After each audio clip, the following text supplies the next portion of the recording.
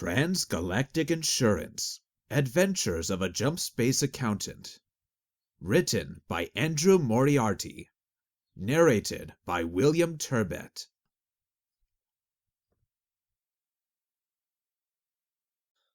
Chapter 1. Perhaps you could share your thoughts on this with us, Mr. Sanchez, Mr. Stewart. Jake looked up and froze. He had been typing on the public computer terminal that was provided for students and whispering to Bart, his seatmate, not paying much attention to what the professor was saying. Now 30 heads had swiveled to look at him. 30 pairs of eyes had turned his way. Mr. Dashi, the instructor, was short, brown, round, and bald. His brow creased with a beaming smile.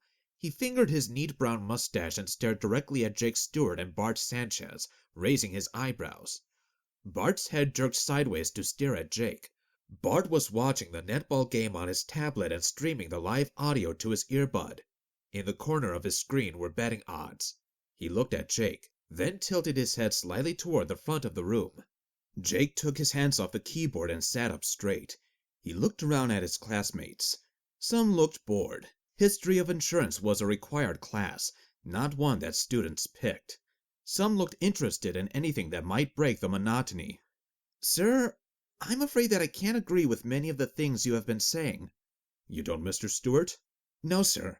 Bart and I have been discussing it, and I think that the original insurance laws were based on the original imperial documents, not on the arbitration agreements signed between the first corporations. There are clear parallels between the Imperial Insurance Act of 735 and some of our existing rules.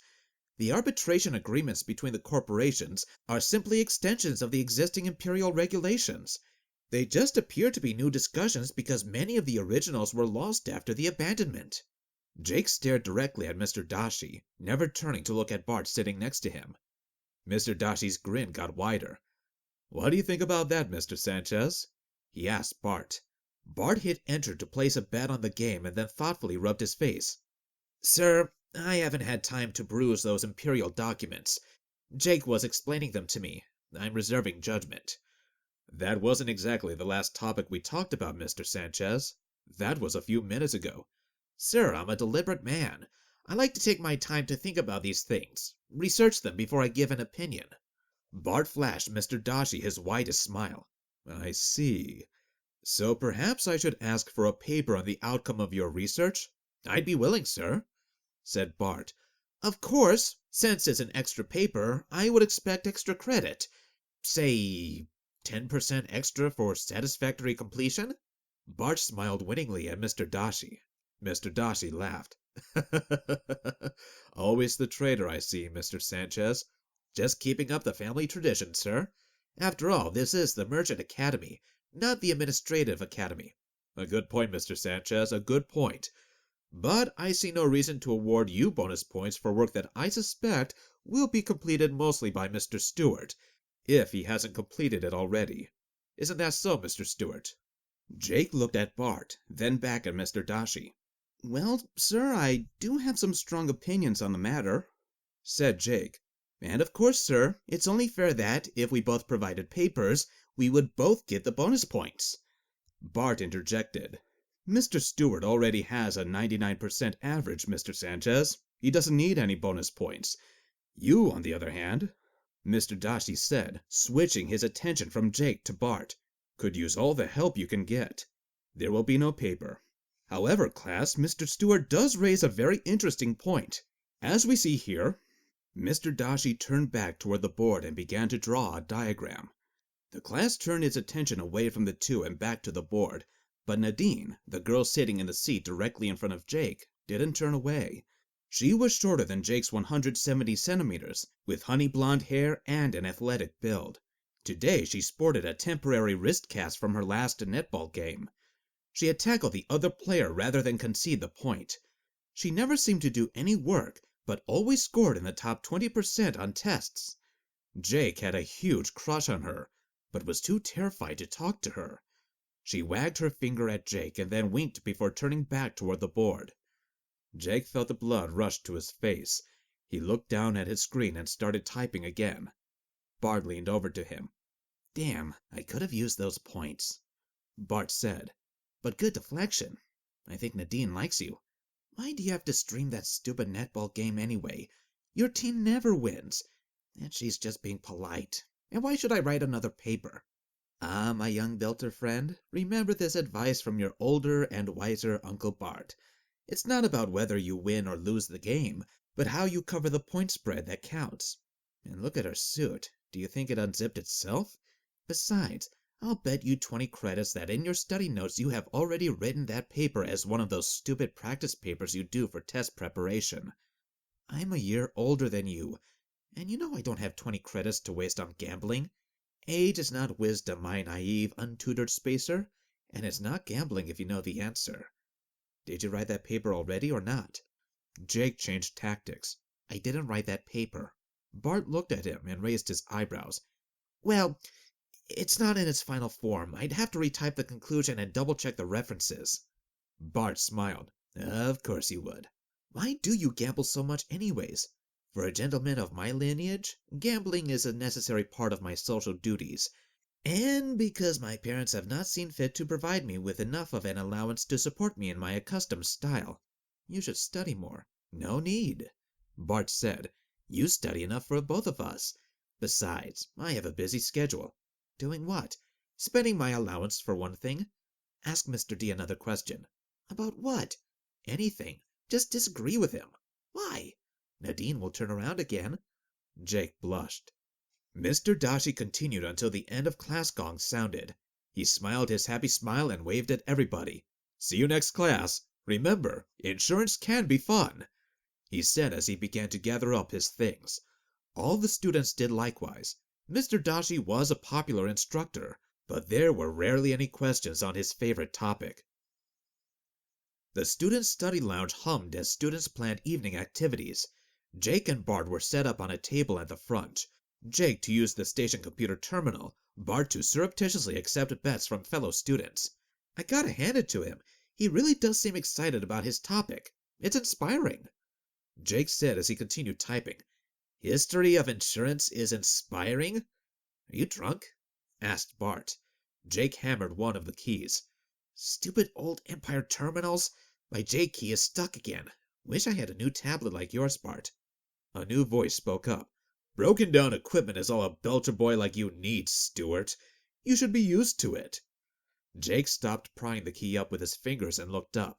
A tall, brown-haired man was standing in front of the row, smirking at him. Danny, Jake said.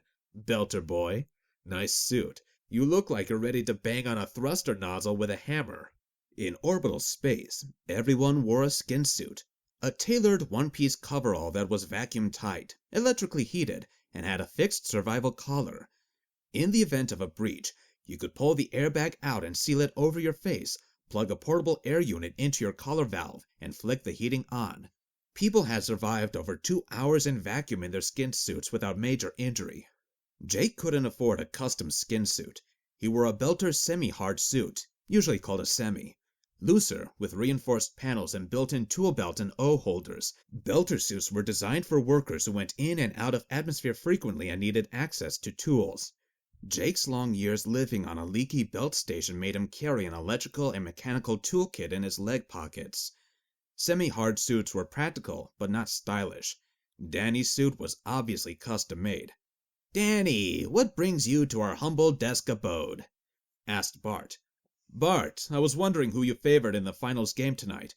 And why, pray tell, are you interested in my thoughts on so plebeian a matter as that? Plebeian? Danny asked. Means low class, Jake supplied. Danny scowled at him. Thank you, Belter boy, but I was talking to Bart. As it tells, or plebes, or whatever, I'm interested in making a few wagers, and I hear that you are the man to see. Outstanding! Indeed I am, Bart said.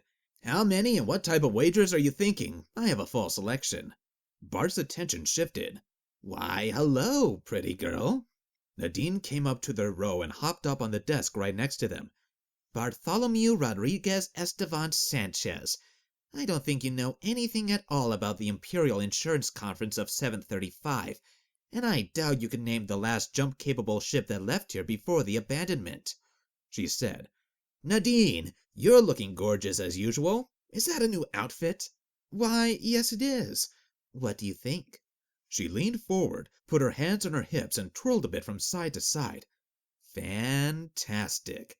It makes you look even more gorgeous than before, Bart said. Nadine raised her eyebrows and shook her head. Too much, Bart. That's trying too hard. You think? Asked Bart. Yes, girls may pretend to be that stupid, but we aren't actually that stupid. We know what you're doing. Only really stupid girls will fall for that. Good tip. Thanks, Nadine. Which girls would those be? Can you point them out? Nadine smacked him, hard, on the arm. Bart winced. She had used a closed fist. Nadine turned to Danny. That's a great outfit. Is that a silk shirt? Danny preened and stuck his arm out. Blend. Bought it off my brother's friend. He's my size. Didn't have to cut it at all. Looks and feels exactly like the real thing. Nadine reached out and rubbed Danny's arm. It looks like real silk, and it feels like real silk, she said, slowly running her hand up and down his arm. It does, doesn't it? Danny smiled at Nadine. Bart has real silk shirts. He's wearing one right now. Jake piped up. Bart smiled and looked modest. Indeed I do. We Sanchez's always wear real silk. Here, Nadine, feel this. He stuck his arm out next to Danny's. Nadine ran one hand up each man's arm. Ooh, Bart's feels different.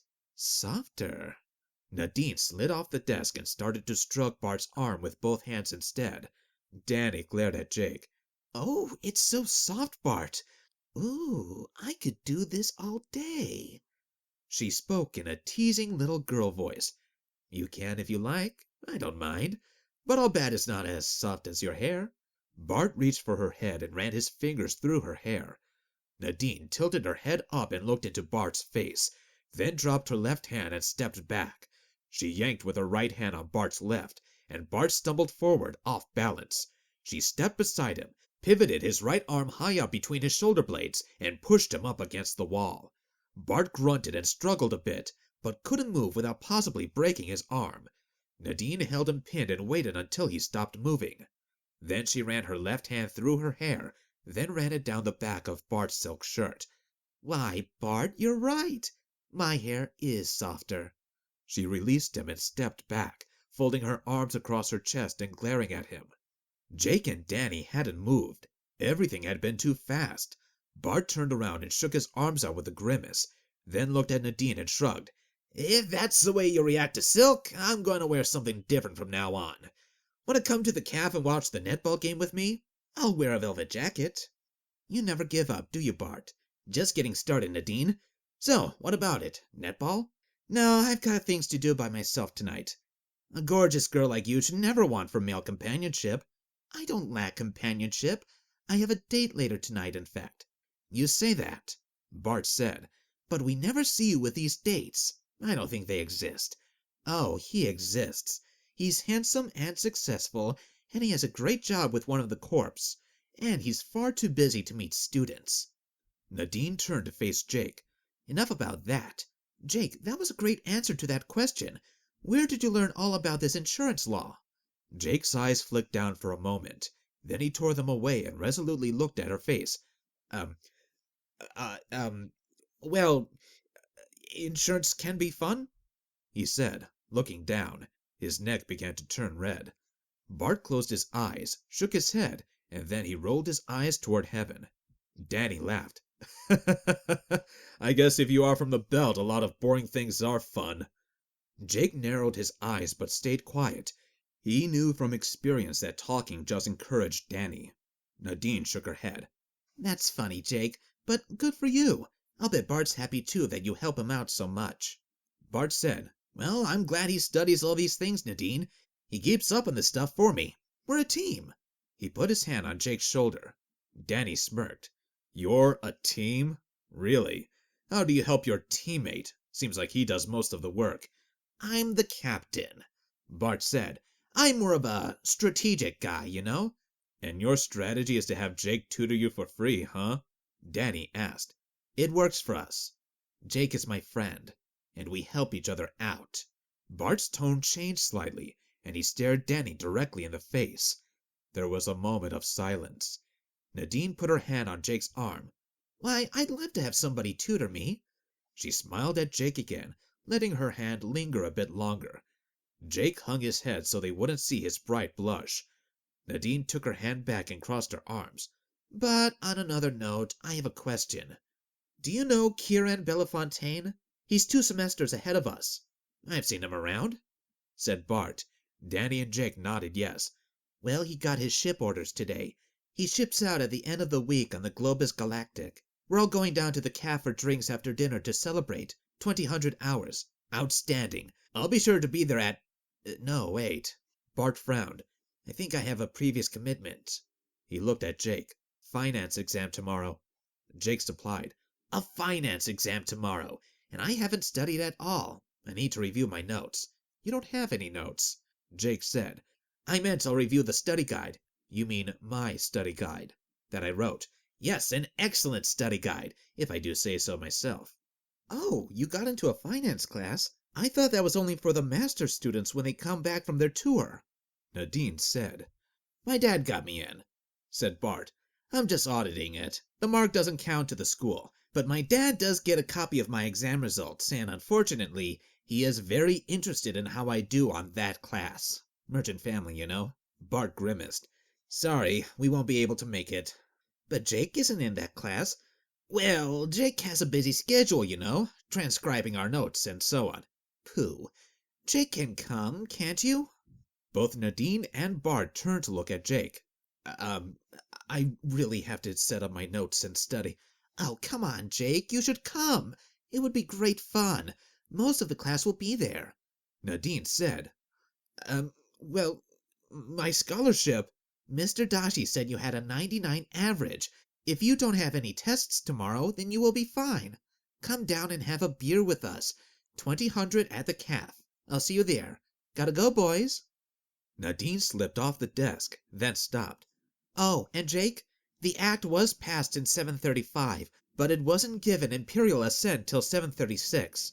So technically, it was the Imperial Insurance Act of 736. She turned and walked down the aisle toward the door at the front of the classroom. All 3 men watched in silence. She looked good from behind.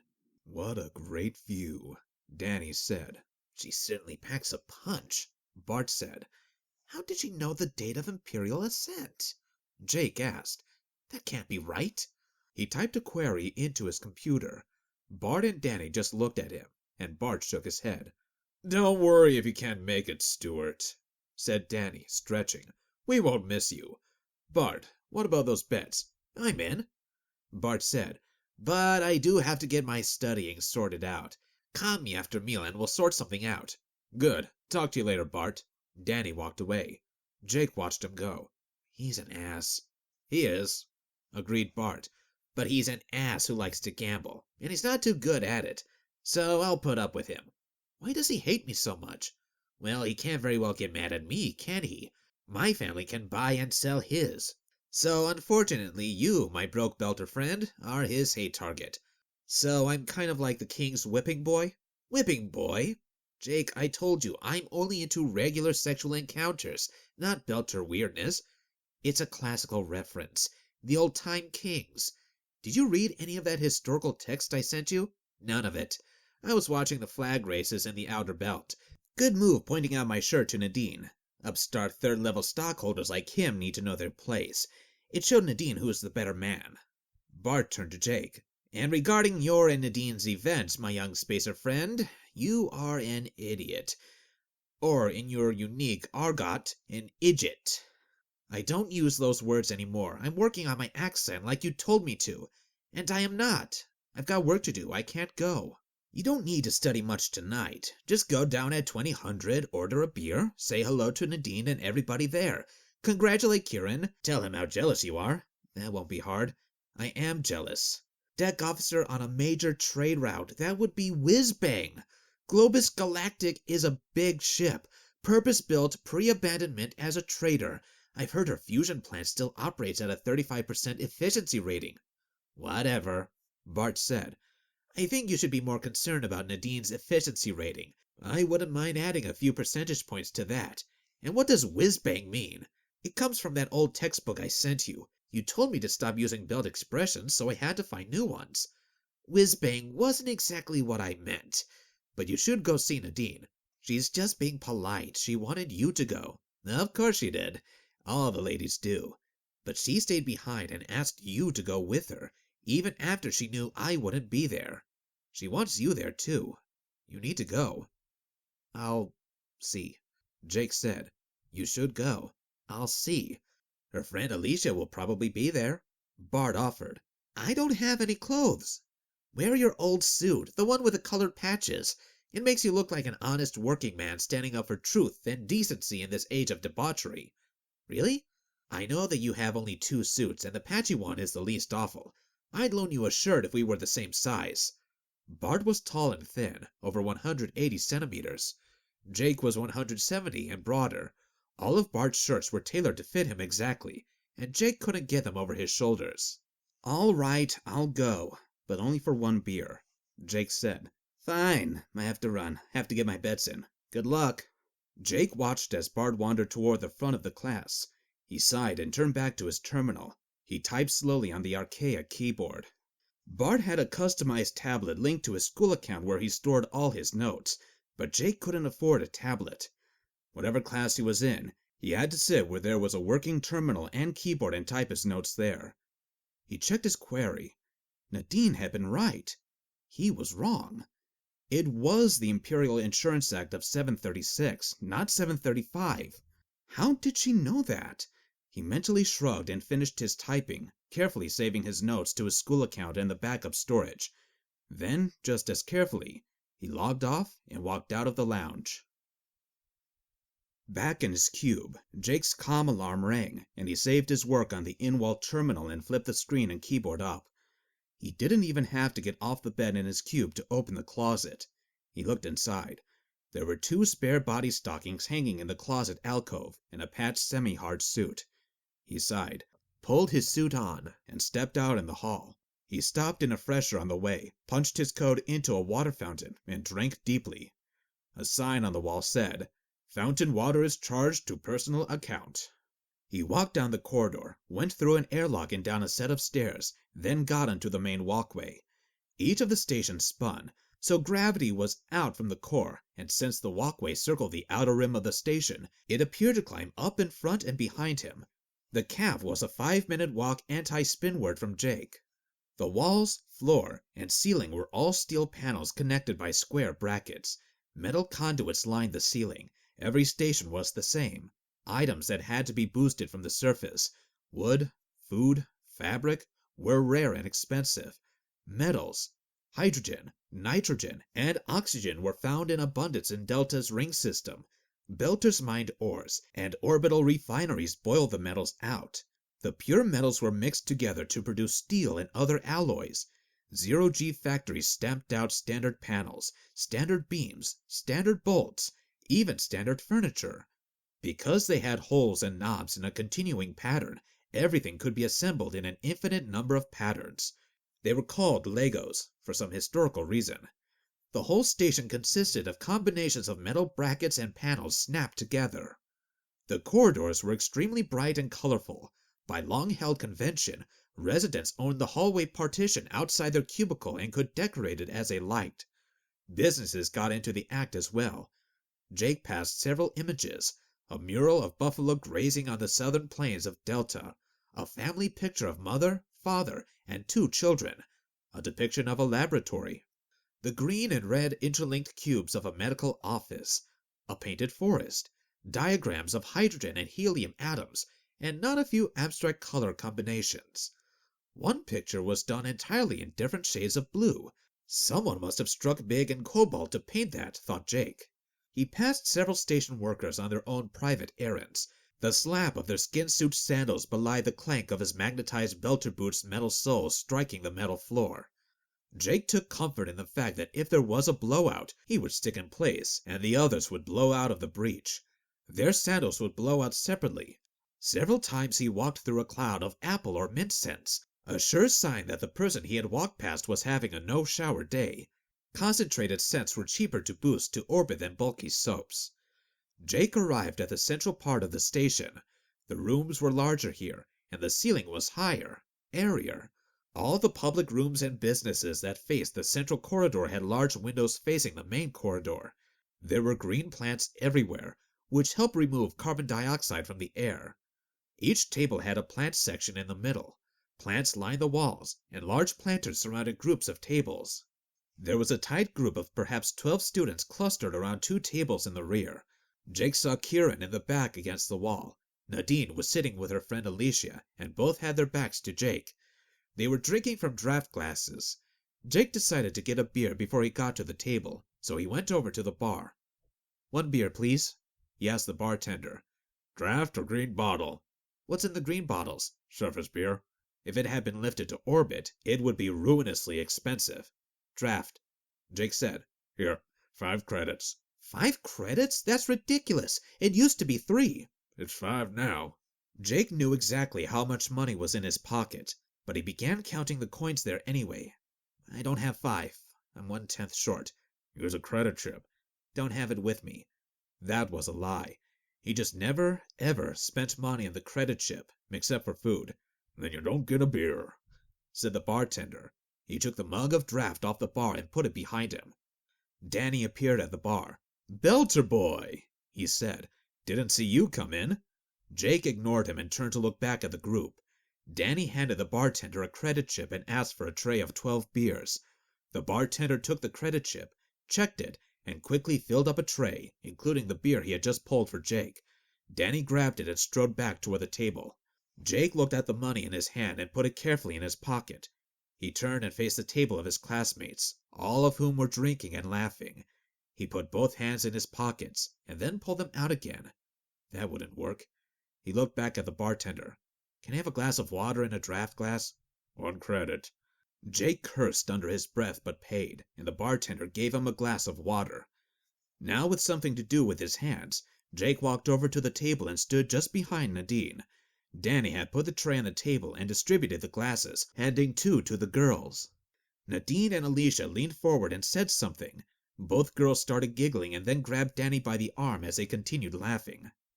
Jake stood there awkwardly. Nobody was speaking to him, and the girls weren't looking his way. He continued standing for a few seconds longer. Kieran interrupted his conversation on the other side of the table to give him a glance. "I know you, don't I?"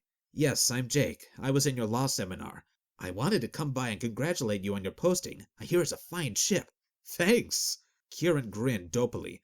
"I'm really looking forward to it." "When do you leave?" "Ship out tomorrow, 2nd shift." Kieran said, "My gear is already on board. I just have to sleep off this hangover and then report tomorrow, and we're on our route. We'll be gone 8 months and hit 20 different stations." "That sounds whiz-bang." "Whiz-bang." "It sounds great." "It does, doesn't it?" Kieran smiled and drank his beer. "Thanks, Jack. See you around." He turned back to his conversation.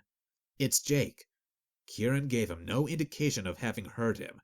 Jake stood by himself for a moment, at a loss. Nadine finished her conversation and turned around. "Jake, you made it!" Her face was flushed. This was obviously not her first drink. "Yes." Jake didn't know what else to say. He took a sip of water. "Kieran's so lucky, don't you think?"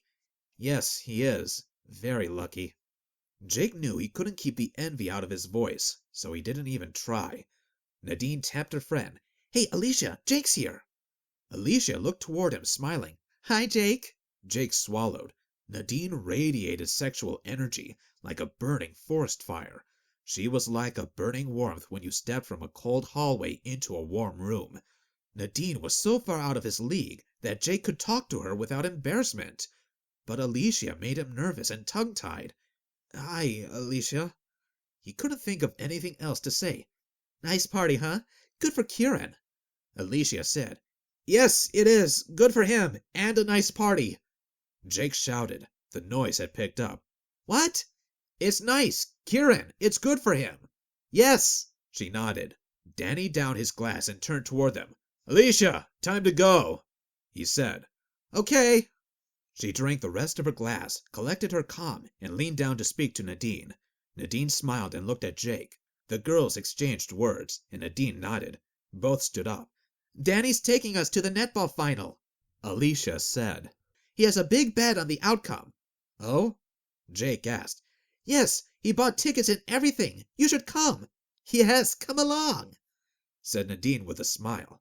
Danny interjected. Sorry, Belter boy, but I've only got the 3 tickets. Surely you can get another one, Nadine said. Special deal with a friend of the family. Only 3 left, said Danny. He shook his head at Jake. Jake nodded twice. No problem. Enjoy the game. Bye, Jake. See you in class, Alicia said, smiling, and the 3 of them walked out. Jake stood there. Kieran was talking to his friend, and everybody else was ignoring him. He cradled his glass in both hands for a moment, then drank it off and put it on the table.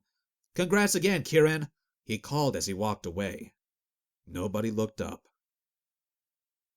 Jake shut the airlock door behind him and entered a large park. He walked across the glass floor and looked down.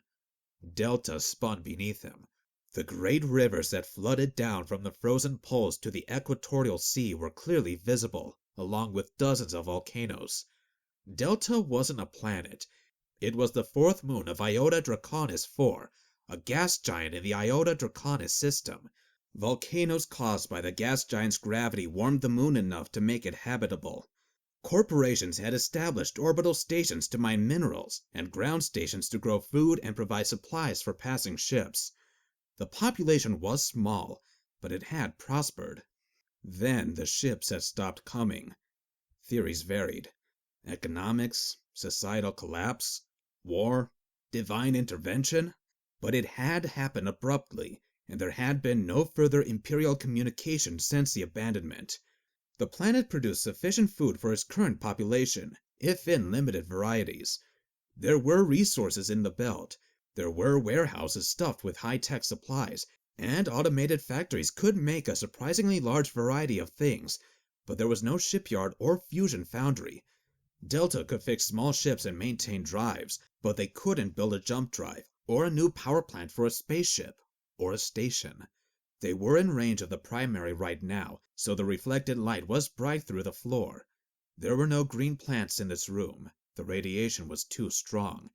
It also wasn't heated. There was no insulation from space. Despite the chill, Jake was comfortable in his semi-hard suit.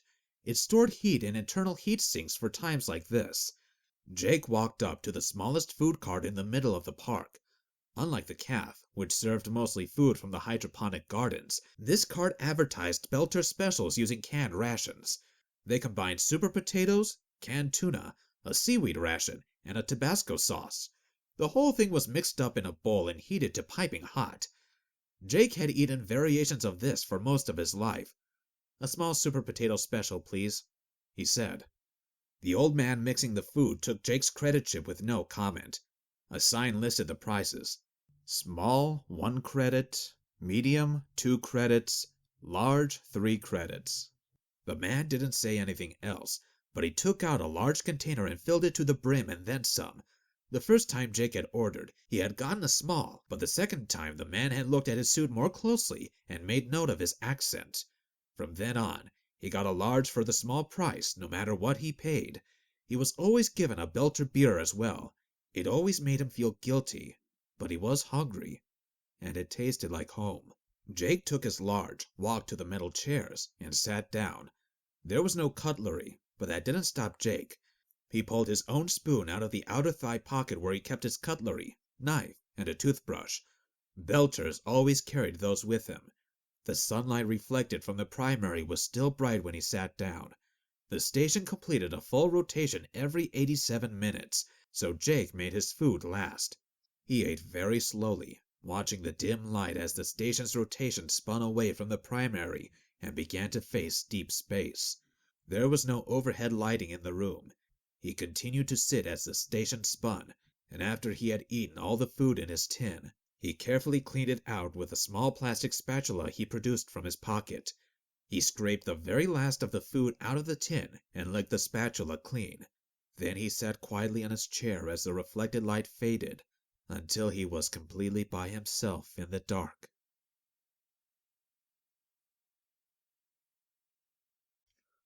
Chapter 2.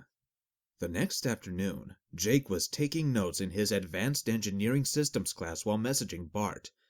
Bart said he had not disgraced himself in the finance class, which Jake interpreted as meaning he didn't come in last place. Bart wanted better notes for his next test, so he kept messaging Jake questions and comments about the finance seminar. Jake's email flashed. A message from Mr. Dashi. Jake, please come see me immediately after your class. The message said. Why would Mr. D want to see me? He queried Bart via email. Maybe he wants to give you an autographed copy of his new book, 10 Fun Things to Do with Cargo Insurance Paperwork. Seriously, Bart? Jake emailed. What does he want? I haven't spoken to him except in class.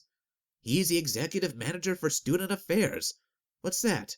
He's not just a prof. He's the boss of the students. He runs the school for TGI, and he has a sweet office. He has wooden walls.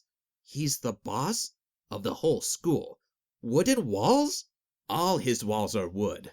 Real wood. Do you know how much that costs? Wow. Jake typed.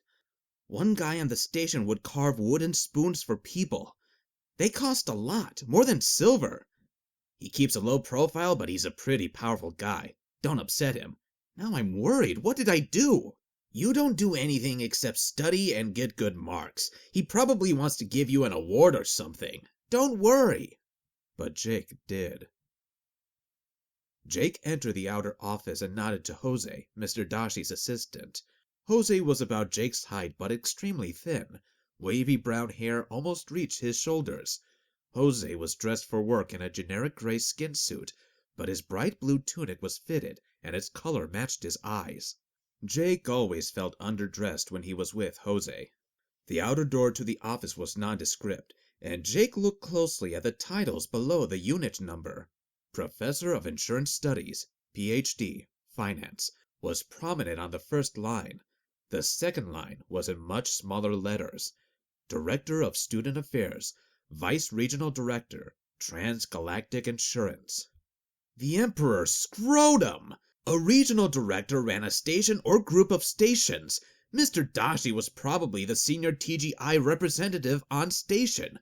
Jake had clearly underestimated his importance. Jose was typing on his screen and looked up. He's expecting you, Jake. Go right in, he said. Oh, wait, I've got something for you. He typed some more. There you go. Another video came in from your mother. I sent it on. Just send me the reply and I'll send it on from the station account. Thanks, Jose. Why does he want to see me? What did I do wrong? Wrong? Nothing that I know of. He just told me that you were coming in and to send you in right away. Is he angry?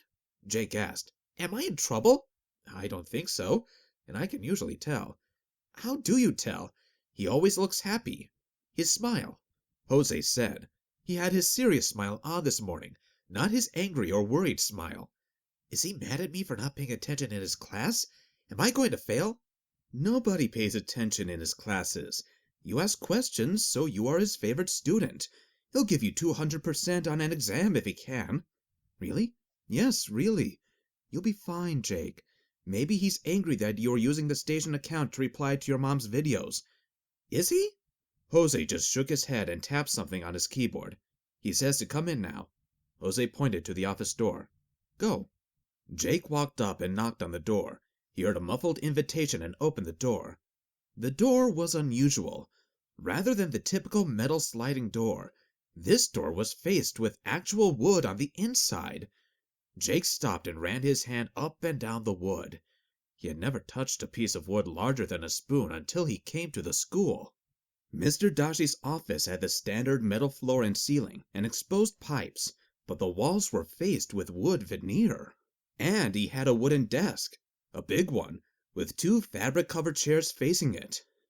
Mr. Dashi gestured Jake in and pointed to a chair. Mr. Stewart, thank you for coming, he said. This won't take very long.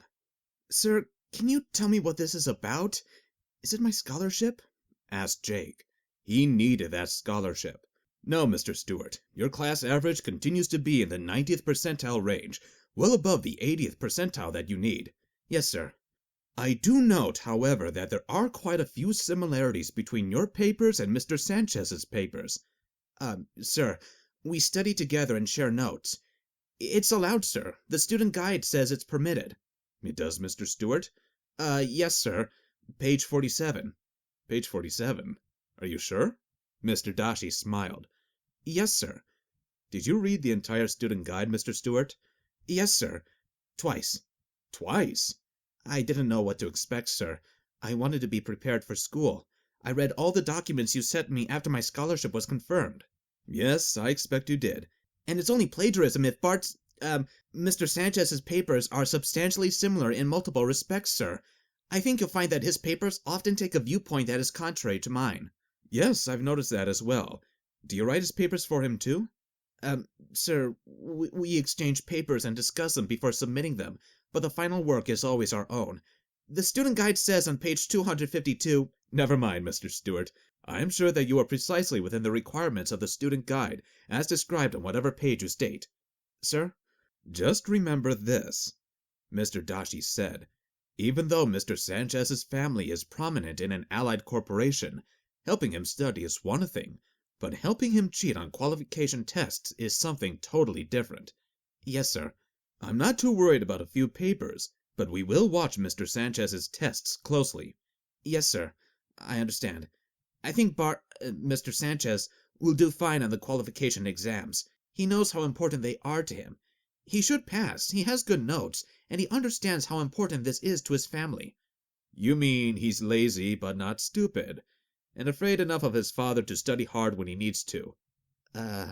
Never mind, Mr. Stewart. I think we understand each other. Let's talk about your future.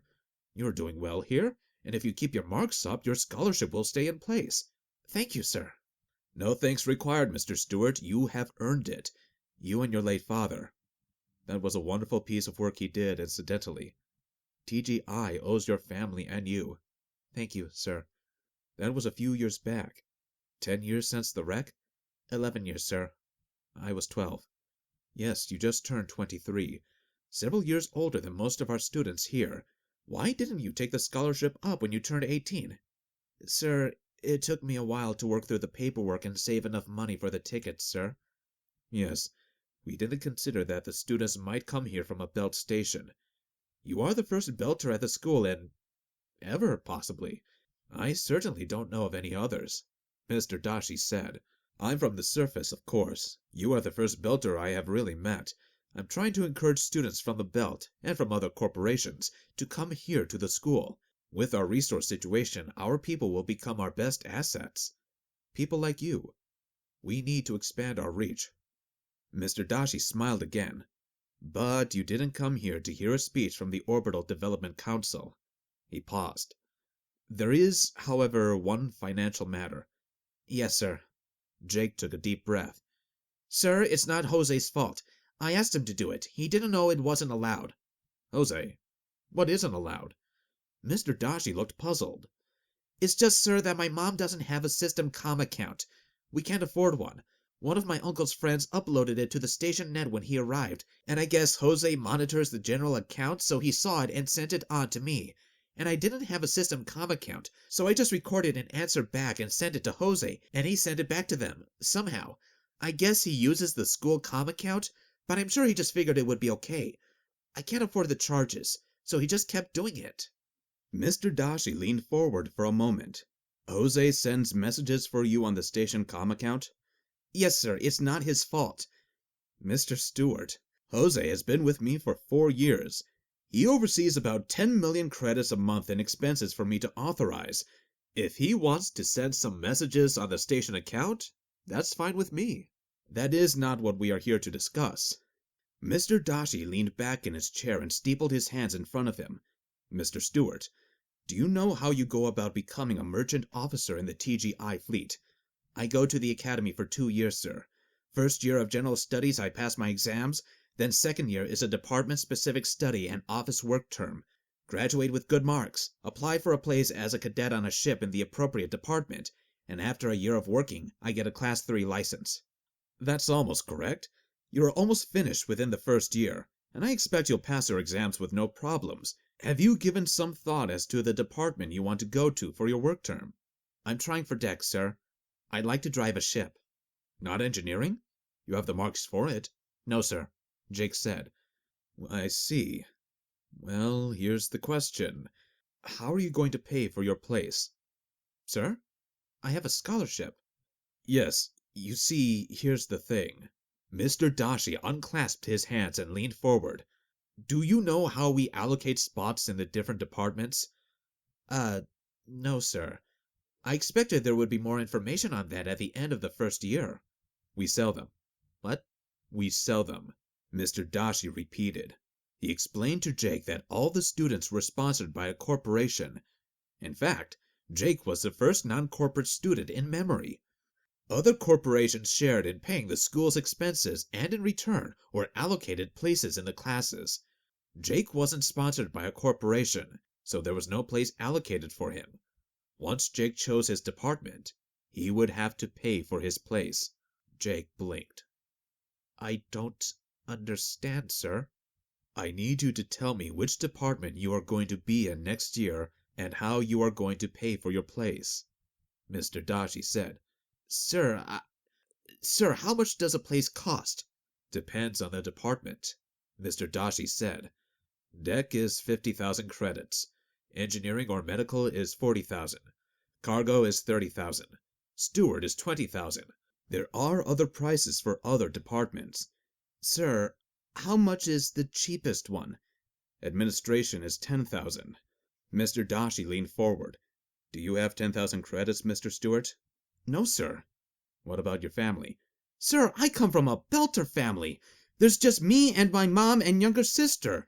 I don't think I've ever seen 1,000 credits in the same place, ever. Never mind 10,000. But you are a success story for your station, Mr. Dashi said. Surely they would want to support you with a loan. Once you get a place at TGI, you should have no problem paying back the loan. Ship officers are well paid. Sir, we don't have much in the way of actual cash out there. We mine fuel and oxygen from the asteroids and trade it with the other belt miners for rare metals. We trade that to the free traders for our supplies. The only reason they come out is because we give them a free fuel tank when they arrive and a discounted price on the metals. They trade us food, rations, and manufactured stuff, and then they come back the next year. There is no real money involved. But how do you pay your workers? Everybody who works gets credit with the station, and after we deduct for air, food, space, power, and water, we get a piece of each incoming shipment's profit. It's not much. I had to sign on to a free trader for a working passage to get here. Yes, I noticed that. You came in on a free trader, not a liner. Couldn't afford a liner, sir, and none goes out that far anyways. Jake shrugged. I see. That's unfortunate. I don't know what to say to you, Mr. Stewart. You don't need to pay the full amount right away, but you do have to pay a deposit before you can be admitted into the second-year program. I can delay matters somewhat. You choose the department you want to go into and we admit you, but you need to pay the deposit before the semester starts and pay the rest before the end of your stay here. I thought my scholarship covered all this. It covers your accommodation at the station, food, water, etc., living expenses, and it pays tuition for the whole program, so you don't pay for the teaching, but you do have to buy your place. Sir, I don't know. It doesn't seem fair, Jake said. It's not fair, Mr. Stewart, but I can't change this. I don't know what to do, sir. Well, contact your family and friends, Mr. Dashi said. Perhaps they can help. Perhaps your friend Mr. Sanchez can help. He's on an allowance from his family, sir. They pay him every week, but it's not a huge amount. I'm sorry, Mr. Stewart. There is nothing I can do. Take some time and let me know your decision. What happens if I can't raise the money, sir? Well, we'd have to remove you from the classes, Mr. Stewart. You'd have to leave the school and the station.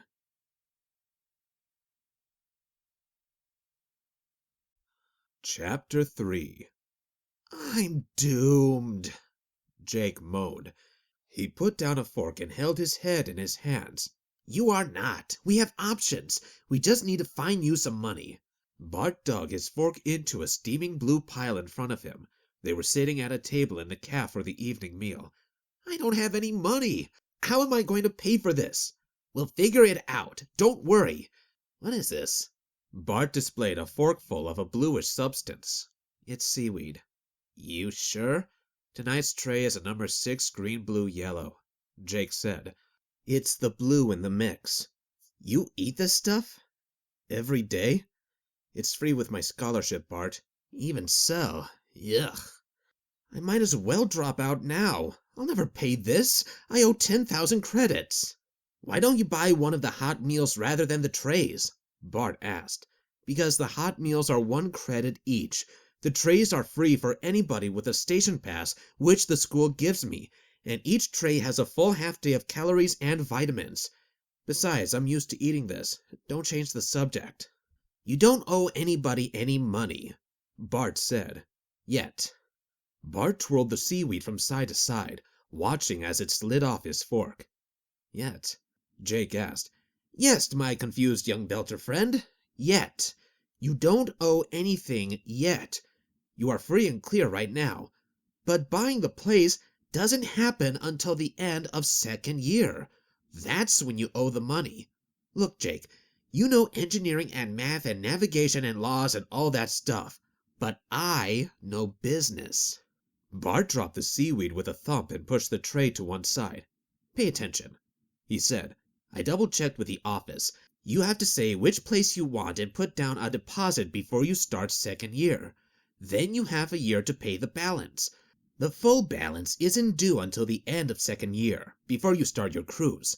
But you only need 10% of the money to start 2nd year, and you don't need that money right now.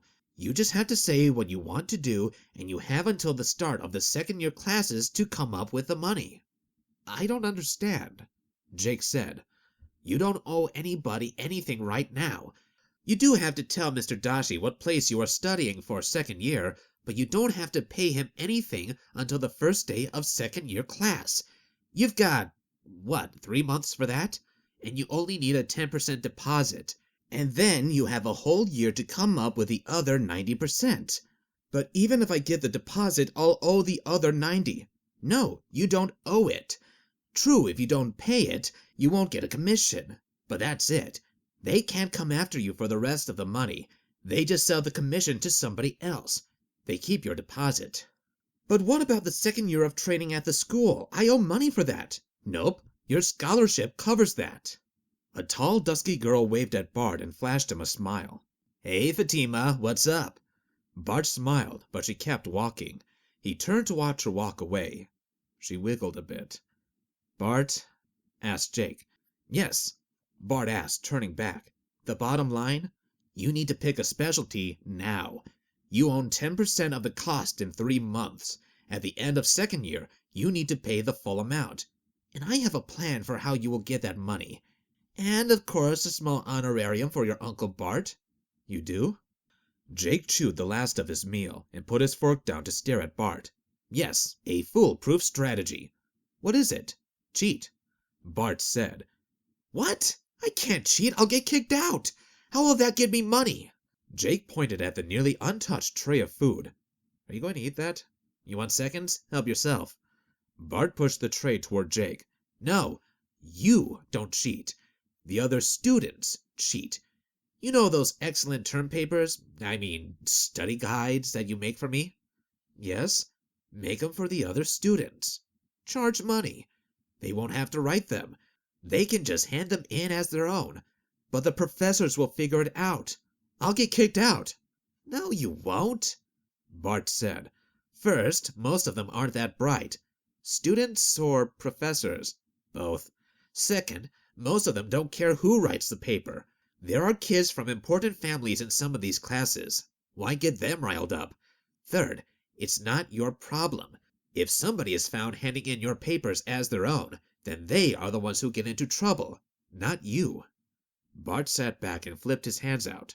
Simple, see? Oh. The tests are a different matter. You have to actually know how to operate a reactor, not pretend to operate a reactor. That's why the tests are given at the end of the cruise. You learn real things from real officers, and they make you practice them. And they pay a lot of attention. That's why nobody cares about academy marks.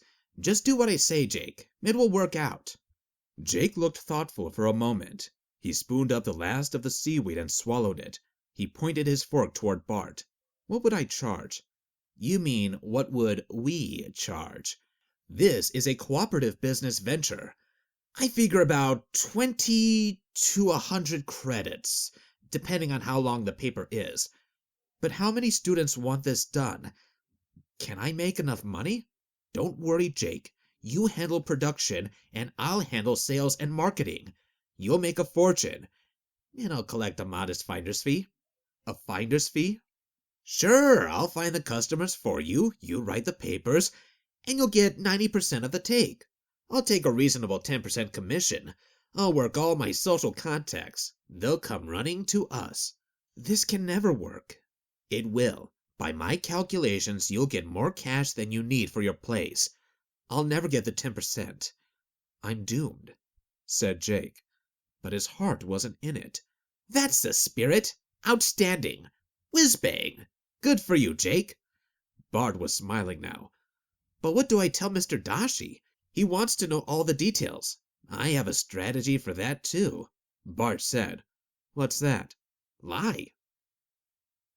Lying and cheating proved to be not only an excellent strategy, but very easy to implement. Using Bart's pad, Jake drafted an email to Mr. Dashi explaining his choice for next semester. Mr. Dashi, or Jose, sent back a series of forms. Jake filled them out and authorized them. He chose the position of deck officer and promised to put in the deposit. He also said he'd be able to pay the other bills when they came due. Mr. Dashi didn't ask him how he'd get the money, just reminded him when the deposit was due and signed him up. Item 1, check, said Bart when the confirmation email came in. I don't feel right about this, Jake said. Jake, my boy, don't worry. Just listen to your Uncle Bart. I am listening to you, and you are making sense. That's why I don't feel right.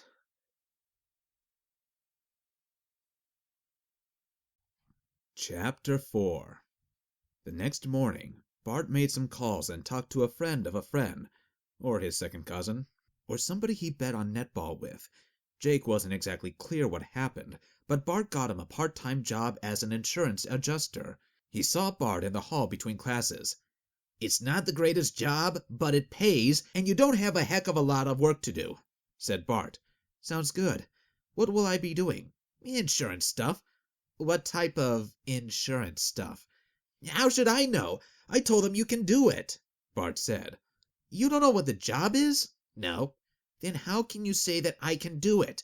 You're smart, Jake. You can do anything. It's paperwork. Can't be too intellectually taxing. You can do all that in your sleep. Well, thanks. Don't thank me yet, Bart said. There is one wrinkle. What's that? Danny's your boss. The next month was a bit of a blur for Jake. During the week, he worked mornings at the insurance adjuster's job for 4 hours. His classes took all the afternoons, and evenings he studied and wrote papers. It had taken some careful planning to fit the schedule together. 1 day a week he had to be done at 0300 to get done before his 0800 classes, and he had to come back at 1000 to catch anything he missed. It would have killed his social life, if he had one. The job wasn't that demanding. As an assistant auditor, his job was to reconcile the different reports that came in from corporate ships. The computer handled anything that was unusual, so he only saw the exceptions.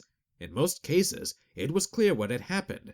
Data entry errors, mislabeled shipments, or items that were destroyed or damaged in transit. Jake was surprised by how many of the latter there were. He only remembered a single case of damaged goods arriving at Rim 37, and that was after a collision between a tug and a freighter punctured a container within sight of the station. There were many more here. The paper writing business was a success from the start. Bart usually had some social event every night, so he just talked up Jake's abilities to all his friends and showed them his marks. If he, Bart, could get such excellent marks with Jake's patent study guides, why couldn't they? They just had to pay a small fee. The work rolled in. Bart was careful to stress that these were study guides for his own papers and warned them not to hand in the originals. He and Jake consulted daily. Jake, this paper has to be redone, Bart said early the next week. He was reclining in his chair in the student lounge, reading Jake's latest effort in scrutinizing a netball game on the large wall screen. The school shared office and residence space with TGI corporate operations on the station. The student lounge was just a meeting room that had several small tables, comfortable chairs, and display screens. Computers lined one wall. Jake used the student lounge computers a lot. There was hardly ever anybody there. Computer time wasn't charged against his account, and the connection was fast. He could also use the other station's databases sometimes when they were in range, comm traffic and orbital mechanics willing. Bart sat with him often, mostly watching sports on the big screen. Why? What's wrong with it? It's a great paper. That's the problem. It's too smart. The writing is too good. There's no way Fatima could have written this. Her instructor will know it. What do you mean? Jake asked. She's barely scraping by in class. She can't start getting A's. Oh, what should I do? Misspell some words, put in some poor grammar, kill a few of your better sentences, dumb it down a bit. That's hard work for me, Bart. Just cut out some of your better stuff. You can do it. Okay. Another issue. You need to do that economics paper for me this week. Give me what you've got and I'll work on it. I haven't got anything.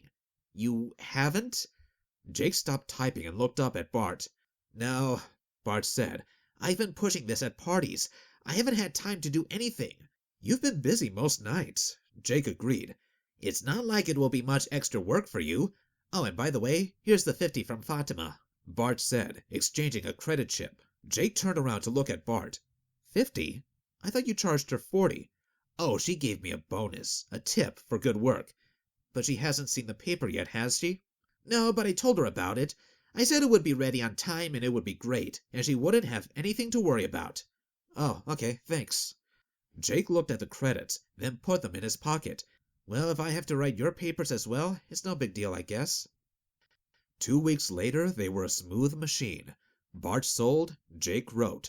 All the payments were in cash, so Jake had to make time to go to the station bank every day. He'd never seen that much cash on the rim, and he was nervous about keeping it in his room. He saw Bart every day in class, but they also met either in the student lounge or at Jake's office to discuss the papers. Bart came by to drop off money or to pick up a data chip. He insisted they do nothing on the station's network. I wanted to say thanks to you, Bart, said Jake. Jake was sitting at the front table at work, typing out a paper on basic environmental system maintenance. Bart was lounging in a comfortable chair in the small reception, trying to figure out his bet for the station netball quarterfinals. He had on a bright red silk tunic over his skin suit and the new station slippers. Thanks for what? Asked Bart. Is that guy in third shift, the shooter? Is he still sick? I have no idea about that guy in third shift. I meant thanks for helping me by getting all those people to pay for papers. Jake said. Helping you? You're helping me. You could have done those papers by yourself and kept all the money. My confused young belter friend, why would I do all that work? Well, with extra effort, you can make it work. Jake. This is Merchant Academy.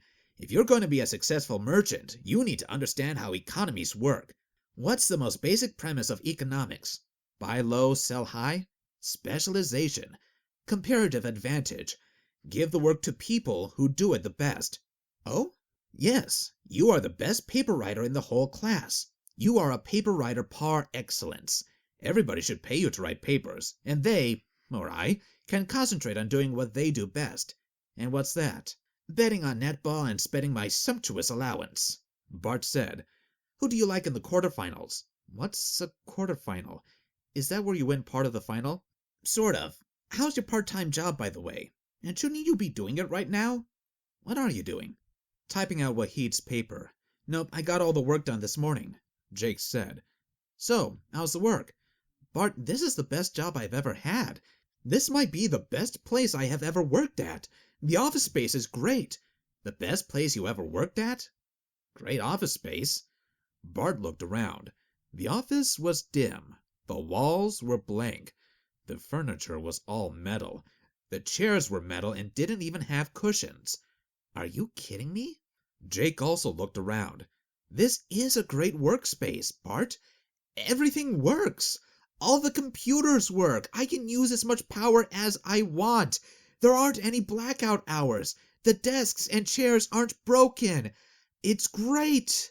This is way better than any job I had on R37. R37? Rim 37. The belt station I grew up in. Jake, it doesn't even have a carpet or a viewport or anything on the wall. I don't need those, Bart.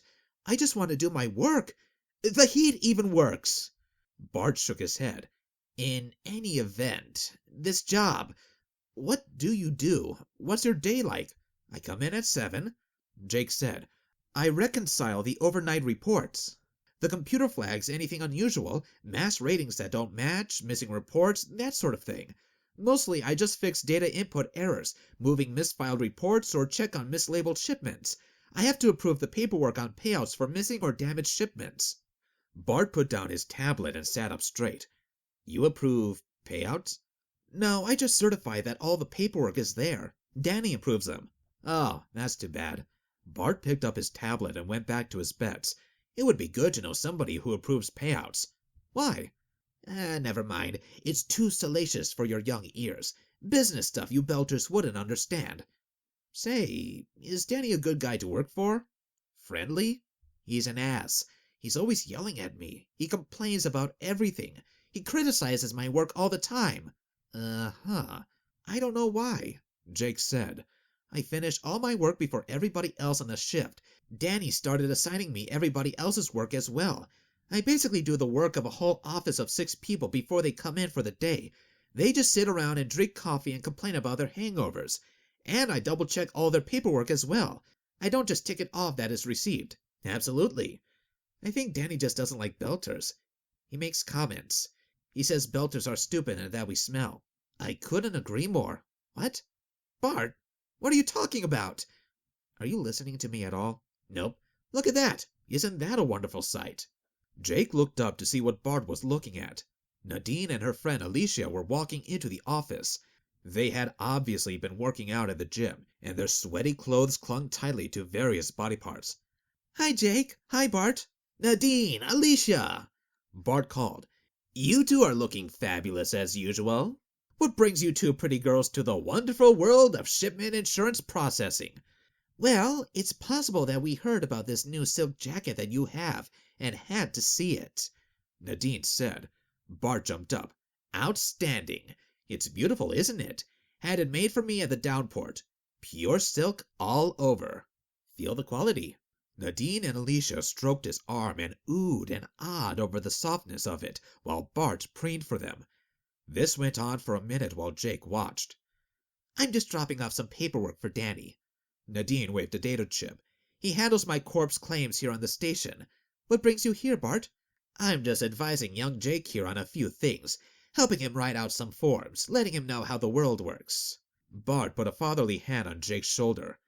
Don't you mean explaining to him how much of your homework you want him to do, and how much you won't pay him for it?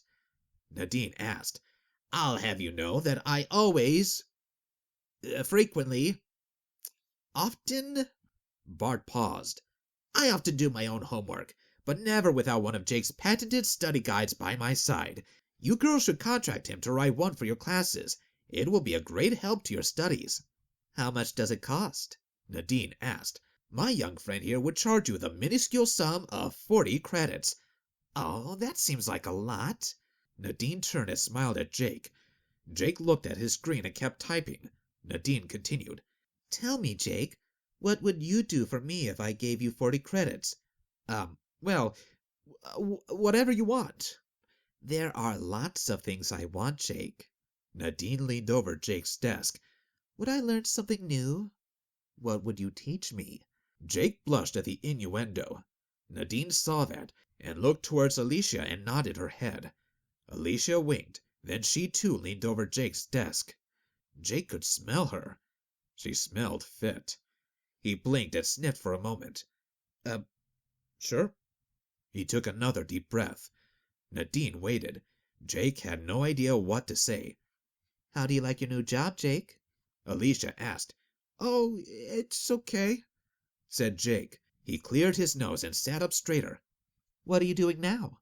Alicia asked. Oh, it's quite interesting. See, I take the overnight reports and reconcile them. The overnight reports? You work here 24 hours a day? Alicia sounds surprised. Oh, not our reports. Station ops run 24 hours, but insurance claims don't. and we get communication from all over the system, so there's no attempt to synchronize working times. All the stations use the old Imperial 24-hour day, regardless of planetary day, and Delta, the moon, used a time slip of 117 minutes every night at midnight after the 24-hour day. The different stations' times stayed the same relative shift to each other, and the only moon's time drifted. So, claims and paperwork come in all the time, and everything is batched out to us every station morning, and we collect the paperwork together, and Danny approves. Oh, said Alicia. Collect the paperwork. Yes, the claims are for content of the containers. When one is lost or damaged, they have to file a report. Then the shipper gets one of our auditors to look at the shipments and declare it a loss. We check all the paperwork and make sure that it's all there. We need the outbound manifest, the original insurance paperwork, a declaration from the shipper and the receiver, and a note from the auditor. Then, if it's below a certain amount, it's passed on to Danny and he approves it. Sounds kind of boring, Alicia said. Well, if that's all it was, I guess it would be. Jake agreed. But I'm interested in this sort of stuff, so if I have time, I investigate a little further. I pull the loading records and make sure the loading order matched the container and cross-reference the mass numbers on the loaded container with the received container. You find some interesting discrepancies. Like, look at this one here. Jake turned his computer and typed up something. See, in this case here, the net weight the shipper showed was identical to the gross weight reported by the carrier, and when it was received, the auditor declared a loss of 2,000 kilograms of furniture for 795 credits, even though the gross weight and the net weight were the same. I pulled the loading records from the station carrier, and I've also asked for a copy of the ship's manifest and loading documents, as well as their flight profile and fuel logs, because... Jake turned around expectantly. He looked at everybody. Bart had rolled his eyes up to the ceiling and was shaking his head. Alicia's eyes had glazed over, and she was nodding over and over. Nadine just stared at him. Because the net and the gross weight are the same, right? He asked. He looked at everybody in turn. Get it? That's nice, Jake, said Nadine. She stood up and waved. I've got to drop this off with Danny. She held up a data chip. See you later, boys. Bye, Jake. Alicia said. The two girls walked towards Danny's office in the back. Jake looked around. He looked at Bart. What just happened there? Bart looked at him with an odd expression. Jake, I have a few questions. Sure. What's a loading order? That's the dock's records of what containers went onto which ship and in what order, and where on the ship they were attached, as well as mass readings. Okay. What's a flight profile? That's each corporate ship's second-by-second listing of acceleration and helm controls. It shows the exact course the ship took and how often it used its engines. Uh-huh. What's a fuel log? That's fuel readings at all times, regular checks from the computer and a listing of how much fuel was loaded at different times. Okay. 2 more questions. Why have I never heard of these? Well, I guess we didn't talk about them in class. They are ship operational things. Normally, the deck crew does this, not the officers, and the computer mostly does them automatically. But I've always had to do them on the station and provide the records for inbound and outbound shipments because some of their computers weren't so good. Final question. Shoot. Why, in the name of 100 dead emperors, did you choose that as the topic of conversation when 2 pretty, blonde girls who were barely dressed were leaning over your desk? Oh. Yes. Oh. You, Mr. Stewart. Yes. Are an idiot. The girls left and Jake went back to typing his paper, but he was smarting inside. How come he could never pick up on those things? The girls had been right there, and he had been talking about insurance. Bart was finishing his netball picks. He looked up and frowned. Jake. What? I know, I'm an idiot. Yes, you are, but I have another question. I like girls, not boys. It's not some sort of deflection thing. I just can't seem to get it together. Not that, but good to know. I was thinking of inviting Jose from the registrar's office out to dinner with us one night. He's a fine figure of a man, if you are into that sort of thing, and if you were on that team, as a friend, I would. But here's my question. Yes? What would pulling all those other records prove? Those logs and loading things? Mass. Why do you care about mass? Our insurance records don't actually prove that there was anything in the container. The shipper certifies that they loaded it, the receiver certifies that it wasn't there or it was damaged, and we pay them, sight unseen. But I thought our auditor checked that. We don't have auditors everywhere, and even if we do, sometimes they just don't have time or just don't go check the claim. They have a checkbox that says, approved but not inspected. That just means they agree but didn't bother to check. Nobody checks that the shipment ever happened? That's supposed to be our job here. But for some reason, we don't have that in our procedures. There is no documentation that anybody looked at the loaded shipment, or that we've ever loaded any in transit. Okay, Bart said, but what are you doing with all those logs? I'm just checking the mass readings. It could just be transcription errors. The loaders show a mass value, and that's supposed to be net, the mass value of the contents not including the container. Mass isn't so important on a station. They are in fixed orbits that don't change. They tend to swap containers one for one. For instance, they receive a Type A3 container from a ship, and they replace it outbound with another A3 container with different contents, so the mass of the containers cancels out. Okay, I get that. But why do the ships care? The ships are much more careful, Jake said. They need to know the total gross mass of their shipments, including the mass of the containers and contents. If they don't get that right, their maneuvers will be off and they might smash into a moon. That would be undesirable. It usually doesn't come to that. They can see the moon coming and adjust thrust to account for minor differences, but that should show up in the fuel logs. I don't see how. If you know how much the ship was supposed to mass and what its actual course was, you can calculate pretty much exactly how much fuel it should use, provided the reactor efficiency numbers are correct. And if it's a corporate ship, we know all that. If I have a 1,000-ton ship and it accelerates at 1 g for 10 minutes, I know that it should have used 3 kilograms of fuel and reaction mass, so I can check it against the fuel logs. If it didn't, that means something was off, either the fuel log, the flight profile, or the mass readings. So you can tell there was something in the container? Yes, I can't tell what, but I can tell there was something. Or if there was nothing. And there's another problem. What now? Well, look at this one from this morning. Jake brought up a report. See, it's a claim for vacuum damage on a shipment of wooden items and clothing. So, we ship lots of that stuff, and containers break so vacuum damage happens, Bart said. Yes, but vacuum doesn't affect wood or clothes. It affects electronics, and some metals get vacuum welded, but not wood. In fact, on the station, every so often we would pull Atmo from various places. The vacuum would kill pests like bugs and rats, and it's a great way to sterilize clothes that you get from dead or sick people. You wore dead people's clothes? Clothes are expensive in the belt, Bart. When somebody without a family died, all their personal stuff would be dumped into an open airlock for a few hours. That process killed all the bugs and bacteria. Then it was sold at auction, and the money went into the station's general account. Wow, okay.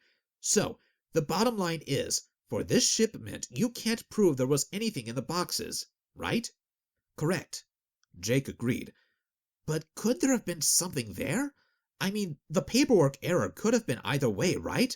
The crews could have underweighed the containers, reported them as less dense than they really are. I suppose so. What are you saying, Bart? Just that you don't know what's really going on. No, it's just odd. It kind of looks like something funny with the insurance payouts, but I'm not sure. Well, you can't just go accusing people about these things. I guess not. I really need to get more information. I'll send some emails. You do that. Let me know what you find. I'm curious now. I'll need to know these types of things once I'm back at Family HQ. But for now, I'm going to see a man about a netball game. Bart walked out of the office. Jake turned back to his terminal and began typing.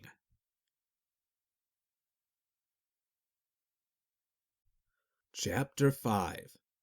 Belter boy, get in here! Danny shouted from behind Jake. A minute, Danny. Jake finished typing on his screen. He had stayed late last night sending some emails and spent the morning looking at the responses. He wasn't as far ahead in his work as he usually was. Now, Jake, my office!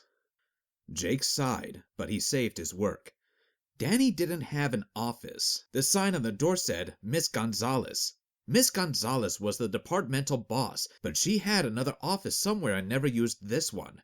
Danny had taken it over and was practicing lording it over the student workers. "Stewart, you belter twit! What have you done?" Danny demanded. "Done. All the reports are finished," Jake said. "Not the reports, you dolt! What are these emails I'm getting?" Jake's brow furrowed. The report emails from me, you mean? That's how I send you the reports, Danny. By email." Jake pursed his lips. "I've been sending them that way for almost a month now." "No, you moron, I'm getting contacted from all over the rings." Jake nodded. "Those emails? I'm asking for copies of ship logs." "Logs? You're asking for logs? Why do we want logs? What did you do?" "There were a few discrepancies that didn't match up, so I thought I'd look into them." "We don't pay you to think," Danny said. "If we paid you to think, we'd be paying you half of what we pay you now. Who told you to check on the logs?" "It seemed the natural extensions of my job." "Stewart, were you born this stupid, or did you have to work at it? Everybody thinks that we can't read our own reports. You are supposed to certify the paperwork is present, that's all. We're not supposed to be bothering important ship captains all around the rings with stupid requests. Who told you to send these emails?" "Nobody. I thought it was a good idea." "Don't think. Listen. How many of these have you sent?" "Just a couple of them. 5 so far this week." Jake said, "Email those people back. Tell them the problem was on our end, not theirs, and tell them that we don't need the logs after all. Thank them for their time." "Why should I? You're not the boss." "No, I'm not the boss, but I am your boss, and I write your evaluations, and if you get a bad evaluation, Gonzalez will fire you." Jake seethed, but Danny was right. He annotated Jake's time card each week, and Jake couldn't afford to lose this job. If nothing else, the better computer let him type faster. "Yes." Jake started to turn away. "Yes, what?" "Yes, Danny." "No." "Yes, sir." Jake closed his eyes and let out a breath. "Yes, sir." He turned and went back to his desk, sat down, and looked at his screen for a moment. Then he called up his email and began typing. Shari, a girl from his accounting class, sat 2 desks down, reading something on her screen. She smiled sympathetically at him. "Shari, come in here, please," Danny yelled. "Buzz off, Danny, I'm busy." She yelled back. "Shari, I need to talk to you." "No, you don't. Buzz off, Danny, I'm busy." She shook her head and smiled at Jake. "That's the way you treat him. Don't let him get to you. You can't talk to him like that. He's the boss." Jake said, "He's not the boss. He just makes sure that we show up and fills out some time cards. This is a student's job. He's not really in charge. He just thinks he is. He fills out my evaluations. He can get me fired." "Jake, he can't fire you." Shari insisted. "Only Gonzalez can. And she won't. If the paperwork gets done and the reports are filed on time, Gonzalez doesn't care. And he won't fire you." "He won't? Jake, how long have you worked here? A month?" "Not quite that. Why? What do I do here? What do you see me doing?" "Well, not much, to be honest." "You study a lot?" "I do." Shari agreed. "This is a great place to study. But do you see me doing any work?" "No." "That's right. You don't. That's because you do all the work. Danny has dumped every single report on you. You are doing about 4 people's work. Mine, his, the rest of the morning crews. You do all of our work."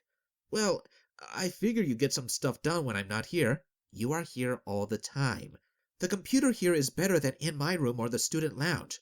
He's taking advantage of you." Shari said, "It happens. I need the job. And I don't want to get fired." "He can't fire you. He would have to do the work. Don't you see?" "Well, yeah, but I can't take the chance." Shari cocked her head and looked at him sideways. "Really?" "Shari, I don't have a corp looking out for me. It's just me." And I don't mind. The work is kind of interesting. "Well, whatever suits you." "Shari, I still need to talk to you," bellowed Danny from the office. "And you should still buzz off." She yelled back. She shook her head and returned to her typing. Jake finished the study guide he was working on and turned back to his emails. Despite the cancellations he had sent, he had still gotten some replies, so for practice he worked through different settings. This brought him to some other cross-references, and then he looked up a file or two. 2 hours later, he sat back from his desk. Shari had gone home. Danny was still in his office. Jake was confused. He got up and walked to Danny Gonzalez's office and knocked on the door. Danny looked up. "What?" "I need you to look at these reports. I'll look at them when I'm ready. Email them to me." "There's a problem, Danny. We might have to contact Miss Gonzalez." Now Danny sat up straight. "What do you mean?" "It's easier if I show you. Can you load the report?" Danny fumbled around. Eventually, Jake logged in as himself and showed Danny the tables he had put together. "Here, Danny, look at the mass in this column." "What about it?" "This isn't right. There shouldn't be numbers like this." "What do you know? You're a Belter kid." "No, I think there's a problem with the shipments." "Stewart, what type of problem do you think there is?" "I think some of the auditors are stealing from TGI. I think that there are a bunch of shippers that are shipping out empty containers claiming there are goods in them. I think that our insurance adjusters are certifying the shipments as present and paying out the claims on non-existent goods. This is insurance fraud. We need to tell somebody." "Tell somebody? Who?" "Mr. Dashi, maybe? He's pretty senior in TGI. Or your boss, Gonzalez. Should we tell your boss?" Danny pushed his chair back from his desk. He looked at Jake and then spun his chair. He turned around in a complete circle and then regarded Jake speculatively, starting to chuckle. "Danny, sir? What?" Danny continued chuckling, then shook his head. "Jake, go close the door." Jake got up to close the door. Sir? Call me Danny, Jake." "Sir, Danny, what's so funny?" "You are, Jake." "Why?" "Bart told Gonzalez she should hire you because you were a hard worker and smart. He also said you were a little naive." "He did?" "Yes, and he was wrong." "Wrong about what?" "You aren't a hard worker. You are an extremely hard worker. You do more work than the entire rest of the office." "Thanks, "I think." "Whatever," Danny responded. "And you are way more naive than Bart said. You are right. Somebody is stealing from TGI. Do you know who?" "The shippers?" "Kind of, but not quite." "The auditors?" "Nope." "Guess again." Danny said. "I don't know." "Me. You. Us. We are stealing from TGI." Jake drew back from Danny, and his eyes widened. "We are stealing? How? I'm confused." "Look, you have already figured out the mechanism of this. We sell insurance here. Among other things, we sell small shipper insurance. If you want to ship items somewhere, and you want to insure for loss or damage, or something like that, you call us, tell us the value, we fix a price, you pay. If the cargo is lost or damaged, then we pay your claim. Simple, right?" "Well, yes, Danny, that's how insurance works." "Don't be an ass, Belter boy." "Right. And do you know what our profit margin is here?" "No." 700%. "What?" 700%. That's after costs. We're a very small but immensely profitable part of the TGI empire. TGI makes most of its money off very large insurance. They insure entire fleets, whole space stations, and that market is very competitive. They make maybe 4% a year. We make 700% because we are the only ones who work in this small space, and we charge a fortune. We're ripping off most of our customers." "We are?" "Yes. Remember, 700% profit, and that's after expenses and losses. TGI overcharges everybody." "Wow." "Exactly. Now, some of our smaller customers, the ones on the edge, the most vulnerable ones, they are the smaller lines, the free traders. You're from the Belt. I'll bet you know a lot of free traders, right?" "Yes, sir," Jake said. "Some of my family are free traders."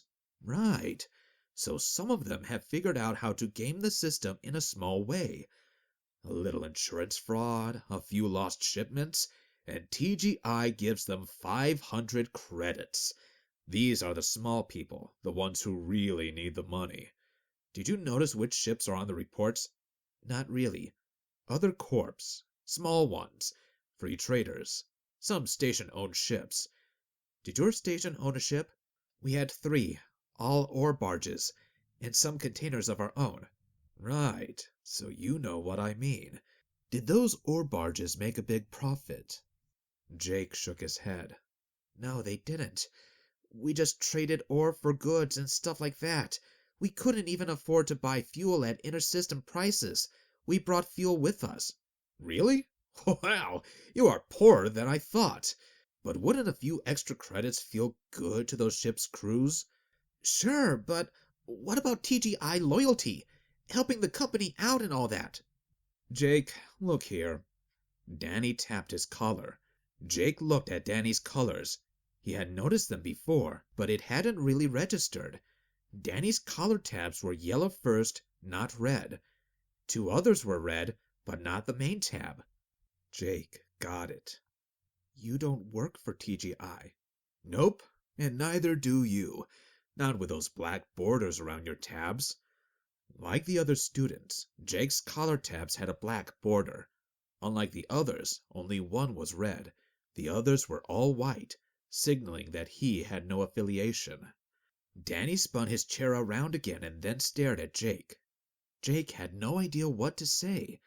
He sat and stared at Danny until the silence became uncomfortable. Jake cleared his throat. What happens now? He asked. Well, Jake, that's kind of up to you, isn't it? I suppose you could report me to Mr. Dashi. He has oversight on this department. There would be an investigation. I'd lose my job probably, but I'd just go back to my corp. They don't care too much if I was ripping off TGI. Most of the people involved would be fired. But they're like me. They have other corps to go back to. All these little companies and shipholders would be blacklisted by TGI. It will hurt some more than others, but not that much. They'll miss the money, but there are other corps than TGI. Won't the militia get involved? With what? There's no violence, and the militia only gets involved with cross-company issues. This is purely an internal TGI issue. Oh. And, of course, you'll lose your job too. Do you like your job here? Jake had to be honest. No, I hate the job. Danny laughed. Honesty, I like that. But you need the money, right?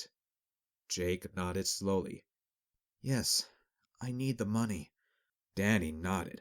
That's what Bart said when he recommended you. Hard worker, smart, needs the money. Danny spun his chair slowly again. Then he came back to face Jake. So, Jake, you need to make a decision. Putting a bunch of small operators out of business, perhaps getting your coworkers fired, getting yourself in trouble, all to help a big corporation that won't give you a job after you go to their academy, unless you pay for it. Think about it. Danny stood up and opened the door. Take the rest of the day off.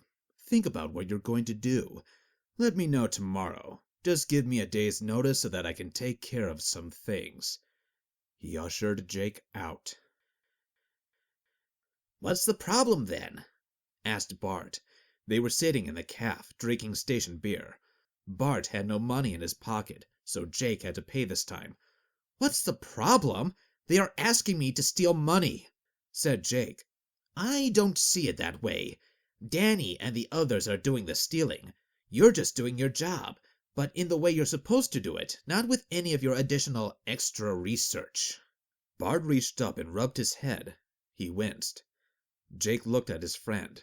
Bart was sitting stiffly, and he moved his arm slowly, as if his body was sore. What happened to you?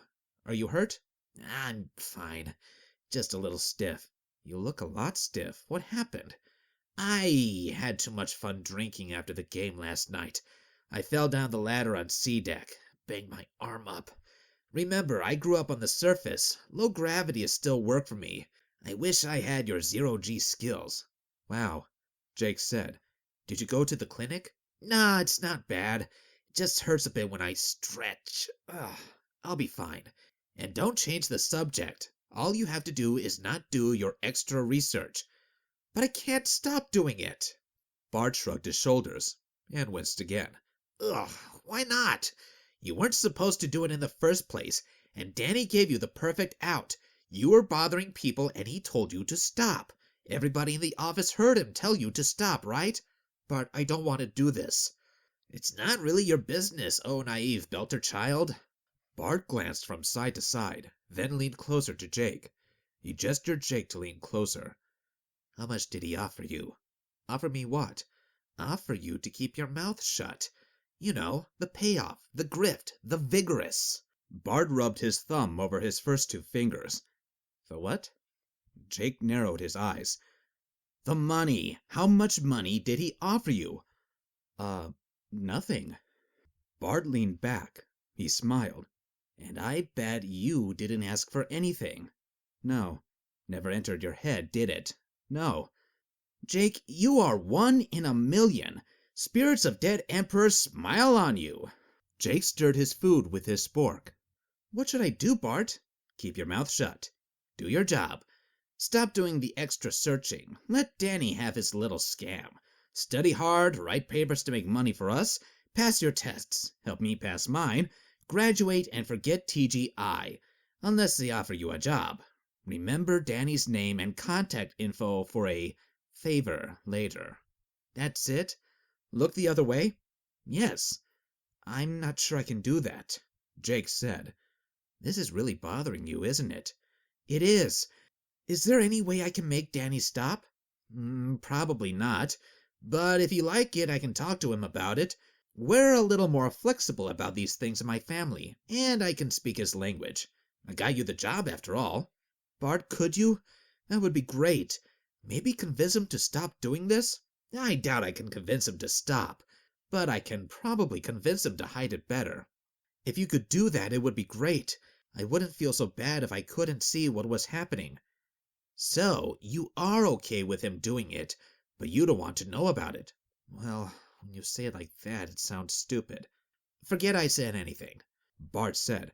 I'll see him later tonight. I'll tell him you will keep your mouth shut, but he has to dial way back. Thanks, Bart. Bart got up and gave his friend a hearty clasp on the shoulder, which made both of them wince. Don't worry, your Uncle Bart will take care of everything, said Bart. He limped away. To Jake, Bart didn't look as though he was capable of taking care of much, but Bart had helped him stay in school, had helped him get this job. Bart hadn't let him down yet. Jake was back at his desk the next morning, reconciling his accounts. He felt particularly tired and grumpy. Between the schedule and the stress, he was having problems sleeping. Danny came in and nodded at him, then gestured toward his office. They both went in and closed the door. Bart talked to me, Danny said, sitting down. You can keep doing your regular work and review any records you see here, but no more emailing random ships. Okay. That's it? Okay? Okay. Yeah, that's it. I'll do my work and keep sending you the reports. Good. They'll still highlight the discrepancies, Jake said, and I'll still keep authorizing them as long as the appropriate auditors have signed off. You're covered, Jake. You have reported your findings to the appropriate authorities. You can keep your job and keep writing papers for other students during working hours. You know about that? Bart and I had a long talk. I know a lot of stuff. But we're good. Just make sure you get all of your work done. Here, take this and give it to Bart when you see him. Danny reached into his pocket and handed Jake a credit chip. Then he handed him a second one. And take this one for yourself. What's this for? Asked Jake. Bart's idea. It's for you. A little present for all the extra work you're doing. Keeping all the reports up to date, doing all the auditing. A bonus. Now get out. I have work to do. Go! Just don't send any emails. Jake went back to his desk. He turned the credit chip over in his hands. Danny said he was good. He didn't feel good. He felt sick, involved in something that he didn't understand. He sat down and stared at the screen. Sighing, he pulled up his records. Jake had a spat of papers the next few days, so he only had time to do the basics of his job, but no extra investigation. That suited Danny fine. Bart wasn't in class the next day, so Jake dutifully copied and emailed him his notes. By the end of the second day, still with no sign of his friend, Jake got worried. He went by Bart's cube and pushed the comm, but there was no response. He went back to his desk and sent an email. "Haven't seen you in 2 days. Just went by your cube, but you didn't answer. Where are you? I have something for you. Are you okay?" Bart replied immediately. "I'm fine. In my cube studying my netball finals options. Let me know what time you'll be here, and email before you arrive. I'll let you in." Jake arranged to go to Bart's cube on his next break. He arrived on time and pressed the gong. Bart opened the door. "Come on in," Bart said as he stepped back inside. "Bart, why are you hiding in here?" "Believe it or not, I'm studying," said Bart. "Studying? I'll go with not." "What? No, not school. I'm studying the netball team so I can finalize my bets. And I've been stiff from the fall, so I'm sticking around here." Jake gave him the credit chip from Danny. Bart took it without any comment. They talked about the papers Jake was writing, and Bart showed him a list of names on his tablet. "Jake, can you collect from these guys? I'm too busy." "But you always handle the money." "I'm kind of tied up with this netball thing. You can take care of it. Let me give you the amounts." Bart handed his tablet to Jake. Jake looked at them. He was surprised. They were larger than normal. He raised his eyebrows. "Wowzers, Bart, you really jazz these folks for money." "Oh, don't worry about it. They have lots. I've got a new policy, charging what the market will bear. I'm doing different prices for different people. If I think they can afford it, I charge them more." "That's a good policy. What do you say when they find out somebody else got it cheaper?" Bart winked at Jake. "I tell them if they tell anybody about the price, they pay double next time. That way, they won't talk about the price." "Good idea," Jake said. "Yeah, so just ask them for the money. And, my young belter friend, don't mention price to them. Just take what they offer." "Okay. And you get another payment toward your place." "Yes. And don't forget my cut, Stewart. 10% of what you get.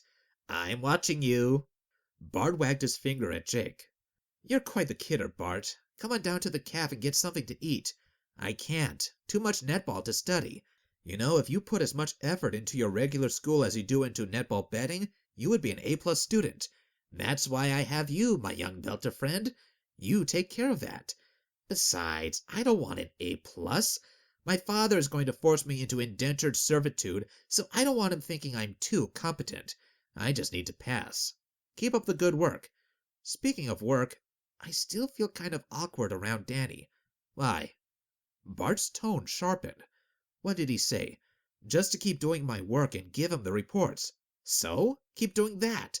I still don't feel right about this." Bart closed his eyes and shook his head. "Jake, we talked about this. You aren't stealing anything. You are doing your job to the letter. It's not your fault, or frankly any of your business, what others do. Bart, he gave me money." "He did? How much?" 50 credits. Sounds about right." "But that means I'm helping him steal," Jake pointed out. "What did he say it was for?" "For doing extra work. See? It's a bonus for extra effort. Bart, he's paying me to not report the problem." "Not report it to who? You reported it to him, right?" "Yes. He's your boss. You reported to your boss. You did the right thing." Jake got up and paced for a moment. He pushed his hair back and then sat down again. "It doesn't feel like the right thing, Bart. I think I might have made the wrong decision about this. It feels wrong. I think I should go to Mr. Dashi." "No, you shouldn't, Jake. Trust me on this. Nothing Danny does will reflect on you. He's doing a public service, really, helping the little guy out, adding to the common weal." "Wheel? Is that even a word?" "Doesn't matter. Jake, imagine this. Suppose you were back at your station, and you put in a claim for damage and got more money than the goods were worth. How would you feel then?" "Well, pretty good." "And would your family, your mom and your uncle or cousin or whatever, would they sit down and say, 'Wow, I feel really bad about ripping off the insurance company'?" Well, Would they? no, they wouldn't. No, they wouldn't. In fact, they would probably throw a party with some of the extra money, wouldn't they? Jake nodded. He did, in fact, remember a party of sorts when he was younger. Something to do with a temporary shortage of ruthenium ore. The station had a supply of it. The station council charged one of the megacorps through the nose for it. They made so much more than normal they had a party with the profits. So, the Emperor's spirit is shining on you. You're helping out the little guy, the champion of the working man, and TGI certainly owes you, what with these extra fees for your education, and what they did to your dad. Jake nodded again, faster this time. There you go. Now I've got work to do. Go record manifests. Jake went back to the office. He had just begun on a new file when Nadine walked in. She had a corporate outfit over her skin suit, light pants and a button-up jacket. There was no logo on the jacket, but it had a high collar to hold her corporate flashes. Why, hello there, Jake. Hi, Nadine. Bart isn't here. What makes you think I'm looking for Bart? I could be looking for you. I might be here to seduce you on your desk before anybody else comes into the office. Jake's eyes opened wide and he pushed back from his desk. Nadine laughed. Oh, you look terrified. Relax, Jakey. Your virtue is safe with me. I have to drop off documents with Danny. Do you like my new outfit? She did a little pirouette in front of him. Jake admired her from the front and from behind. She looked good from both directions. That's a nice outfit, he said. Then he noticed something. Say, I didn't know you weren't TGI. Her collar flashes were not TGI colors. He didn't recognize the corp colors, though. No, I'm on exchange from my head office. Where is Bart? Is he sick? I haven't seen him in class in a couple of days. Probably not. I think he's watching the netball semifinals. He missed a test. Are you taking his tests for him? Taking his tests? No, never. I'd lose my scholarship. I just take notes in class for the two of us. That's right. I forgot about your scholarship, Nadine said. She sat down across from Jake, crossed her ankles, and clasped her hands in her lap. She stared right into Jake's eyes until he began to feel uncomfortable. Then she leaned forward and put her elbows on his desk. Flirty Nadine was gone. This was a much more serious Nadine on display here. What would happen if you lost it? Well, it wouldn't be good. I can barely afford to be here. If I lost my scholarship, I wouldn't be able to stay in school. I'd have to go back to the belt and work as a deckhand or something. Is that why you study so hard? Jake nodded. Because you don't want to go back to where you came from. Jake nodded again. That makes sense. You don't want to fail. Nobody likes to fail at things, Jake. But why do you do all that extra work for Bart? He's your friend and all, but why do you help him so much? I think he's taking advantage of you. Bart? No, he's my best friend. He is kind of lazy, but he's very generous. Nadine nodded, but she didn't look convinced. But he's not a very good friend, getting you to do all that extra work. What? Bart's the best friend I could have. He knows that I don't have much money and I don't like charity, so he gets me to do all his papers for him, even short ones that he could do himself, and he pays me every time. And he's helped me in other ways. He got me this job. I couldn't have got it without him. I'm not so sure about that, Jake, but I am sure he got some sort of kickback from Danny. What? Nadine sighed and leaned back in her seat. Never mind. Jake, that's the longest conversation you've had with me all year. Do you know you're sexy when you talk that way? Jake blushed. No. He looked down at the desk. In fact, I was talking to Alicia about that. About you. Alicia was talking about me? Jake tried to sound cool, but blew it badly. Yes, I was with her at the spa yesterday. The one on J deck? Alicia and I were there. They do this thing where they sit you down and give you a scalp massage and run their fingers through your hair. It's heavenly. But we were talking. Jake fantasized for a few moments about running his fingers through Alicia's hair, then Nadine's, then both. What? He had missed what she was saying. I said Alicia says she admires your dedication. She said it was interesting to see somebody involved in their job and trying so hard to make a difference. She said it made you hot. Jake sat up straight. She said that? Nadine shook her head and laughed. Of course not, Jake. You are so easy to tease. But we thought everything you said was very interesting. We never would have figured it out that way. That was very shrewd. Did you find any more information about your log things? Jake knew he had promised not to talk about this, but Nadine didn't say anything else. She just stared at Jake and smiled. Jake blinked once. The silence stretched. Jake felt he should say something just to be polite. Well, I found others. 4 different claims that don't match the mass readings. I sent out requests, and I got some emails back. Kind of snarky, but I do work for corporate auditing, and we're supposed to audit things, I guess. And I am an auditor, so I should audit stuff. That's what Alicia said. She told me she thought auditing was fascinating. Nadine said. She said that? Jake asked. Nadine raised her eyebrows. Of course she didn't. Jake said with a grimace. You're improving. Right, but we had finished having our massage and we were sitting in the steam room together talking about this, about how we would handle something like this when we were out of school. Now Jake was picturing Nadine and Alicia in the steam room. Did they wear towels? Were they naked in the steam room? Would they run their fingers through each other's hair? What? Again, he had missed what she said. I said she was interested in what that emailed log told you. Nadine said. Oh, it proved my theory. The deck officer even made a note of it. The ship's fuel consumption was way lower than expected. Fuel consumption would only be so low if 2 containers had been empty, rather than full of 3,000 kilograms of office fixtures. So, what does that mean? Jake paused. I'm not supposed to talk about it. Danny's idea, right? What? To not talk about it. He doesn't want anybody knowing how dumb he is and how smart you are. This has all been going on under his nose, but I'll bet he's going to tell everybody how he figured it out without your help. The silence stretched. Then Nadine leaned forward and rested her chin on her hand.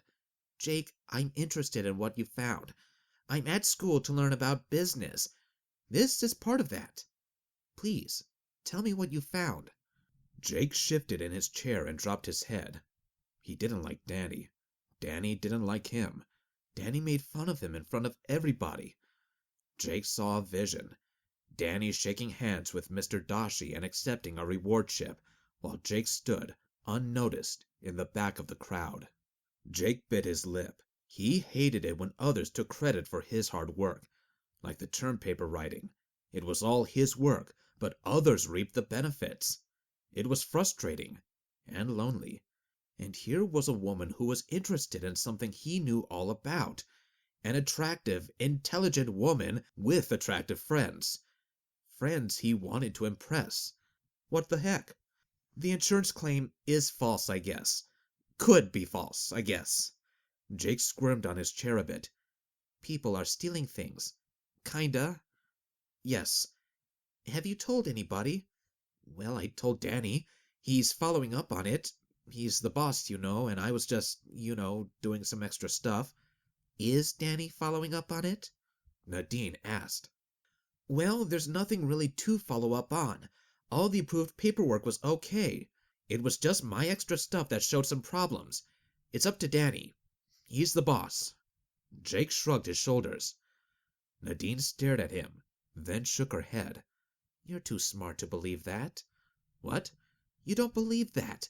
Last time I was here with Alicia, you were all fired up with excitement about what you had found. You had found a mystery, and you were going to figure it out, sending emails, reading logs, and now you're trying to act all cool. I'll tell you something, Jake. Yes? You don't pull off cool well. No, I don't. I'm not cool. Jake agreed. He sighed. He wanted to be cool. No, but you can be other things. I can? He said hopefully. Yes, in a cute, involved sort of way. Like those dogs in that show. You know, the black ones on the vid. Labrador retrievers. That's it. Big, fun, furry dogs. Smart, loyal, excitable, cute. Jake stared at Nadine. He was hoping for sexy, or dangerous, or even intriguing. I'm cute and excitable. Thanks, Nadine, that's great to know. He pursed his lips. Oh, don't get so offended. Cute is good. So is smart. Uh-huh. Cute. Great. In fact, because you are so smart, Alicia and I did some research. Nadine pulled out her pad and played with it for a moment. Research about your cargo logs. Remember, I'm here to learn about how to work with my corporation, so I pulled my own corporate records. I found one of these mass discrepancies you talked about, cross-indexed it with our shipping records, found an empty container that was shipped by us. You did? You did all that research? I did. Don't sound so skeptical. Sorry, I didn't mean to imply anything. Nadine put her hand on his arm. It's okay, Jake. I'm not just a pretty face. Some guys say I have a nice ass, too. Jake choked. But Jake, I have responsibilities to my corp. Alicia and I deal with Danny's department, too, and we wanted to make sure we weren't involved in anything strange. We've covered ourselves. Did you find any other issues? Well, I sort of stopped looking after I told Danny about it. He's the boss. He can take care of this. That's not what you said before. You told Bart, didn't you? Yes. How did you know? Nadine ignored the question. He told you to drop it, didn't he? Just stop checking those reports and let it go, my young belter friend. Nadine did a good impression of Bart. He said it wasn't my problem. I'm just a clerk. He did? Why would he do that, I wonder? Nadine tapped her fingers on the desk. Bart's my friend. He got me this job. He gives me good advice. As far as you know. What? Never mind. I know Bart's your friend. And he's right. It's not really your problem. Keeping your mouth shut might be the best course. Yeah. But Jake, you are a smart guy. Ask yourself this. Are you the only smart guy here? Can somebody else figure this out? And if they do, will it come back to you? And what does that say about you and your choices? What will other people think about you if they found out you knew and didn't do anything? I don't know what you mean. Are you going to be a corporate drone, doing whatever for whomever, believing what they tell you? Or are you going to think and act for yourself? It's just a bunch of reports, Nadine. For now. For now. Listen, I gotta go. Give this data chip to Danny, please. She dropped the chip, turned, and walked away. Jake watched her go. She did have a nice ass, he noticed. Athletic. He sighed again. He didn't understand women. He went back to reconciling his traffic. He had to get it all done before his mid-morning classes. He started typing, but the discussion with Nadine kept coming back to him. What was the right thing to do? He didn't want to make waves, but Nadine was right. This couldn't go on. He needed to do the right thing. But he had promised Danny. What if he warned Danny? He could do that. Jake typed an email to Danny. Need to talk about the report thing. Having second thoughts. Can I meet you in office? The response came back immediately. On video conference call with HQ. No time today. Meet me in my office after class tomorrow morning. Jake got up and walked into Danny's office and put the credit chip Danny had given him on his desk. Well, that was done. Next morning, Jake had one long class on cargo loading procedures. He barely paid attention for most of it. He had loaded cargo before. He did take notes since Bart would need them. He was sure Bart had never loaded a cargo ship in his life. It was possible that Bart had never actually seen a cargo ship. The class was almost done when there was a knock at the door. The instructor leaned out of the door and conferred with someone. Then she turned around. Jake Stewart, Mr. Dashi wants to see you. You need to go. All eyes in the classroom turned to Jake. He stood up, collected his things, and carefully saved his notes before walking out the door. Mr. Dashi's assistant, Jose, stood outside the classroom. Jose, what's going on? Mr. D wants to see you. Let's go. Jose walked ahead of him up the stairs toward Mr. Dashi's office and gestured Jake to follow. What's this about, Jose? Mr. D will explain. When they arrived at Mr. Dashi's office, Jose walked right up, knocked perfunctorily, then thrust the door open. He stepped aside and gestured Jake in. Jake walked into the room. The door made a thunk as it shut behind him. Mr. Dashi was sitting behind his desk. He had pulled his chair right up to the desk and was sitting very straight in it. His hands were clasped in front of him, and he was leaning forward.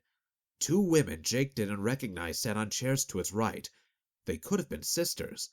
Both were short with long black hair and black eyes. One of them wore a black jacket over her skin suit with a matching headscarf. The other wore an elaborate cravat in TGI colors. They looked very neat and precise, like accountants. On Mr. Dashi's left sat Danny. Danny? What was going on? Was he in trouble too? Had they caught Danny and now wanted Jake to testify against him? Mr. Dashi didn't invite Jake to sit. Well, Mr. Stewart, what have you got to say for yourself? Sir? I don't understand.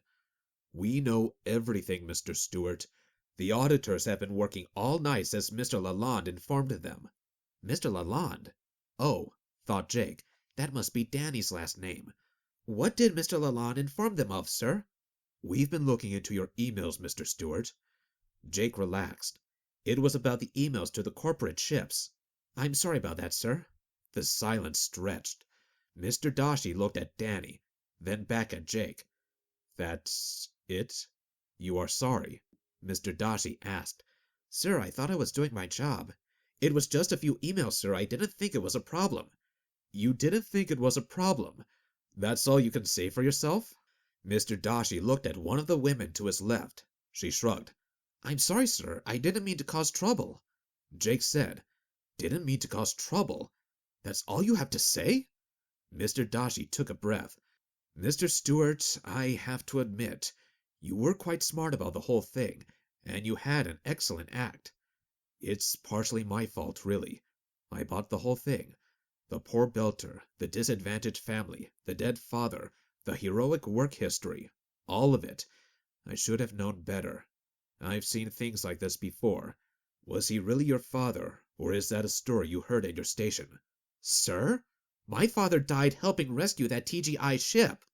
Of course you did. Of course you did. Good for you, sticking to your story. Mr. Dashi leaned forward and put his head in his hands for a moment. Then he looked up and continued. But you forgot about the auditors. They found you out. Why did you change how you took the money? That's how they found it out so quickly. That's what proved it to me. If you hadn't started just keeping the money here, we wouldn't have believed it. Sir? What money? Asked Jake. The money you stole. Jake shook his head. Sir, I didn't steal any money. What are you talking about? Oh, don't try to act all innocent.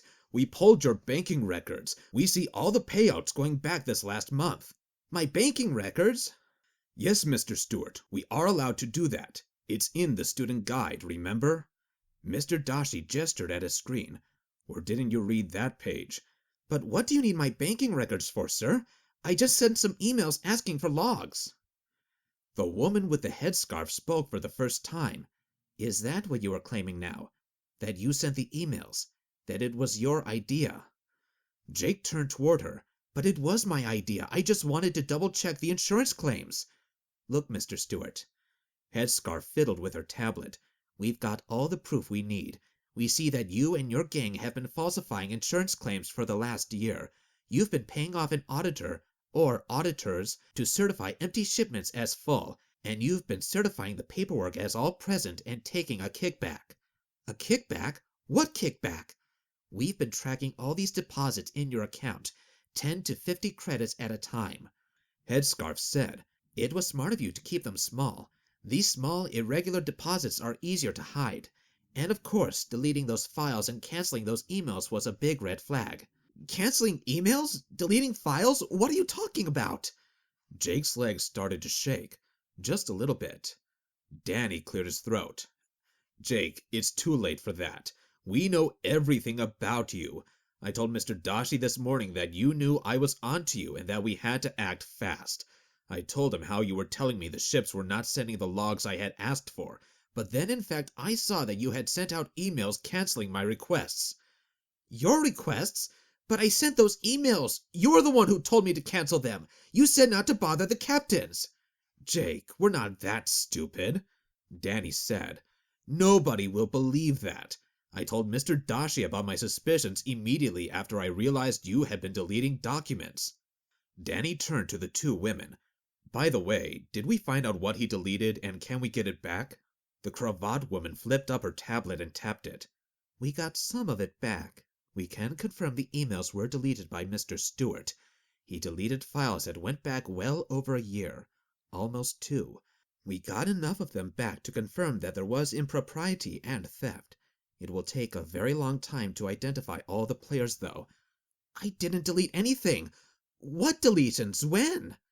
Jake's shaking got a little worse. Last week. Danny said, you stayed late at work. You even used my office to hide your work. There is a record of you logging in from my office for 5 hours. But that was you! Jake protested. You had me log in and delete those files. Everybody laughed at that, even Mr. Dashi. He looked at Jake. Mr. Stewart, you are the only student who consistently uses a hardwired terminal rather than a tablet or some mobile device. You are religious about logging in and logging out with your credentials. We know it was you. Jake looked at Mr. Dashi, who appeared sad. The women's faces were stern. Danny was frowning. But I didn't do anything. Jake insisted. I didn't take anything. I didn't steal any money. Headscarf tapped her tablet. Okay, we found dozens of deposits in the last few months for small amounts. How did you earn that? Where did it come from? Other students. They were paying me. Jake said. Paying you to do what? Mr. Dashi interjected. Help them with homework, write their papers. I wrote their papers for them. And they will confirm this, of course. Well, no. They weren't supposed to hand in my papers as their own. So, no confirmation from your classmates. Danny leaned forward. Jake, you were going to class full-time and working in my office. Are you saying that in addition to all that work and studying, you had time to do all this classwork for other people? Yes, I did. I could do all 3. It was hard, but I needed the job. To steal things? Asked Danny. I didn't erase anything. I didn't steal anything. I don't know what's going on. What's happening? Jake was definitely shaking now. Mr. Dashi shook his head again. I wouldn't have believed it. Mr. Stewart, the only thing you can do now is to come clean. Come clean? You are the first Belter student we've ever had. I know it's rough out there, and I know it's hard for you. I checked some of your story. The voyage in from the outer belt must have taken a lot of hard work. I confirmed part of that. And you are still a young man. Mr. Dashi tapped his screen again. You do have an excellent academic record, Mr. Stewart. You didn't fake that. You have done very well here. You would do very well with TGI in the future. You could do very well with TGI in the future. I don't want to lose a potential good crewman just because you didn't have the advantages that some others had. Just because you made some bad decisions is no reason to ruin your life. Mr. Stewart, just give us your co-conspirators. Mr. Dashi said, we'll find them eventually. We know you had to bribe some people and we'll find out who. It would be much easier if you just told us who they were. Jake stared at Mr. Dashi for a moment. Co-conspirators? Who used a word like that? There are no co-conspirators, sir. You did all this yourself? No, sir. I mean, there is no conspiracy. I just found out about this week. I reported to Danny about it. He said he'd look into it. He knew who was stealing. He set it up himself. Mr. Stewart, I expected better from you. Mr. Dashi started ticking off items on his fingers. We have evidence. We have your emails. We have your bank records. We have your deposits. We have irregularities in your work. We have Danny's notes. He's been suspicious of you from the start, and his evaluations reflect that. He set a trap for you.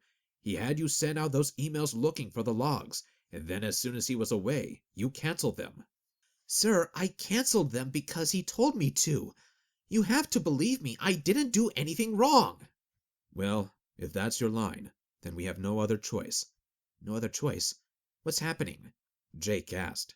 Mr. Dashi leaned back and wiped his hands across his eyes. What's happening, Mr. Stewart, is that you are expelled, as of this instant. Your scholarship is revoked. The documents are in your email. We are pursuing charges against you with the militia.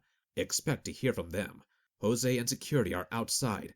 They will escort you to your school locker and allow you to remove your personal effects, but no corporate property, including tablets and data devices. And that's not the end of it. Station security will be with you shortly and turn you over to the militia." He pressed a button on his desk. The door opened, and Jose stepped inside. "Go," said Mr. Dashi. Jake went. After Jake left, Mr. Dashi jumped up from his desk and began to pace. He stopped and looked at the three people still in his office. For once, he wasn't smiling. "Danny, you'll give me a report on the losses?" "Yes, sir. That's your top priority right now. I want it available by the beginning of first shift tomorrow." "Yes, sir. That will be all. I need to talk to these ladies." Danny nodded and left without speaking. Mr. Dashi waited until he had stepped out and closed the door, and then turned to the auditors. "Where do we stand?" Mr. Dashi asked. Cravat tapped her screen with her fingers. "We won't give militia charges. He's a free trader, not a corporate employee. We can ban him from our stations and our businesses, but they won't chase him for anything this small. And because he wasn't working with another corp, they won't even need to adjudicate an intercorp dispute. Once he leaves the station, he's free and clear." "Good. I don't want the militia messing in our business." Mr. Dashi resumed his pacing. "How much money are we talking about?" "Not much. It's so small that we don't even have to put it on our report." "We'll just write it off. But it bothers me. He's the last one I thought would do something like this, and I've seen some scams over the years." "Well, we're pretty lucky he deleted those emails," said Cravat. Mr. Dashi stopped pacing. "Why?" he asked. "It was pretty subtle theft, and pretty small. Very sophisticated, really. But the deleted emails served as a pointer to the other items. Without them, we would have had to sift through months of data, and it wouldn't have been worth it." Headscarf cleared her throat. Mr. Dashi looked at her. "Yes?" "Something you said earlier. Why didn't he hide his tracks better? I've been doing this a long time. We wouldn't have been able to prove much without those deleted emails. So—" "Yes?" Mr. Dashi asked. "So why did he delete them? Why not just wait us out? It smells odd. And I have a question for you." "Yes?" "How long has he been at school here?" Headscarf asked. "I'd have to check exactly. Almost a year?" Mr. Dashi looked up and thought. "No, more than a year." "Some of the deleted emails go back almost 2 years." Headscarf said. "Whose emails was he deleting?" Mr. Dashi asked. "It's a generic account. All the auditors use it. That way everybody can share info." "This has been going on for 2 years?" "At least, parts of it have. But it was set up before he got here, so he had some sort of help." Mr. Dashi leaned back and ran his hand through his hair. "He had to have had an accomplice?" "Maybe. Or was he the accomplice? It doesn't quite smell right. I mean, if he were somehow involved with stealing the money remotely, why come to school and risk exposure?" Mr. Dashi looked hopeful. "Perhaps he's not guilty." "No, he is. Of something. Maybe of just being stupid and trusting, but that's still a crime here." Yes, it is. Do you think there's more here?" "Oh, for sure. But it's not worth pursuing right now. This is not a priority." Said Headscarf. "What would it take to make it a priority?" Mr. Dashi asked. Headscarf and Cravat looked at each other. Headscarf tilted her head from side to side. Cravat nodded and spoke. "We would need more resources. More budget." Mr. Dashi nodded. He knew how this game was played. "Of course. If you look into this, I'll be happy to second your request for extra staff." "Second a request to your bosses?" "Let me see the report. If you find something, I'll give you something." "Fair enough. We'll start now. Keep me informed."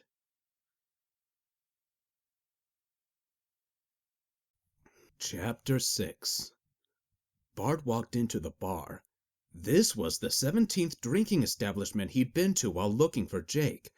He hadn't realized there were that many drinking places on the station.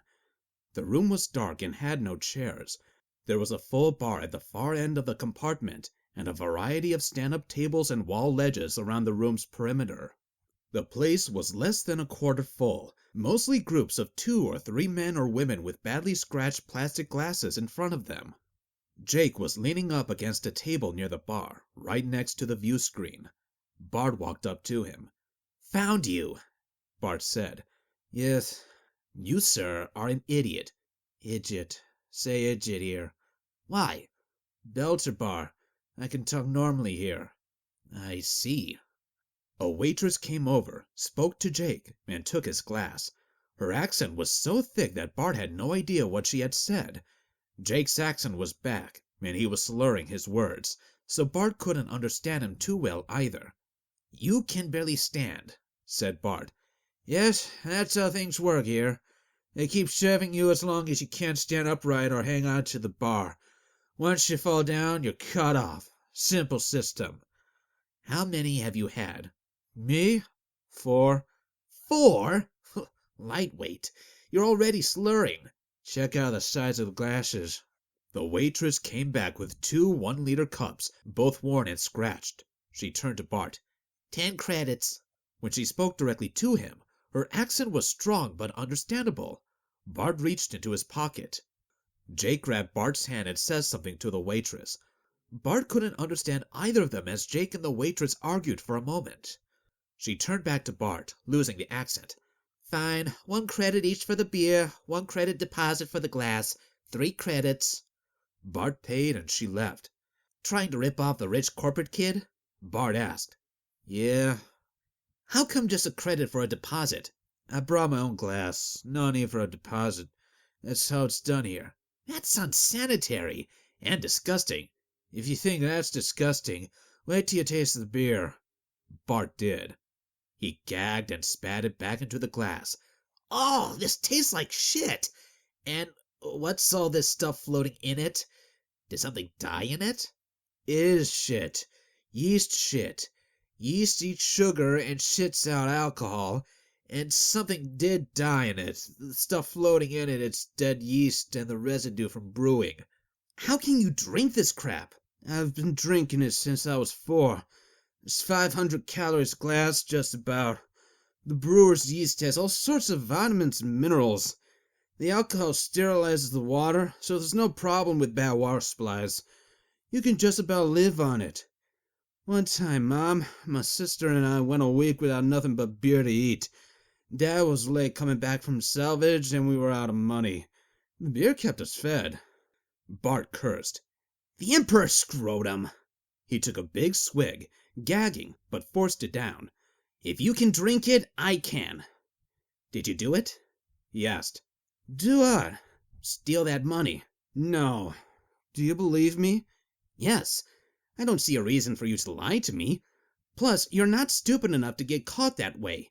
What's going on? No idea. I don't understand. Danny set you up. Bart said. Why would somebody set me up? I'm nobody. Exactly.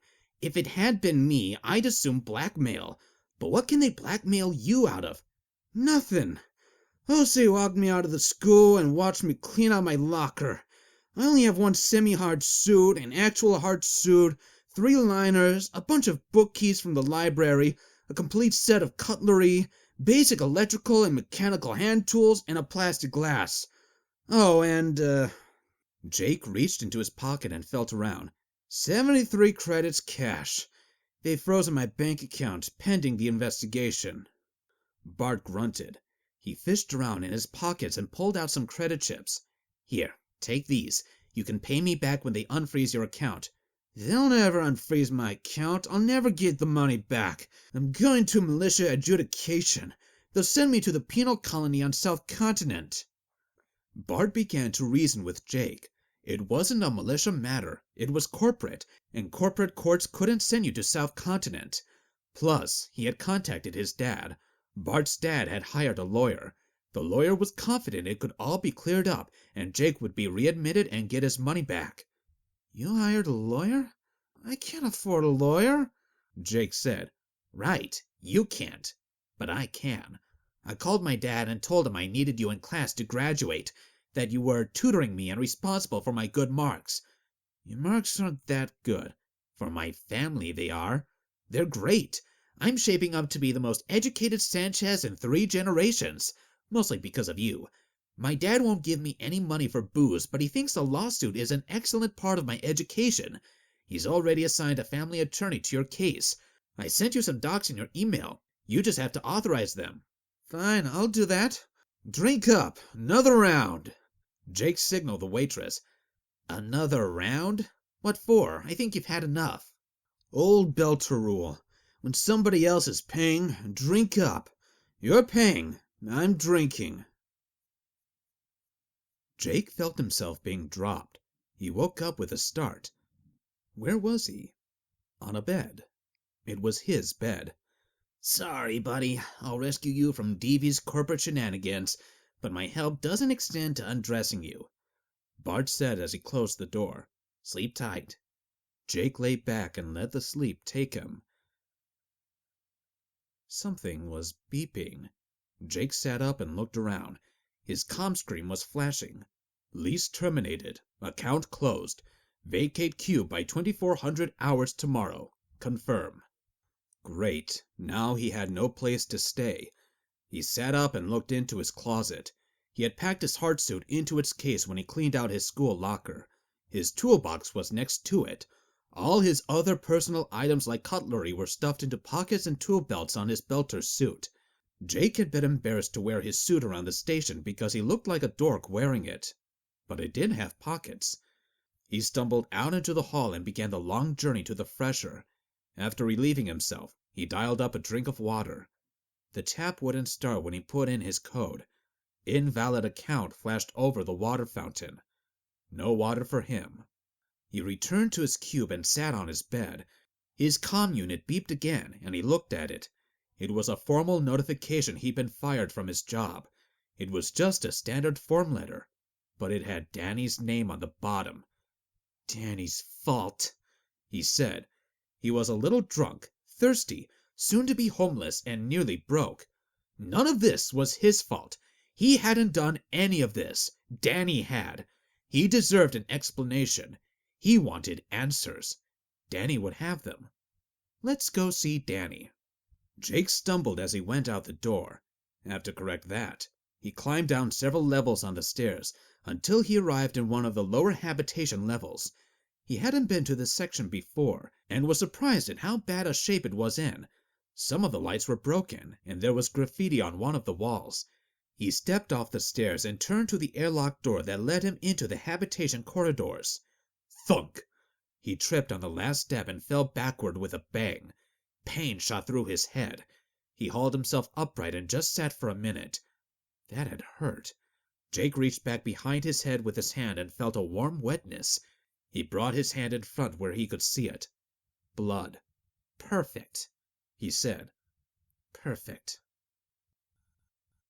Jake got a bit lost going down the corridor to Danny's cube. He walked past it twice before he figured out the numbering system. There was nobody around at this hour. It was the middle of third shift. He thought he saw somebody disappearing around a corner ahead of him, but didn't get close enough to see who it was. After he got himself turned the right way, he headed back toward Danny's cube.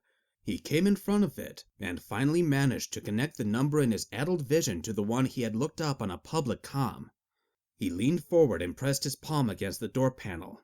Rather than buzzing, the door ground open. That was odd. It should have beeped so the occupant could unlock it. The fact that the door had opened meant it was already unlocked from the inside. He stepped forward into a cube that was only a little larger than his. Danny was propped on his side on his bed, facing the door. Danny! Jake stuttered. He caught himself and corrected his voice. Danny, you and me have something to talk about. I know that you deleted those files. I know that you did something. But why me? What did I ever do to you?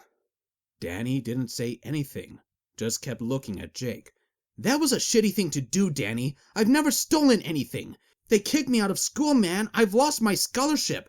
I needed that scholarship. Why? Danny didn't say anything, just kept looking at Jake. Why, Danny? Why? What did... Oh, Danny hadn't moved. He was just lying there, and he hadn't blinked either. Danny, are you okay? What's wrong? Jake leaned forward and prodded Danny's arm. Danny's elbow collapsed under him, and he began a slow roll onto his face and off the bed. He thudded onto the floor face first, and Jake got a clear view of his back, the big pool of blood soaking the back of his shirt, and the big knife stuck right in the middle of it.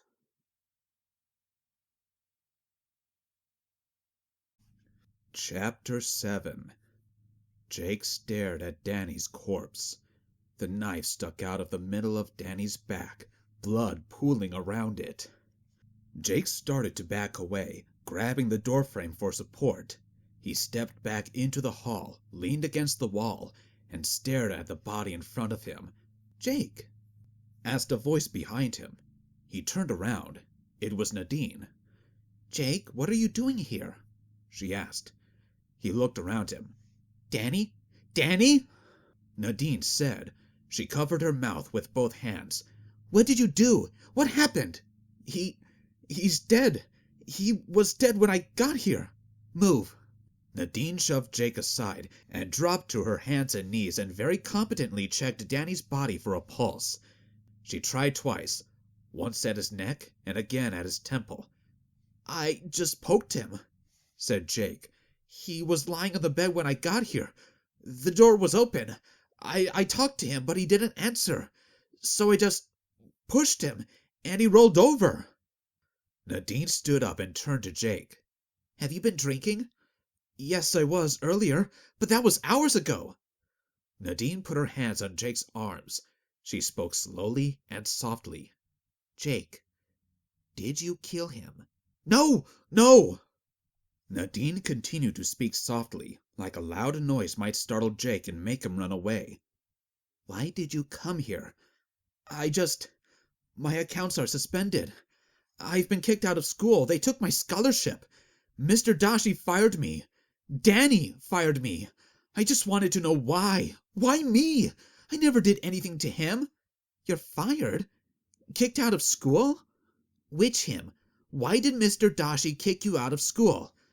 "Remember all that information about the insurance scam?" "Yes, you thought somebody was stealing from TGI. Well, I sent some emails." The whole story came out. Nadine didn't ask any questions. He kept talking and didn't so much stop as simply run out of steam. By that point he had sat down and slumped against the wall. Nadine bent down and took his hands in hers. "Jake, tell me the truth. Did you come here to kill Danny? Or did an argument just get out of hand? Is that what happened?" "I didn't kill him. His name was on the email that I got. I just wanted to talk to him and ask why he did this to me. I just didn't want to take his money is all." Nadine pulled her left hand back and looked at it. "Jake, why are you bleeding?" "I fell. Just around the corner there, coming off the stairs. Hit my head." Nadine looked at her hand and then back at Jake. She nodded twice, as if she was deciding something. "I believe you, Jake." "But nobody else will. I'm here, Danny's dead, and they think I'm a crook." "Does Mr. Dashi think you stole this money?" "Yes, he does. I didn't steal it." "I believe you, Jake," she repeated. "Oh, Nadine, I don't know what to do. Everything has gone wrong since I came here. I wasn't sure I wanted to go here, but the station was behind it. All Mom's friends, first person ever to go to the Merchant Academy from our station. Just keeping up with things has been too difficult. And now I've screwed everything up." "Stop blubbering, Jake. Think for a moment." Nadine's tone sharpened. "I need to go talk to Mr. Dashi. Jake, don't be stupid. Somebody killed Danny. He was your boss and you were just fired for theft. You are here in the middle of the night, drunk and bleeding. Everyone will think you killed Danny. Why do you need to talk to Mr. Dashi?" "I didn't kill Danny. Mr. Dashi will know what to do. It must be the person who stole all the money, the brains behind the scheme. Mr. Dashi will help me find him." "No, he won't. He's TGI. They'll pin this on you so fast you'll be on a shuttle to South Continent by afternoon shift. TGI is not your friend, Jake. And think about this." Nadine released his arms and pointed a finger at him. "Jake, what if it's Mr. Dashi who stole the money? What if he's behind the scam?" Jake's mouth opened, but no sound came out. "Jake, you can't trust anybody." Nadine leaned close to him and grabbed both of his hands again. Even with all that was going on, Jake couldn't help himself. He took a big sniff. She smelled like honey. He closed his eyes as he drew it in. Nadine spoke again. You're right. Everybody will think you killed Danny. She leaned back and bit her lower lip, then exhaled out of her nose. You have to go. Go where? Away from here. Get off the station. Get away from TGI. Where? But how? I don't have any money. Here. She reached into her pocket and pulled out a ticket token. I was going to visit my relative, Spinward. This is a ticket for the Ring Castle. She's got a launch window in less than 2 hours to an outer belt transfer station. I was going to take an inner transfer from there, but you can take it. The transfer station is a communal freeport. From the transfer station, you can head farther rimward. But it's keyed to you. No, it's an open ticket. It's not keyed to anybody. Take it and go. I'll wait a while, then contact security. They'll take some time to figure things out. You'll be gone by the time they get here. I don't know. Tears started to stream from Jake's eyes. Jake, just go. Stop blubbering. Man up and do what I say. TGI will grind you up. Jake leaned against the wall and began to cry. Nadine just crouched there holding his hands while he cried. Finally, he stood up and looked at Nadine. Thank you, Nadine. I'm so sorry. I am too, Jake. Write me when you get there. I'll tell you what happens.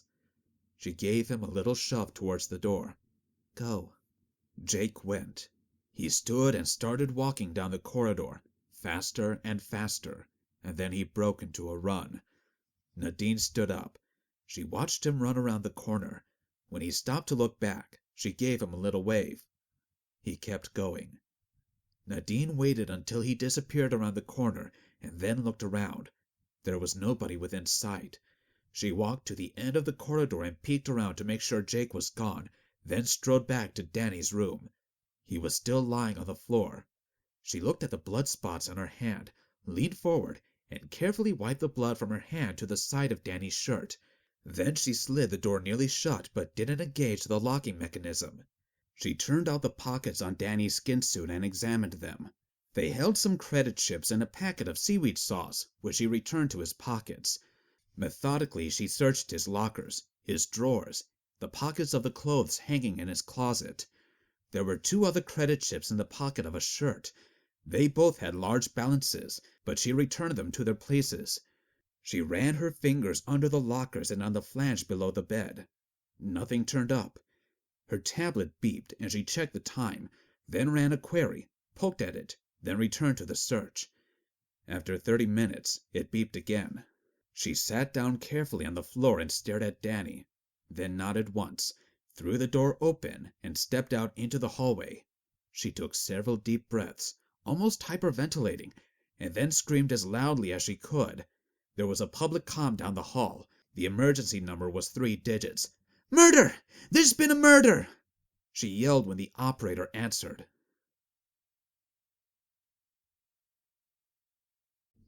Chapter 8. The co-pilot and captain, a male and female, sat in a control room staring at view screens. One view screen showed an outside camera with a view of a space station. The other had a table of numbers, some of which were flashing yellow and some green. The woman had her gray hair pulled back in a short ponytail, and she was methodically tapping the yellow numbers on the screen and overriding warnings that popped up. Her skin suit was old but neatly patched. 4 green rings encircled her cuffs, all of them faded. Her faded name tag read, Captain Iversack. The young man on her left had short black hair and a single green ring on his cuffs. That ring was narrow, and the color was bright. His name tag said, OFF3 Desmarais, and looked brand new. When a button on the screen flashed, he reached out and stabbed it. "Control station, Officer 3rd Class Desmarais speaking. Get off the radio, Timmy. I need to talk to Beth," came from the speaker. "Sir, I'm the junior pilot. I can help you, and you should call me Officer Desmarais." "No, you can't, and no, I won't." "Sir, you can't talk to me that way." "Yes, I can. I don't have time for this, so let's be honest. I know that you are the chairman's great-nephew. It's not a secret." Yes, sir." Well, he's my cousin, and I've known him since we were kids, so you can't go running to him and complain. Won't work. And one of the things you need to learn is not to get in a fight with the cargo department. Now shut up and put Beth on the line." The captain had heard the whole exchange. She hid a smile as she spoke to the air. "You're on speaker, Stu. Are we still waiting for that courier?" "He just left. I've got a box, a small one. I signed for it and put it in the safe. Do you still have clearance to undock?" "We got clearance a while ago," the captain said. "Why?" "I think we need to check again. There are a bunch of station security people here. They say one of our passengers murdered somebody."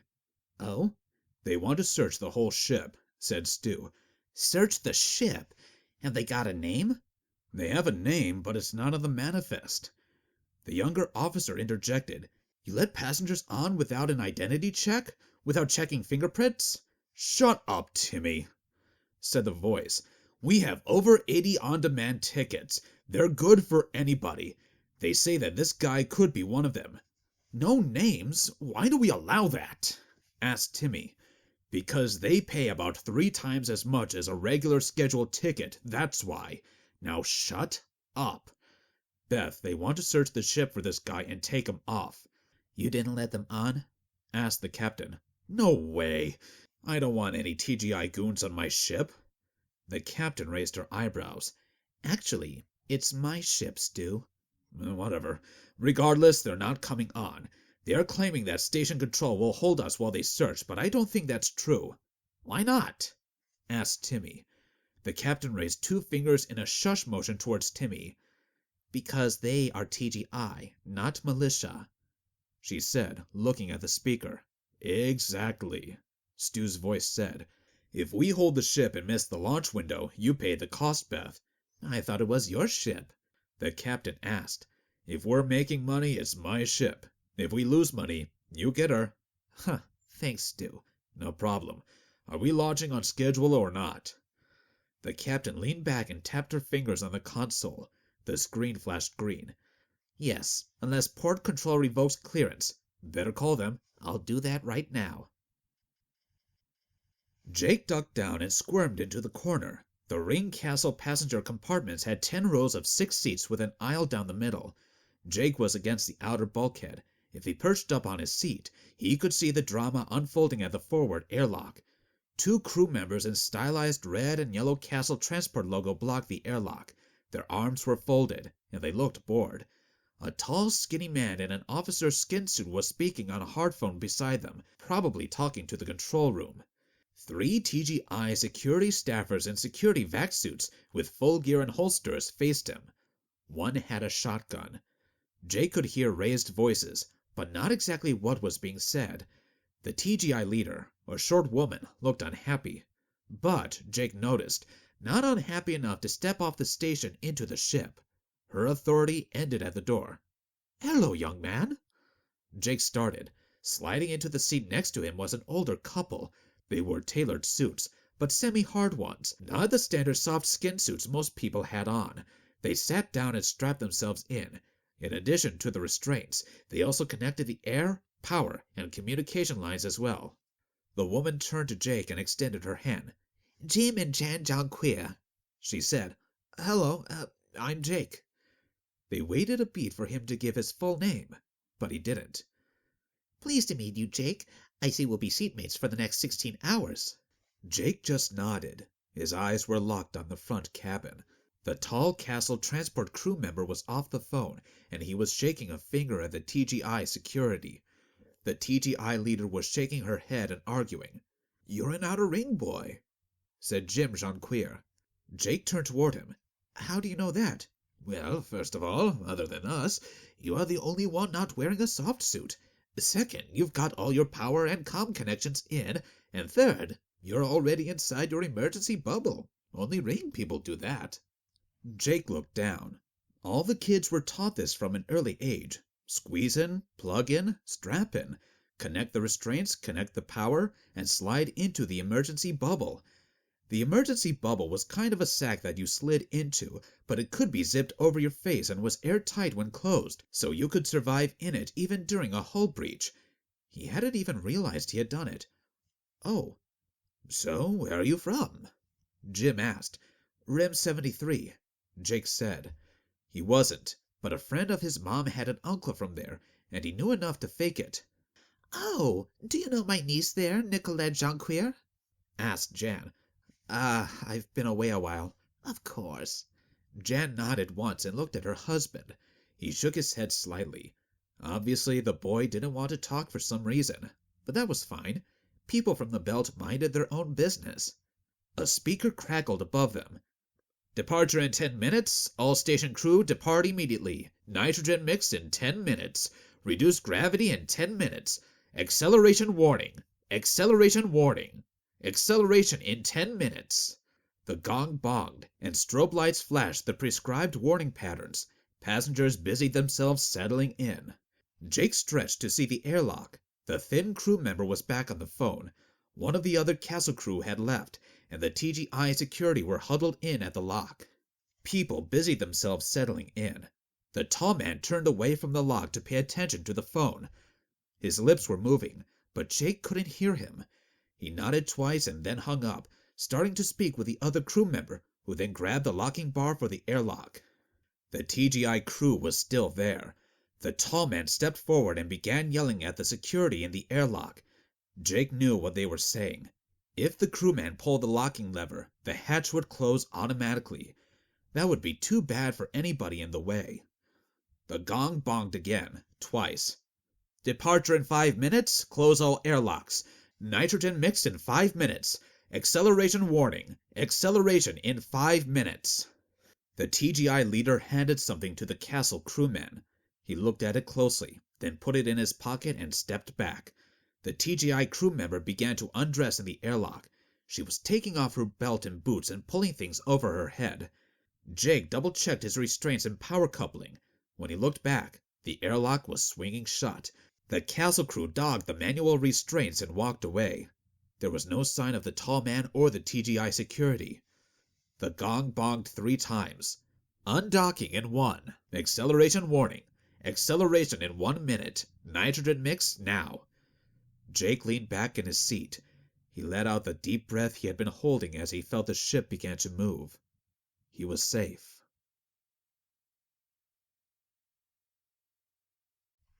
Chapter 9.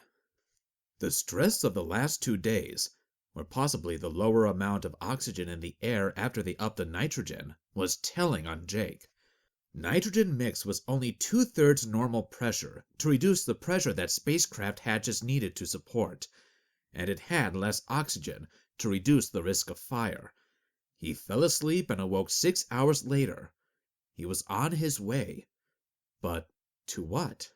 Good afternoon, sleepyhead, said Jan Janquier from next to him. Good afternoon, Jake responded. He checked his watch. It was indeed ship afternoon. You've slept a while. Galley starts serving food in a few minutes for our section. I'm sure a growing boy like you will want to get something to eat. Yes, ma'am.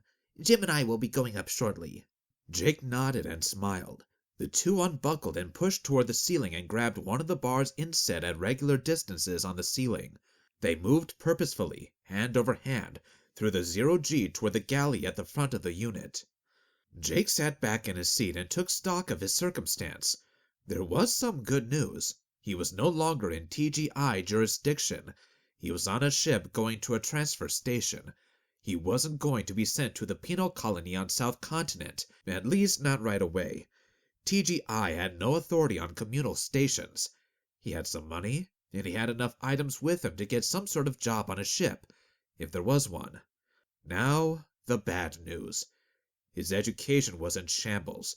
He was on the run from TGI, and he would never be able to go back to school, ever. TGI would chase him. They might have somebody waiting at the next station when he got there. You couldn't outrun the radio. That was something he hadn't thought of before, and he thought about that for a bit, long enough that the Jonquiers came back. Still haven't gone to breakfast? Asked Jim. No, sir. Just well now, I think. Good lad. Nothing special up there. Standard red, blue, green rations, but filling enough and hot. The red is apples. All the basic you can drink. I'm sure you're used to it. Yes, sir. And there's a pretty girl about your age in the first row next to the galley hatch. You can talk to her," said Jan with a grin. Thanks, ma'am," Jake said. He pulled himself out of his seat and latched onto the overhead grab bars. He corkscrewed around the Janquiers. Belters learned a complicated etiquette that allowed them to avoid each other in low or zero G. Jake stopped suddenly, and Jim banged into him. "Sorry, boy, sorry about that." That was not proper Belter etiquette. Jake didn't respond. He hung from the grab bars and stared straight ahead. Jim looked at him for a moment and then leaned out into the aisle. At the very front of the compartment, two uniformed figures were hanging off the grab bars at the front bow. Prominent on their collars was the red flash of TGI. "You did what?" asked the captain, turning her head and looking up from her board. Stu, the purser, had come onto the bridge. He stood behind the captain and third officer. He was tall enough that he had to stoop to lean in the hatch. Thinning hair was combed over his nearly bald head. His skin suit was wrinkled and could have used a wash. "Told them they could come on board," said Stu. "Corporate will kill you. You can't let other corps on our ship." She turned back to her board and kept overriding warnings. Apparently she was okay with corporate killing her purser. Stu shrugged. "Happens all the time. We put our people on other ships if the schedule doesn't work out." "Not armed security who wants to search the ship," the captain said. "They're not armed. I had them dump all their personal gear in the airlock. We gave them the once-over before we let them inside," the purser said. "But we can't have other people's security on board the ship." "They're not security. They're just passengers." "Just passengers? What do you mean?" the captain asked. "I sold them tickets," Stu said. The captain laughed. "Tickets?" asked the junior pilot. "Little electronic notifications you get in your mail, Timmy, saying you can board a particular ship at a particular time, going to a particular place," Stu said. "I know what tickets are. What I mean is you said we were full." "No more seats left." "No more seats, no, but we did have a cabin left. I sold them a last-minute full-fare cabin with meals and priority boarding. Extra surcharge, the whole bit. Cost them a fortune." The captain shook her head and smiled without looking up from her board. "We don't have any cabins left, Stu. They're all sold out. You told me." "I took a crew cabin." The junior pilot spoke again. "You can do that?" "Sure can, Timmy. Right in the operating manual. For the good of the ship, corporate benefit, extenuating circumstances, all at the discretion of the head steward. And I'm the head steward. I can do it if I need to, but I don't do it often." "Why not?" asked the junior pilot. "Pisses people off. Like Beth here." He nodded to the captain. "She'd be pretty upset if I took her cabin to give to some passengers, or took, say, the chief engineer's cabin. Oh, by the way, I owe you 13 credits, Timmy." "What?" The captain started to chuckle. "Here, there's the 13 credits I owe you." He handed a credit chip to the junior pilot. "Gotta run. Don't hit a planet or anything, Captain. We're going to make a good profit this trip." The steward slipped off the bridge, and the captain started to snicker. "What? Why did he give me 13 credits?" asked the junior pilot. The captain laughed. "That's your compensation." "Compensation for what?" "Don't you get it?" "No." "He sold them your cabin." Jake had hand over hand reversed back to his seat, bumping Jan and Jim slightly. He muttered an apology and curled up on his seat. What was TGI doing here? How did they get on board? He peeked above the rows of seats. He couldn't see well, but it looked like they were talking to the people in the front row. Then they moved slightly and began to float to the second row. What were they doing? Were they talking to everybody? "What are you going to do?" "What?" Jake turned to the Jonquiers. "I said, what are you going to do? You're staring at that TGI thug like she's coming down here to cut your air off and send you out a lock without a suit." Jan said. "I don't know what you mean. What did you do to them?" "Nothing." "I don't believe you." She pursed her lips. "I've got children and grandchildren, and they look exactly like you do now when they've done something wrong and feel guilty about it." "I haven't done anything wrong." "Says you." I don't believe you. Well... Jake stretched upward and saw the TGI guard. She had moved down a few rows and was talking to the people in that row. Another guard was visible behind her. Out with it, boy. They think I did something wrong. What type of wrong? They think I hurt somebody and stole something. Hurt somebody and stole something? Stole money, said Jake. Lots of money. Well, you didn't do a very good job then. What? Jan gestured around her. If you stole a lot of money, you should be rich. And nobody going third class on a transport is rich. You'd have a cabin at least, or your own fast courier. So you can't have stolen much. I didn't, Jake looked up at the old woman sitting next to him, who was nodding in sympathy. She reminded him of his friend Chardie's grandmother, a sweet old lady. Yes. Jim, what do you think? Asked Jan. Jim looked up front. Well, it can't be anything serious. They don't have their weapons or badges with them, and this is a castle transport ship, so they have no authority here. There's no castle crew with them, so the ship crew doesn't care what you did. I bet you just irritated some corporate manager. Right, said Jake. Sounds pretty fishy to me. Jan said. Sounds like you are being railroaded. What's railroaded? Falsely accused. You don't know the term? No. Better learn it if you want to stick with your story. It's pretty common on RIM 73. Okay. Well, I don't like TGI. I don't like corporations who bully people. And I especially don't like TGI security. We need a new plan, Jan said. Jake was silent. He didn't have a plan. What should I do? I can't run. I know. I have a different plan.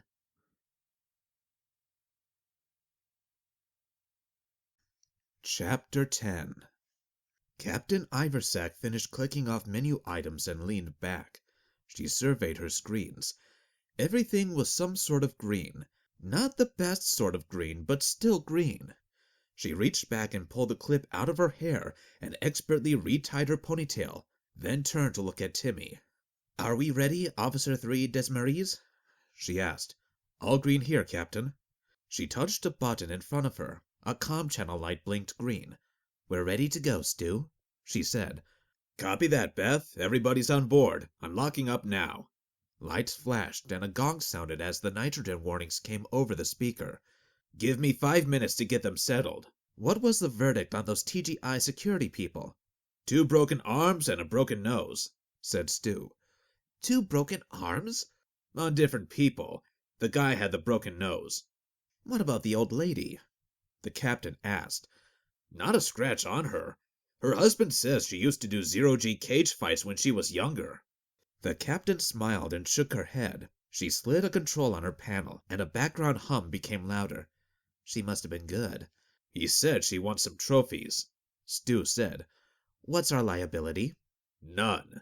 Bystanders claimed they were questioning the old couple, and she didn't like their questions, so she told them to suck vacuum.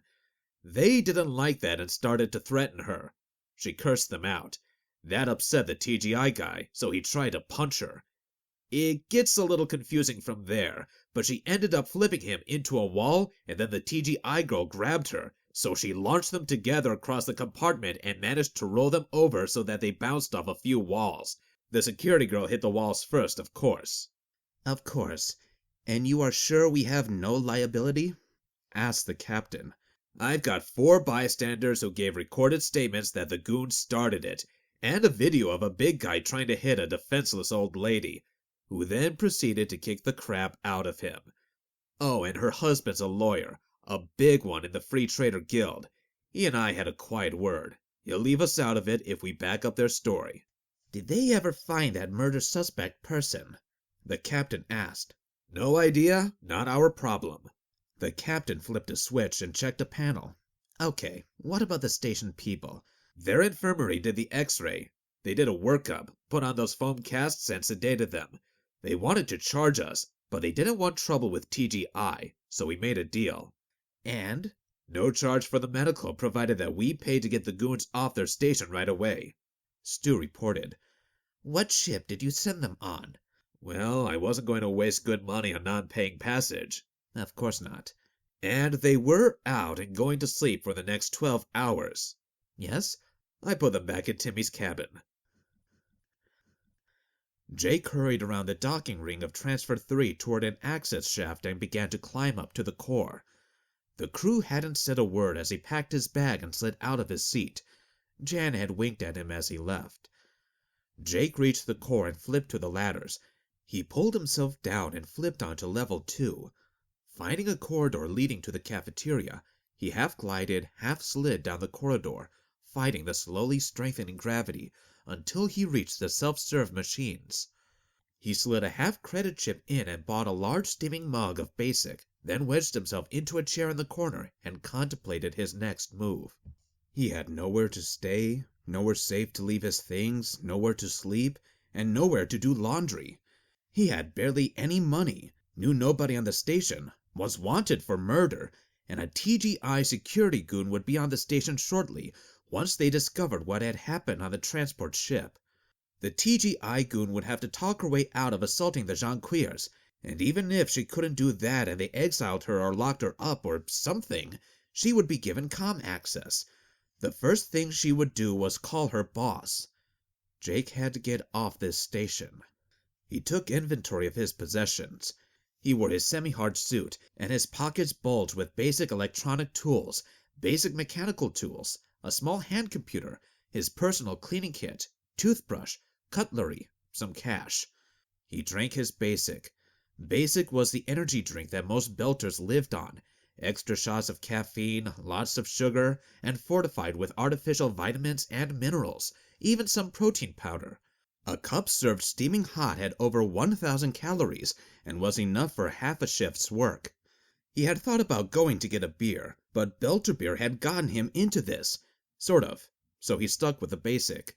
The cafeteria didn't look too busy. The counter attendant, or cook, worked behind the counter. He was making some sort of stew that smelled good, but Jake was sure he couldn't afford stew. A fat woman came out and cleaned plates off the tables. Fat women were unusual in space. The food in the cafeteria must be good. She shouted something at the cook as she cleaned the table next to Jake. She glared at Jake and gave his near-empty cup a lingering glance. Jake caught the hint and immediately went over to the dispenser and bought another cup of Basic and sat down with it. She nodded once and moved off, satisfied. Jake just sat and stared into space, not really looking at anything. Getting off the ship had been his priority. Now, he had no idea what to do next. The caf was warm, and something smelled good. He dragged up a memory of his mother. She had bought food once a month when the credits came out. She always made sure they had enough Basic trays till the next month, but if she had any extra credits she would buy a treat, like bread. Jake always remembered eating on shopping day. He remembered one time his mother had brought a loaf of bread with real butter. His sister and he had both eaten it as fast as they could. It was so tasty, they had raced each other to see who could get the most. "Nowhere to go?" asked a voice. "What?"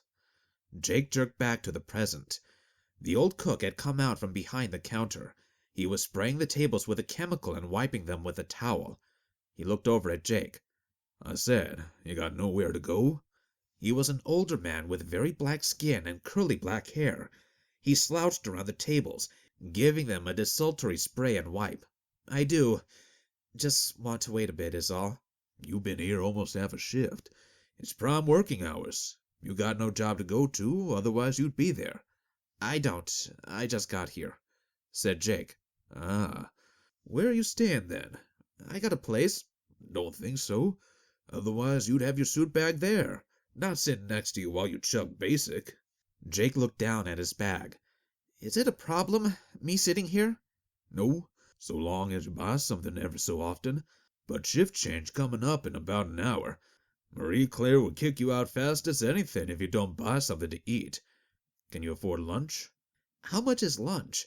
10 credits for a red, blue, green tray, 25 for the stew." 10 credits for a red, blue, green?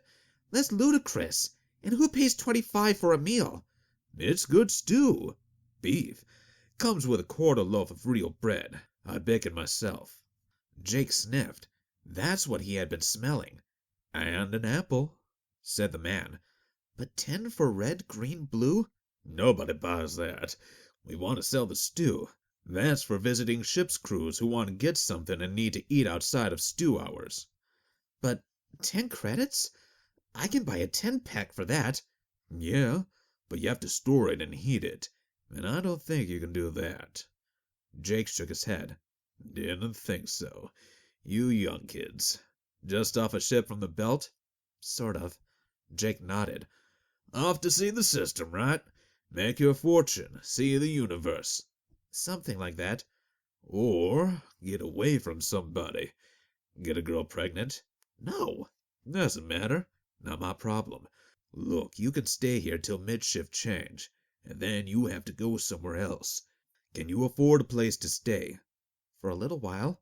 You need to get one. If security sees you walking around carrying stuff, they'll stop you.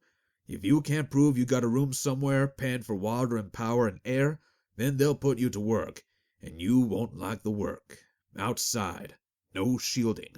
Repairs. They might put you on a ship to a mining asteroid, and then you'll be in worse places than here. You need to pay for a place to stay or move along. Jake believed him. It had been the same at Rim 37. Nobody could overstay from visiting ships. They counted the crew on and off. 3 times people had overstayed their welcome. One had been able to pay for a room until the next ship arrived. One had been put to work on a work crew and gotten killed in a mining explosion. One had just disappeared. He was big and a fighter. He beat up 2 locals in the bar one night and ended up in the brig. The next week, he was released from the brig and never seen again. Jake's uncle said the rumor was that the station council had held a quiet vote and arranged an accident after the guy got out of the brig. Where should I go? Jake asked. Can you work? I can work. What can you do? Basic electronic and mechanical maintenance. I can work a cargo lock. I know a little about mining. I can clean. Get up to the docking rings. There's usually some ship there looking for work. Wait till just after shift change. Why? That's when people jump ship. They dock, do their shift, take their pay, and don't come back. There's usually an opening. Wait just a while, though. Stay here. Okay. Jake sat still. The man gave up wiping the tables and walked back behind the counter. He took a small bowl and ladled some food into it, then returned to the counter. There, that's a tasting. That'll keep you for a while. I can't give you the bread or an apple. Marie Claire keeps count of those and locks the fridge when I'm not here.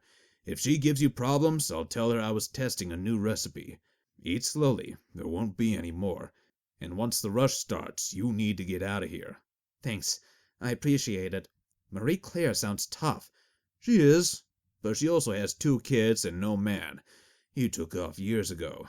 She bought the lease to this place and makes it pay. She works here 16 hours a day. She doesn't put crap in the food, and she doesn't put up with any nonsense. That's the extent of my charity for today. Good luck, mon ami. Jake ate very slowly, which was hard. The stew tasted great. It had actual spices in it. Belters use strong spices like Tabasco and vinegar, cheap to make and easy to transport, and a little went a long way. This was something softer. Garlic, perhaps? Jake had smelled garlic before, but never tasted it. Station crew came in to get a meal before they started shift. Jake waited till there was only 1 table empty and picked up his gear and left. Marie Claire nodded once as he left. The nod said, "You can come back, but I am still watching you." Jake made his way up to the docking rings. This station was busier than Rim 37.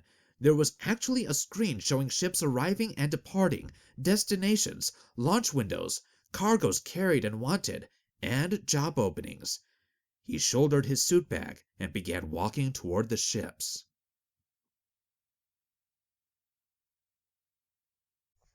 Chapter 11. Jake climbed back up to the docking rings. He was a little nervous. What if the TGI goon was still there?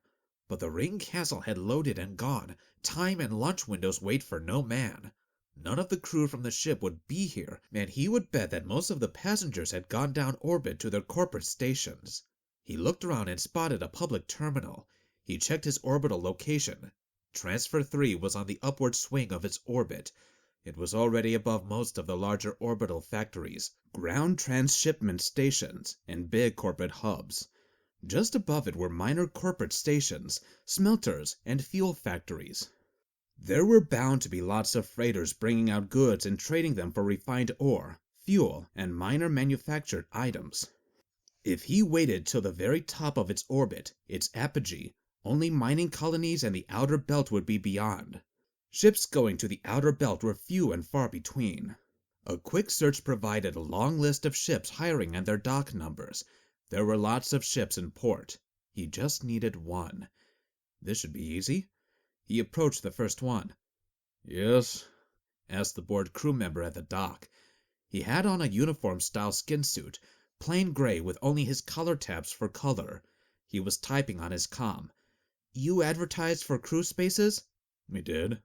He didn't look up from his comm. "I'm looking for space hand work, sir." "Got a license?" "A license?" The crewman looked up from his comm at Jake.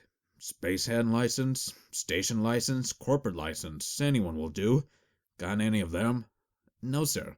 "We don't hire unlicensed crew." "Oh, "Yep." okay. Thank you, sir." He'd find work on the other ones. Crew on the next few ships all told the same story. He needed a license. "But how do I get a license?" He asked an even more bored hatch guard. "Which type?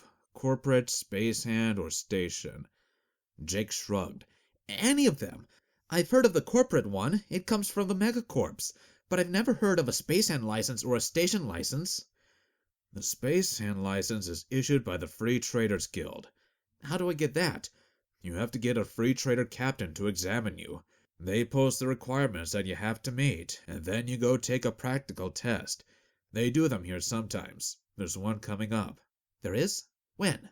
The crewman rolled his eyes. "Do I look like a free trader? 6 months, I think. No, 10 months. Come back in 10 months. "No, thanks." "What about a station license?" That's the easiest of the 3. You have to pass a test on the station. Not everybody accepts station licenses, but we do sometimes for lower level work. But you have to join a station guild." "How do I join a guild?" "I have no idea." "Why not?" "Look, bud, I work for the ship, not the station. Ask some station person. Now, I've got ship's business to deal with, so move along." Jake kept going around the docking ring. Every place, the story was more or less the same. He needed a license. He thought he found an exception at an independent container freighter.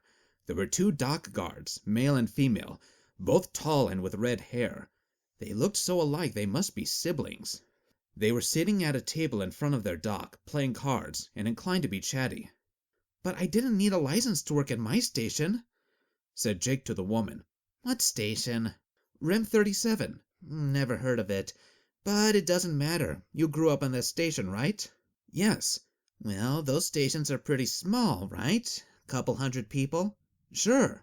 "Well, everybody knows everybody, or they can check references. And if you were stupid or lazy, everybody would know it, and they could figure out whether they could use you or not.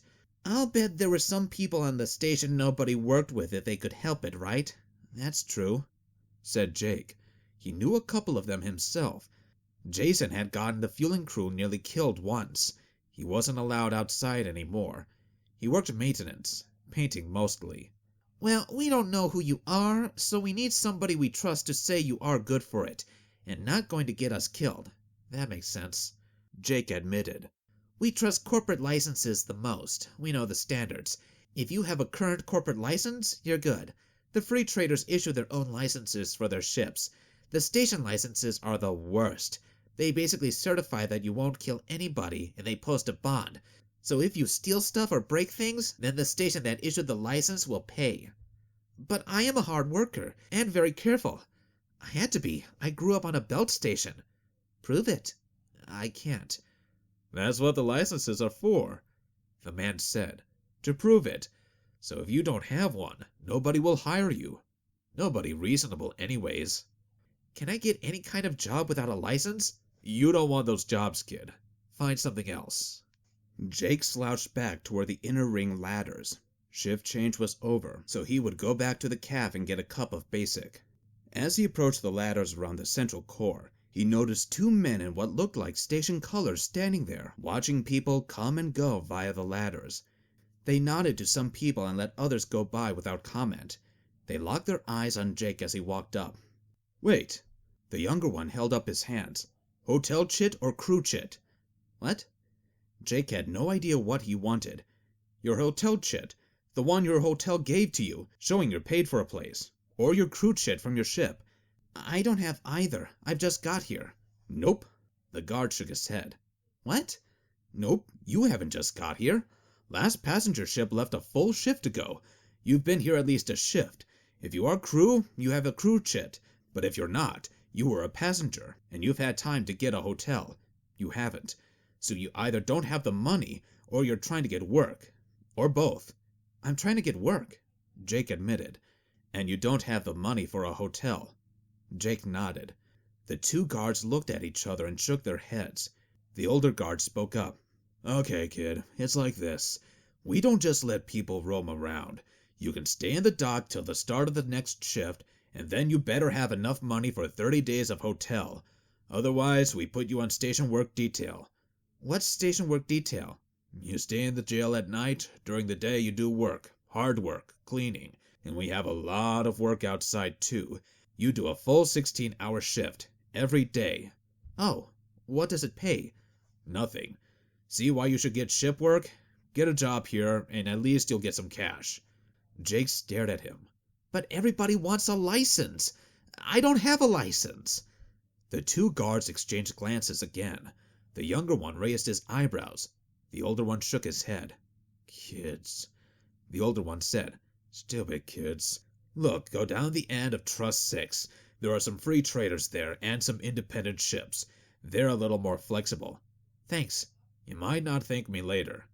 Jake turned around and began to walk away. The older guard called to him. "Hey, kid." "Yes?" said Jake, turning. "Be careful." Rather than one airlock per docking slot like the rest of the station, Trust 6 had only a single airlock for the whole pier. Ships docked to a single hatch. Cheaper, but dangerous. The full airlock protected the rest of the station from whatever stupidity happened there. The docking bays were very close together. Only small ships could dock here. Jake started at the first ship and methodically began asking for work.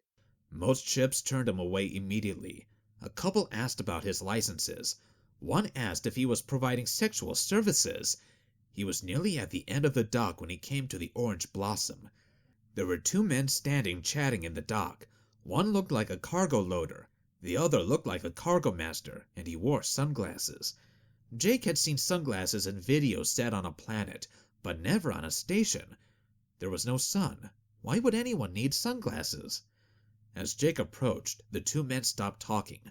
The cargo master smiled at him. "I'm looking for work," Jake said. "Have you got any openings?" The cargo master, who Jake privately dubbed Smiley, smiled even wider. "We do. Have you got a license?" "I don't." "Hard without a license," Smiley said. "I've worked on a station. I've done fueling and containers. I know my way around outside."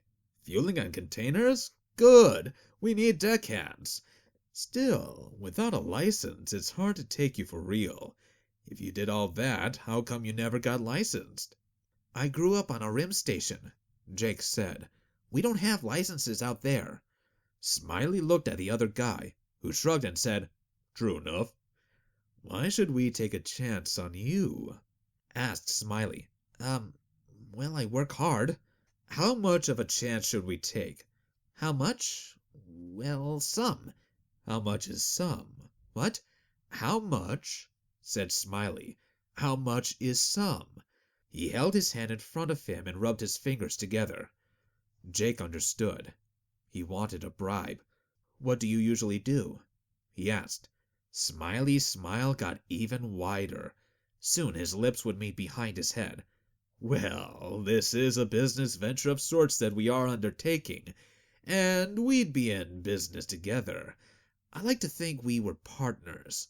"What type of partners?" "Equal partners. Half for you and half for me.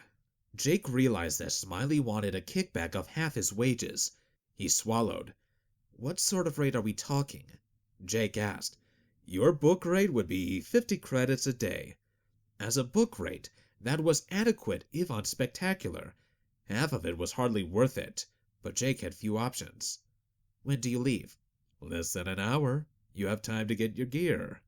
Smiley said, I've just got this. Jake hefted his bag. I can get on now. What's in the bag? My hard suit. You have your own hard suit? Smiley sounded surprised. All belters do. News to me, said Smiley. Can I come on board now? Jake asked. Smiley nodded. Yes, but of course there is the signing fee. For Jim here. Signing fee? For Jim, said Smiley, gesturing to the cargo handler. Jim smiled and held out his hand, wagging his eyebrows at Jake. Jake wanted to ask how much the signing fee was. Whatever it was, he couldn't afford it. Wait, if Smiley was already getting half his money, that should be enough. Partners don't pay docking fees to each other. If I'm your partner, I'm kind of his partner too, aren't I? Jim grinned. Can't blame me for asking. Let's get you sorted. The bunk room was almost full when he walked in. Bunks were stacked 4 on top of each other, with a slight tilt so that you would be pressed into them when under thrust. There was no power or O connection, and certainly no entertainment center. The room stank of sweat and urine. Jake had no better choices available, so he racked his hard suit in the provided locker. Better change the code, said Smiley. Is theft a problem here? No, not at all. Very good guys, this crew, the best. But it's best to avoid problems before they start, don't you think? Jake changed the code and strapped into his bunk. Some of the other guys were asleep and snoring. One sleeper reeked of alcohol. Wonderful. 3 older men were sitting at the front of the compartment. 2 guys his own age sat at the back with him. He introduced himself. I'm Jake. Ahmed. George. Welcome to the Rotten Fruit. The Rotten Fruit? We call her that, George said. How come? Don't worry. You'll find out. Jake settled back to wait. 6 hours later, the thrust alarm came off and they drifted in 0G. The cargo master's voice came over the speaker. Okay, 1 hour of drift, then we hit the first stop, rim 149. We've got 6 containers to move there, so you guys need to be fed and ready and at the cargo locks at 1700. Where's the galley? Asked Jake. Isn't one, said one of the other guys. We've got that instead. He pointed to the end of the compartment, where there was a microwave slot in the wall. Racked next to it was a bunch of RGB ration packs. We take turns using it. Heat up a ration pack and eat it. You won't get a break during the cargo loading, so just make sure you eat now, newbie. Jake had worked a station cargo shift before, so he had some idea what to expect. He looked at the meager facilities. Hey, where's the shower? And the laundry? He asked the compartment in general. Laughter was his answer. Newbies, gotta love 'em, one of the men said. Jake had heard someone call him Rick. What do we need laundry for? Asked Ahmed. Younger even than Jake, he was small and dressed oddly for a space hand. He had on a skin suit, but it didn't have a utility belt for tools, nor did it have the hard seals for work boots. If Jake had to guess from his clothes, he would have said that Ahmed worked in an office. "'Cause we're all gonna stink after a few days, especially if you take a dump in your suit," said Rick. Take a dump in my suit? That's disgusting. Who would do that? Ahmed asked. Everybody, if we're in a suit long enough, if we have a 40-hour work window and can't come back in. And if your bladder attachment is full, what do you do then? Pierce yourself, that's what. Ugh, said the kid. Rick opened the rack next to the microwave slot, which was loaded with basic red-green-blue ration packs. He slipped one in the microwave and hit the button. 5 minutes, and then the next one. We go in order of signing on. Anybody want to argue? Said Rick. Jake wasn't inclined to. He was still feeling his way around. Everyone else was silent. 1 meal per shift, 2 glasses of basic per shift. Stewart delivers the tray at the start of the shift and turns on the basic at the same time. When it's done, said Rick. The microwave beeped, and Rick took out his meal, ripped off the foil, and began to eat it. The man on the next bunk slipped his in and pressed the button. "What about water?" asked Ahmed. Rick laughed. As much as you want. It's recycled. Not recycled well, but that's why you get as much as you want. Gross, Ahmed said. Rick and some of the others laughed again. Jake used the facilities, taking his time. He wanted to be ready. He had been in a suit for over a day before, and it was unpleasant. He returned to the compartment and sat in his bunk waiting his turn at food. He was last in. Rick and two others talked quietly at the front of the room. Two others were still drunk or possibly hungover. From the smell, one of them had gotten a head start on taking a dump in his suit. The two younger men near him talked to each other. When their turn came to eat, they didn't have any cutlery. Rick sent a message to the purser, and shortly a man came by with two cheap steel sets for them to use. When Jake's turn came, he pulled his fork out of his pocket and began eating. Before Jake was even finished, the crew started suiting up. The two newbies didn't have their own suits. Another call from Rick brought the cargo master, who gave them each a battered old suit and equally battered air bottles.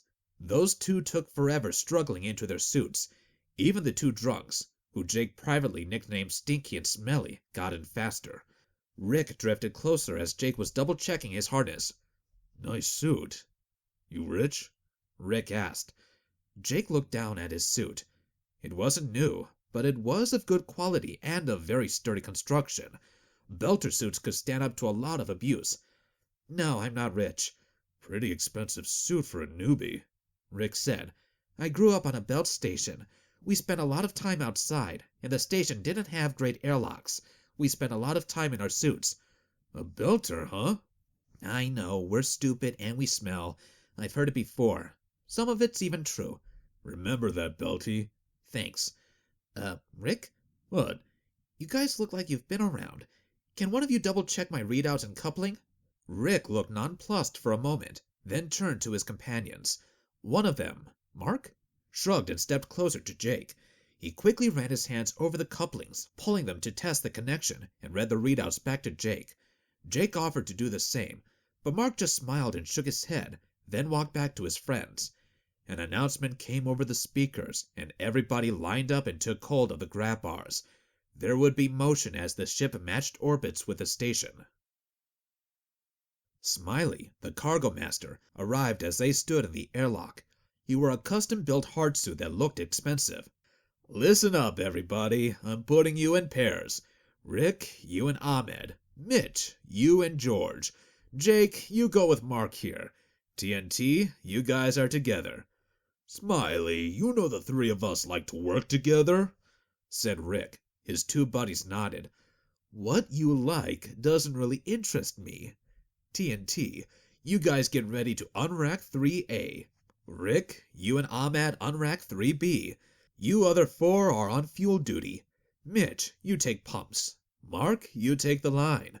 We'll take the fuel lines first, pump, shift the lines, then move the containers, then pump again. Questions?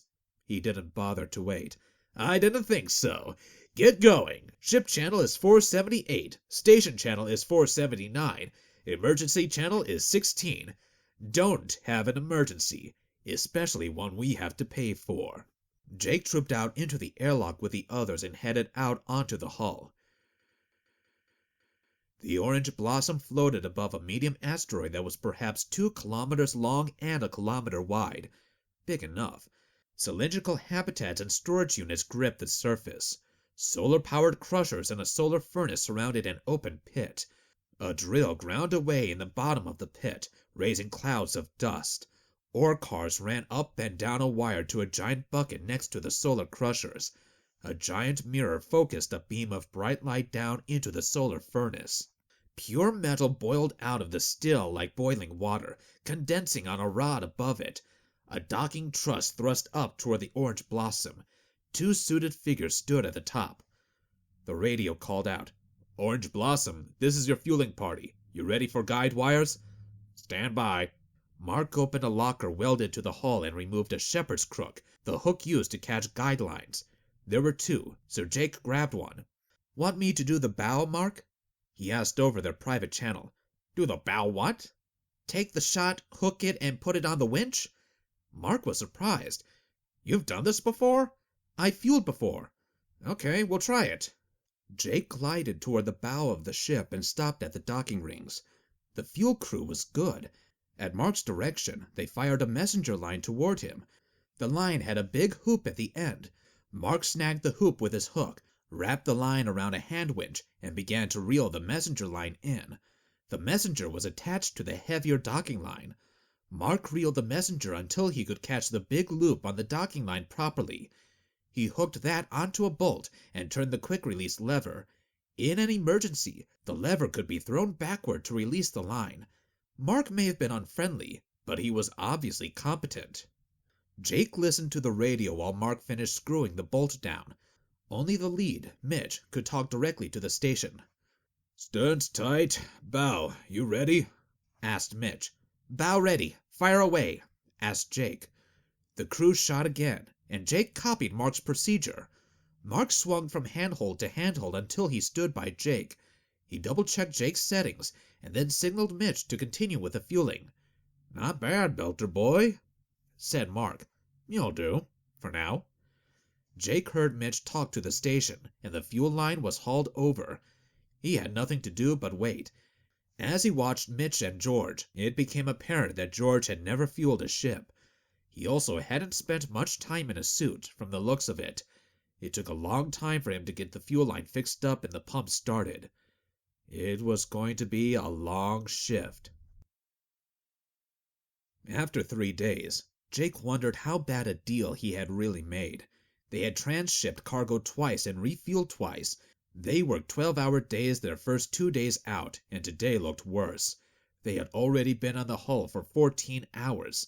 6 of the remaining containers had been delivered to the smelter. They had already received 2 containers full of partially refined metal and were waiting for more. Jake was standing on the hull by the forward winches. Smiley was so cheap he didn't run powered winches. The deck crew winched everything manually. Jake was sweating as he pulled the container tight to the ship. He had to keep the tension in sync with the others. Jake pulled with a slow rhythm he learned on his station, watching the others out of the corner of his eye. Jake clanked the chain in, but his rhythm was interrupted, and his chain began to float. In a gravity field, when someone lost tension, gravity pulled the chain down. Here, it just floated. "Slow down, George!" he yelled over the radio. "Too fast!" "Try to keep up, Belter boy. The faster we pull this in, the sooner we're out of here." "No, it doesn't work like that," Jake said. "If it comes in too fast, it will hit the hull. There's no brakes on this thing." "What are you talking about?" "Fine, I'll stop and wait for you." George stopped pulling on his lever. He had only ever been on a planet or on a station under gravity. He wasn't used to the behavior of lines under stress and zero-G. The container slid toward the hull. There was no air friction or gravity to slow it down. The 2,000-kilogram container just kept sliding through space directly for the ship. The chains floated loose. Jake started twitching his arm back and forth on the winch. The container had become unbalanced, pulled faster on one end than the other, and it began to pivot. The pointed corner of the metal box pivoted so that it was pointed straight toward George. "Crap!" George yelled. "It's gonna hit me!" He reached down and punched the button to turn off his magnetic shoes. "No, wait!" said Mitch, standing next to him. George didn't choose to listen. He pushed with his knees, hard, and flew out into space. He was safe for now, but he was also heading away from the hull at speed. Mitch was both more experienced and more agile. He pushed his button to turn off his shoes, but he didn't push away from the ship, but across it towards a grab bar. He hit the hull, bounced off, and rolled forward, and grabbed a second grab bar as he flew by. He continued his roll and pivoted over his hands, performing a full 180-degree forward roll and landing on his feet. Just as his feet rolled over the hull, he re-engaged his shoes, sticking himself back to the hull. Mitch became upright about 10 meters away, standing on the hull as though nothing had happened. The yelling on the radio channel had distracted Jake, He looked up. Shit! He said. It was too late to stop the container from hitting the hull, but if he could pull his end in and stabilize its flight, it would hit side on. If the corner hit with all the mass behind it, it would puncture the hull like a giant metal arrow. Jake cranked harder. Mark, help me pull! He called out over the radio. Get out of there! It's going to hit no matter what you do! If I pull it toward me, it won't hit as hard! Jake's cranking began to have an effect. The container began to swivel. Help me! Shit! The winch jammed. I need to unhook this! Jake reached down and began pulling on the chain. He yanked it, but it was well stuck. The line tensioned as the container drifted toward the ship. Jake abandoned the crank and pulled on the chain with both hands. The container continued to pivot, and the chain jerked tightly over his hands. Jake tried to pull his hands out, but they were stuck. The chain jammed on his armored cuffs. Shit, I'm stuck! He said over the radio. Help me out, Mark! Mark, help! Mark backed away from Jake. His helmet rocked up and down as he moved his gaze between Jake and the far end of the container. Jake felt the chain tighten around his wrists. The tension was increasing as the container pulled the chain taut. Mark, help! I'm stuck! It will puncture my suit! No, it won't! Mark continued backing away. What? Hang on! Mark backed still farther away. Jake yelled. He started shaking his hands back and forth and pulling up and down, then banging them on the winch. They were totally stuck. The chain was wrapped around them and pulling tighter by the second. Jake looked up and saw the container looming over him. It was going to crush him, even if he pulled free. Mark kept backing away. Mark, help me! You bastard! Don't run away! Mark stepped back one more step, looked down at Jake, and then up at the container. He pushed the magnetic release button on his belt, jumping aft toward the airlock and free of the impact zone. Bastard! Jake yelled. He rolled sideways to look up. The container slid toward him. Jake braced his feet and pushed. If he was going to be crushed, he would go down fighting. The chain pulled taut around his arms. There was no slack left. Jake waited for it to pull tighter and cut through his suit, his skin, and finally his bones. Instead, the chain whipped in the other direction, and Jake felt himself rolled over onto his back and pulled away from the ship. Stuck on his back, Jake saw the container hit the ship side on. The hull plate buckled, but held. Jake looked up. The chain stretched above him out into space its full length. At the end was Mark, holding a pair of bolt cutters in one hand, with the cut end of the chain firmly wrapped around his other fist.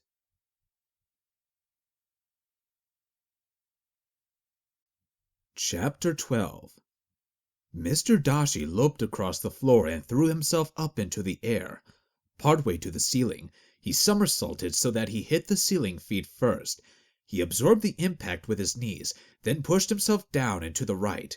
His left hand reached behind him, paused, then scythed forward. There was a large thwap as his racket smacked a blue ball. The ball didn't go straight, but arced lazily down and to the right. His opponent pushed from the side wall and stretched his racket above his head. The blue ball passed just above it, hitting a blue circle on the wall.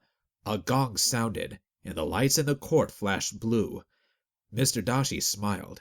He enjoyed netball, and he'd played in this court often enough that he understood the Coriolis force there. He was ahead by 2 points. He pivoted and slapped a hand on the wall as he slid by. The Velcro on his glove dragged him to a stop. His opponent collected the ball and ready to serve, but a tapping noise echoed through the netball court. Mr. Dashi looked up. His assistant, Jose, was waving at him from the spectator's window. Mr. Dashi nodded, gave his regrets to his opponent, and pushed toward the exit hatch. He popped the hatch and pushed himself through, then pulled the hatch closed behind him and turned to Jose. "Climb down with me," Mr. Dashi said as he began to pull himself down the core ladder. Jose followed behind him. On the first part of the ladder, both men pulled themselves face first, but about halfway down the ladder, the gravity strengthened, and they both pivoted so that their feet were toward the rim.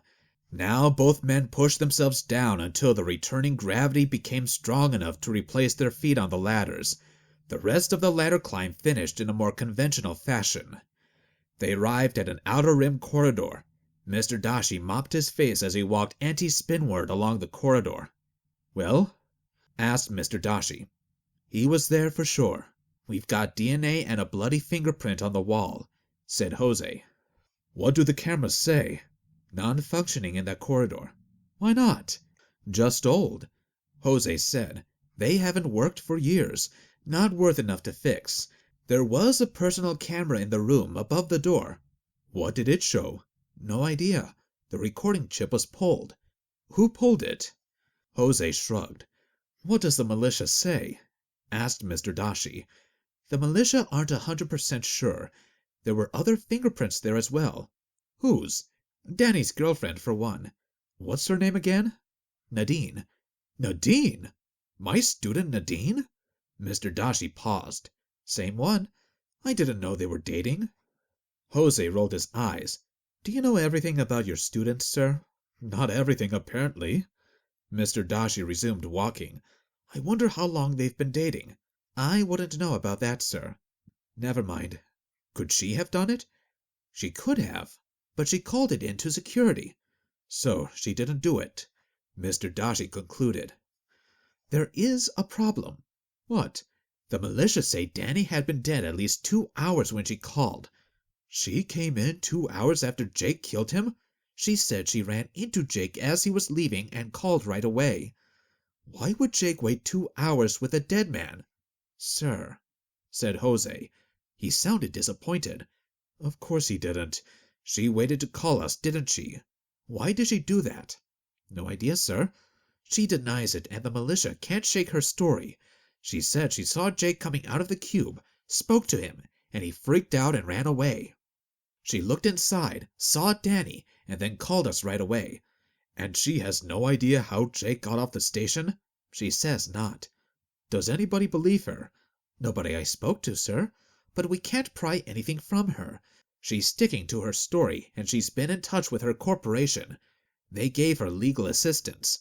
A very expensive corporate advocate. He's pushing back. Where is she now? Mr. Dashi asked. Back at school and back at work. She refuses to answer any questions without her advocate present. So, her story is, Jake did it, she caught him, waited 2 hours or more, and then called us. They came to a cross corridor and turned left. Mr. Dashi was silent. Jose cleared his throat. Yes? Mr. Dashi prompted him. There is something else in the report. Go on. That's an old part of the station. Not a lot working. No cameras, life support sensors are slim, basic fire suppression is all that's kept up. But one thing did work. Don't make me drag it out of you. Sorry, sir. The door sensors still work. Danny's door was opened almost 4 hours before Nadine called in, and it didn't close again. Somebody propped it open at that time and left it that way. So somebody could have come there hours earlier and murdered Danny. But it could still have been Jake, couldn't it? It could have, sir, but they reconstructed his movements. Bart Sanchez pulled him out of a bar about that time. Jake had been drinking so heavily he passed out in the bar and had to be carried out. Could the drunkenness have been faked? The people in the bar say not. The waitress who served him remembers him because it was a Belter bar and he knew the customs. She says he drank 6 beers while she was there and passed out at the rail. She's not related to Jake, and her husband works for TGI, so if anything, she would have reason to shave the truth our way. But she's adamant. He was too drunk to stand up when he left, never mind put a knife in somebody. Mr. Dashi resumed walking. Who did it then? Somebody else. There were other fingerprints there and other DNA, but we can't identify it. What do the militia say? They are not sure. Jose said, Jake's fingerprints and DNA weren't on the knife. They've issued a bulletin. Hold for questioning if picked up on anything else. No warrant? No warrant. They just want to talk to him. Interesting. They walked in silence a while. You like him, don't you, sir? Asked Jose.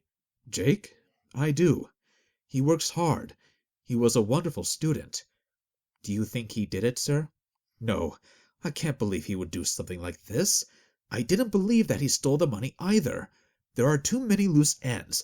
We've known that there was a fraud operation going on for years. We just hadn't bothered to look into it. I don't think Jake was involved. Mr. Dashi sighed. Well, one way or another, the militia will sort it out. He's not the most streetwise person. They'll catch him, and we can talk to him then.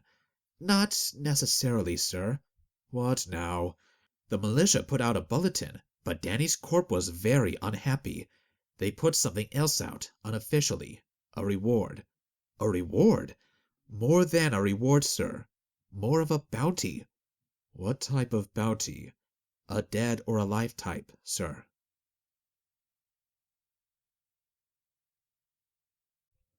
Chapter 13. Thunk! The Orange Blossom made a hard dock. All the crew began to hop out of their bunks, but Jake stayed strapped in. There wasn't enough room for all of them to get to their lockers. Rick and his crew shoved their way through to the front, pushing Stinky and Smelly to the side. They began to unload their lockers and pass their bags hand to hand. Jake looked at the back of Mark's head. Mark had waved off Jake's thanks. First, it wasn't your fault. It was that dumbass kid's. Doesn't know how to haul a line. Second, you were trying to do right, not have the ship cracked up. I live in this ship. I don't want it broken. Just be careful who you partner with. There was a good reason none of us wanted to haul chain with George. The ship bounced again as the second docking line took up tension. The experienced space hands had been waiting for it and had one hand on a grab bar. George didn't. He fell against Jake's bunk, banging his elbow into Jake's head. Jake cursed. Sorry, man, said George. Jake just shook his head. Look, I'm really sorry about that. And I'm sorry about the other thing, too. Jake looked at George and nodded. George had apologized several times over the past few days. But Jake didn't care. He'd almost been killed, and his wrists hurt. His suit wasn't punctured, but that was about all that could be considered even slightly good. It was an accident, George said. I know it was an accident, but it was a stupid accident. I nearly got killed because of your stupidity. This is stupid too. What did you think was going to happen when we hit the station? Bounce around like a rubber ball, that's what? Hang on to something and don't bang into me again, Jake said. George turned away, shamefaced, and headed toward the exit. Jake waited till George left and Stinky and Smelly had exited. Those two still smelled like they had crapped their pants, but now he didn't notice it. The latrine smell from the fresher didn't bother him either. It had been a very busy 7 days. They had transshipped cargo at 5 different sites, once in deep space, meeting a container as it wound its way around Delta. Jake had never been on the hull of a ship in deep space before. There had always been a station or asteroid around. He found himself breathing a little harder than normal when he came back inside from those trips. After the compartment emptied, Jake climbed out of his bunk and walked toward the lockers. He took his bag out and hefted it onto his shoulder. He didn't have much, but he wanted to get off the ship, have a real meal and a real shower, and then considered his options. He was owed 500 credits for the 10 days of work, less the 50% he owed Smiley. 250 credits wasn't a great sum, but it would get him a room for a few days while he looked for other, more lucrative work. There was a commotion in front of him. George and the other new guys were arguing with Smiley. They were unhappy about something. Money from the sound of it. Jake listened. Smiley was charging them for air bottles, water, food, the rental of the hard suits, even the rental of the cutlery that he had provided. Would Smiley do that to him? Jake began to feel nervous. George shouted curses at Smiley, but Smiley didn't seem upset. They argued back and forth until Smiley said, "Take it or leave it. If you want to argue, then go to the station council and argue, but I won't give you the money unless you thumb the release." George called him a vile name. Smiley laughed. "That's what your mother called me when I was in bed with her." George cursed again and stomped out the door. Jake came up front. "We won't be seeing them again." "And good riddance," said Smiley, flashing his trademark smile at Jake. "But Jake, you did a reasonable job. We'd like to see you back again, so because of that, I didn't charge you for the hard suit rental." He pushed a credit chip toward Jake. Jake checked it. 75 credits. "That's not what we agreed, Smiley." "Oh, come on, Jake. With the rental for the suit, it would have been 50. I'm doing you a favor." Jake didn't say anything, just hefted his bag, the one that contained his own hardsuit. I have a hardsuit, Smiley. I didn't need to rent one. Right, well, we charge regardless of whether you use it. It's kind of like a standby fee. Jake scanned the notes on the list. And you charge a standby fee for cutlery and for food? 50 credits for food? 10 credits for cutlery? I have my own cutlery and the food sucks. I can bring my own on board for less than that. And 10 credits for basic? Everybody on every ship gets that for free. It's dirt cheap. 1 credit for 10 liters or something like that. Jake. You just don't understand how things work. Jake looked at the miserable number displayed on the chip. He had been counting on getting a room. He had seen cubes for 10 credits a day, including 1 red-blue-green tray, and he was sure he could figure out a way to feed himself for a lot less, given time. At 5 credits for a shower and 10 credits for a good meal, he figured to blow 25 credits the first night back in, and then have 15 to 20 days to stay there, plus a little extra money for himself. It wasn't going to work. He shook his head. This was his life now? He was about to press his thumb on the chip to approve the payment, but he paused. What would Bart have done? Bart would have negotiated, argued. That would take time.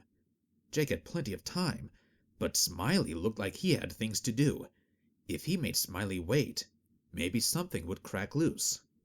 200, said Jake. No. 200.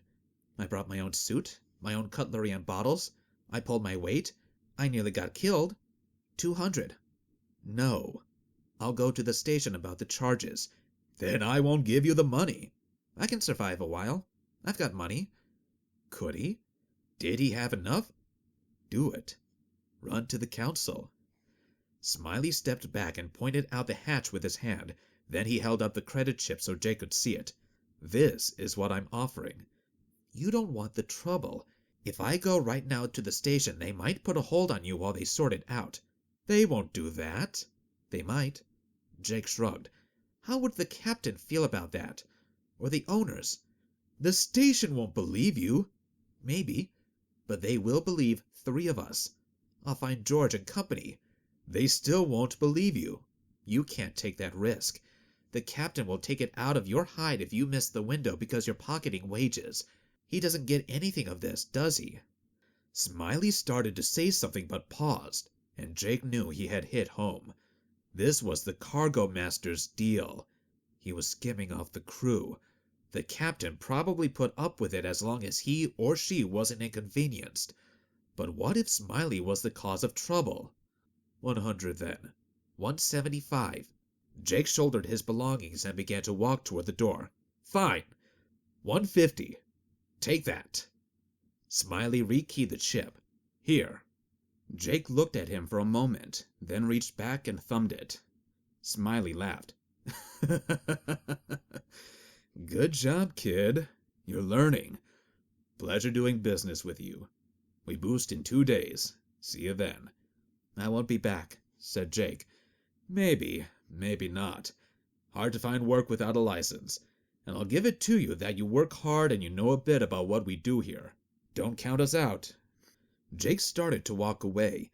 He had no intention of coming back. But then again, his intentions hadn't counted for much lately. He turned around. How much? He called to Smiley. What? If I come back and sign on again, how much? Well, there is the rental and the food. Enough of that, Smiley. How much for the trip? Smiley looked at him for a moment. 200. 250 and paid in advance, said Jake. Smiley laughed. Come back and see me after you have a shower and a meal, kid. We'll talk. Jake nodded once, then turned and walked away. Now, if only he could avoid TGI for a while.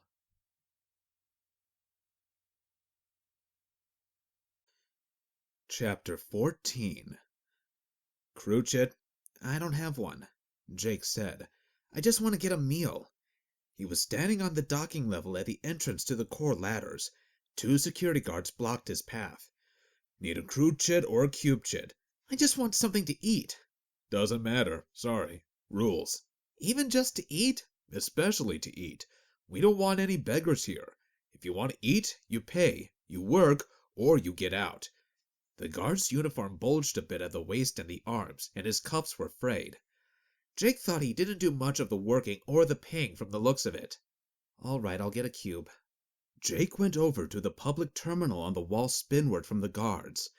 Jake had heard the older crew talking, and they had mentioned the name of a cube farm. Jake typed in the name. 15 credits a night. Not as low as he had hoped, but if he stayed for a week, they would throw in a shower, laundry, and 7 red, green, blue trays. Jake sighed. He couldn't afford to pay in advance for a week. He popped in a credit chip and paid for 3 days. The machine took his picture and spat out a code with a date. Jake walked back to the guard and gave him the chit. Here. The guard tapped the chit on his tablet and stared at it for a long time. Enjoy your stay, Mr. Stewart. Jake nodded and walked away. Wondering why the guard had taken so long, he turned back around to look and saw that the guard had his comm by his mouth and was talking into it. He caught Jake's eye and spun around to face away from him, still talking on his comm. Jake wondered, what was that about? He started climbing slowly. Wait. The guard had called him by his proper name. How did he know that? His old ID! He'd used it to buy the chit without thinking. Nothing he could do about it, though. The station at least knew his name. He continued down the stairs. For once, things went his way. The bored girl at the cube desk validated his code and assigned him a cube. She also gave him a code for a free meal, which Jake was sure he wasn't entitled to, but he took it. She looked to be about 14, but she couldn't be that young and have a job. Could she? She'd have to be 18 at least to work on a station. It was just her size. She had curly red hair and pale skin, and curves appropriate to her small stature. Jake asked about the prices for a shower and laundry. We sell them separately for 10 credits each. Too rich for me. Thanks anyway. Really? Yes, really. Hang on. The girl played with her computer for a moment. Here, we were out of basic rooms, since there is a dropship leaving in 2 shifts and we're full with connecting passengers. I'm going to have to give you a premium room, no extra charge. I just have to change the code. There you go. Check your account. There's an extra set of codes there. One will get you laundry, one a shower. Thanks. Jake turned and walked away. Idiot, he thought to himself. He turned around and walked back. What's your name? Saprin. Thank you, Saprin. Jake tried to smile. He wasn't very good at it. Saprin beamed at him, then giggled. Jake checked into his premium room and discovered it had a larger screen and its own water tap. He drank 4 cups of water, which tasted awful, but a different awful than on the Orange Blossom, so it felt luxurious. Luxury that tasted like iron impurities. Jake unpacked his clothes and headed to the laundry. He dumped everything in, including all his suit liners, and set them to cleaning. He had half an hour, which was more than enough time to take a station shower. He only got 5 minutes of water, broken up into 5 one-minute chunks. He wet himself down, then soaped up using the Install soap machine, took the 2nd minute to get the worst of the grime off him, then soaped up his body and hair, and took the 3rd minute to wash all that off. Then he set the water as hot as he could stand and took the last 2 minutes together. Bliss. Jake collected his clothes from the laundry machines. They weren't completely dry, but station humidity was kept low to protect the electronics, so they would soon dry out. Jake stayed in his shorts and shirt, and over his arms he draped the 2 towels he had been issued by the attendant. They were substantial towels. He thought about keeping them, but if he didn't return them, he was out 2 credits each. He loped along the hallway toward the rooms. Low gravity, low humidity, carrying laundry. It was almost like being back on Rim 37. Now that he was clean, he wanted to take advantage of his ill-gotten meal, then sleep, then figure out his next move. He rounded the corridor and came toward the cube farm. 2 men, one short and one tall, were lounging just inside the corridor. They had pads open in front of them. Tall had on a corporate-style skin suit, but with a long jacket. Shorty had a vest with pockets and a frayed cap. Neither looked like spacers. Spacers didn't have goatees for one thing. Jake glanced quickly at their collars. No colored collar flashes either. They both looked at him hard as he walked by. Jake tried to not make eye contact. Were they militia? No, militia would be wearing uniforms. They weren't station security or corporate either, or they would have had their colors on. He kept walking at a regular pace, but strained to hear behind him. Looks like him. It does. Let's go. Get him. The sound of running feet filled the corridor. Jake turned around. Both men were running toward him. Shorty had his hand outstretched in front of him, and something metal glinted in it. Tall had produced a shotgun. They weren't very well coordinated in the lower gravity. Running was hard to do if the gravity was low. You tended to jump off the floor and hit the ceiling. They banged along, more bouncing than running. Shorty saw Jake turn and increased speed. He extended his hand toward Jake. Yep, it was definitely a knife. Tall raised his shotgun. Both men tried to run faster, but miscalculated and lifted into the air, flying toward Jake. Jake froze. What should he do? He'd been in a few fights when he was younger, but he didn't know anything about shotguns, or knives either. On the other hand, Jake had lived his entire life in low gravity, and he figured Shorty's bounce would miss him completely. Shorty would have done better to have shuffled rapidly, not attempt a bouncing run. Jake regained his wits and backed carefully against the wall. As expected, Shorty flew right past him in a lunging bounce and then banged into the ceiling. His head crunched into the roof, and he flopped down and dropped the knife. Tall had jumped expecting to hit Jake in the head with the butt of the shotgun, but Jake had backed out of his reach. Without his feet on the ground, Tall had no way of controlling his progress.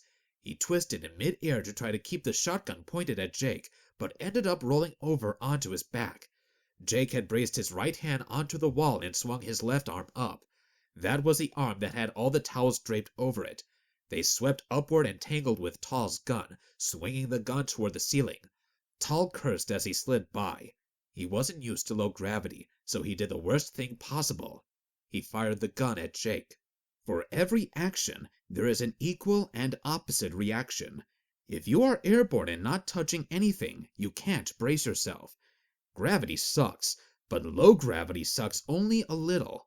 The recoil from the gun slammed Tall into the ground, head first. He impacted the floor with a thud, bounced, and then bounced again. He lay there, knocked out. The shotgun blast missed Jake completely, but his towel took some of the pellets. The pellets were designed to wound and hurt, not penetrate. Firing penetrating weapons in a space station tended to decompress the area and kill everybody, including the shooter, which was why he had used ammunition that would wound a person but not penetrate a wall. The impact should have knocked Jake over, but his hand on the wall had braced him. Jake didn't need any more urging. He dropped to all fours and pushed off with his feet, sending him sliding down the hall. He used his hands to paddle himself faster until he got around the corner. He wasn't going back there. An alarm sounded somewhere. How? Probably the noise of the gunshot. Station security was peculiar about such things. What to do now? He needed his stuff back, at least his skin suit if nothing else, and he needed to get out of there. One thing at a time. Jake turned toward the cube reception and pulled himself along. Your sister's ex-boyfriend? Saprin asked. Yes, he's a prick. He was following her around for ages until she said she was tired of it. He wouldn't leave her alone, so me and some of my friends went to see him and straighten him out. I told him I'd take care of him if he didn't stop bothering her. Saprin's eyes were wide, and her mouth gaped open. What happened? Well, he obviously tracked me here. He couldn't get at me when I was with my friends, but he's looking for me now. He and another guy. They had a knife and a gun. Hear the alarm? The alarm continued bonging in the distance. Look what they did to my stuff. Jake held up his shredded towels. They ruined the towels, but I don't care about that. I need your help, Saprin. Jake was glad he remembered her name. Her eyes got wider. My help? How? I need my skin suit and my bag, but I can't go back there. They might still be there. You can get into the rooms. Can you get my stuff? Saprin looked doubtful. I can, but what if they are there? They don't know my room. They just knew I was in that corridor somewhere, and they don't know you at all. Please, Saprin, you're the only one who can help me. Jake smiled at her. She looked like she was wavering. Jake despaired for a moment. What would Bart do at a time like this? He looked around. This is a big favor for me. After you get my stuff, next time I'm in the station, I'll take you out for a nice dinner. A nice, expensive dinner. Saprin blushed and giggled, but she nodded, locked down her computer, and ran out before Jake could say anything else, or possibly before he changed his mind. Jake took stock. He was in his shorts and t-shirt, with a pile of shredded laundry in front of him, standing in a hallway waiting for some armed killers to find him. At least he was clean. The next 10 minutes could not have gone more slowly. Jake checked his comm every minute it seemed, but eventually Saprin came sliding around the corridor, carrying the rest of Jake's clothes. Jake noticed that she moved comfortably in the low gravity. Must have been born orbital. He thanked her profusely, stripped down, and pulled on his remaining suit liner, with his soft suit over it. Saprin giggled a bit, but she didn't turn away. They can't stay here very long, so I'll go back to my ship. When we come back next time, I'll take you out for dinner. She smiled. Jake paused and considered. What would Bart do? He leaned down and gave her a brief hug, then kissed her on her cheek. She blushed harder. Jake gathered his clothes and ran off. Bart couldn't have handled it better.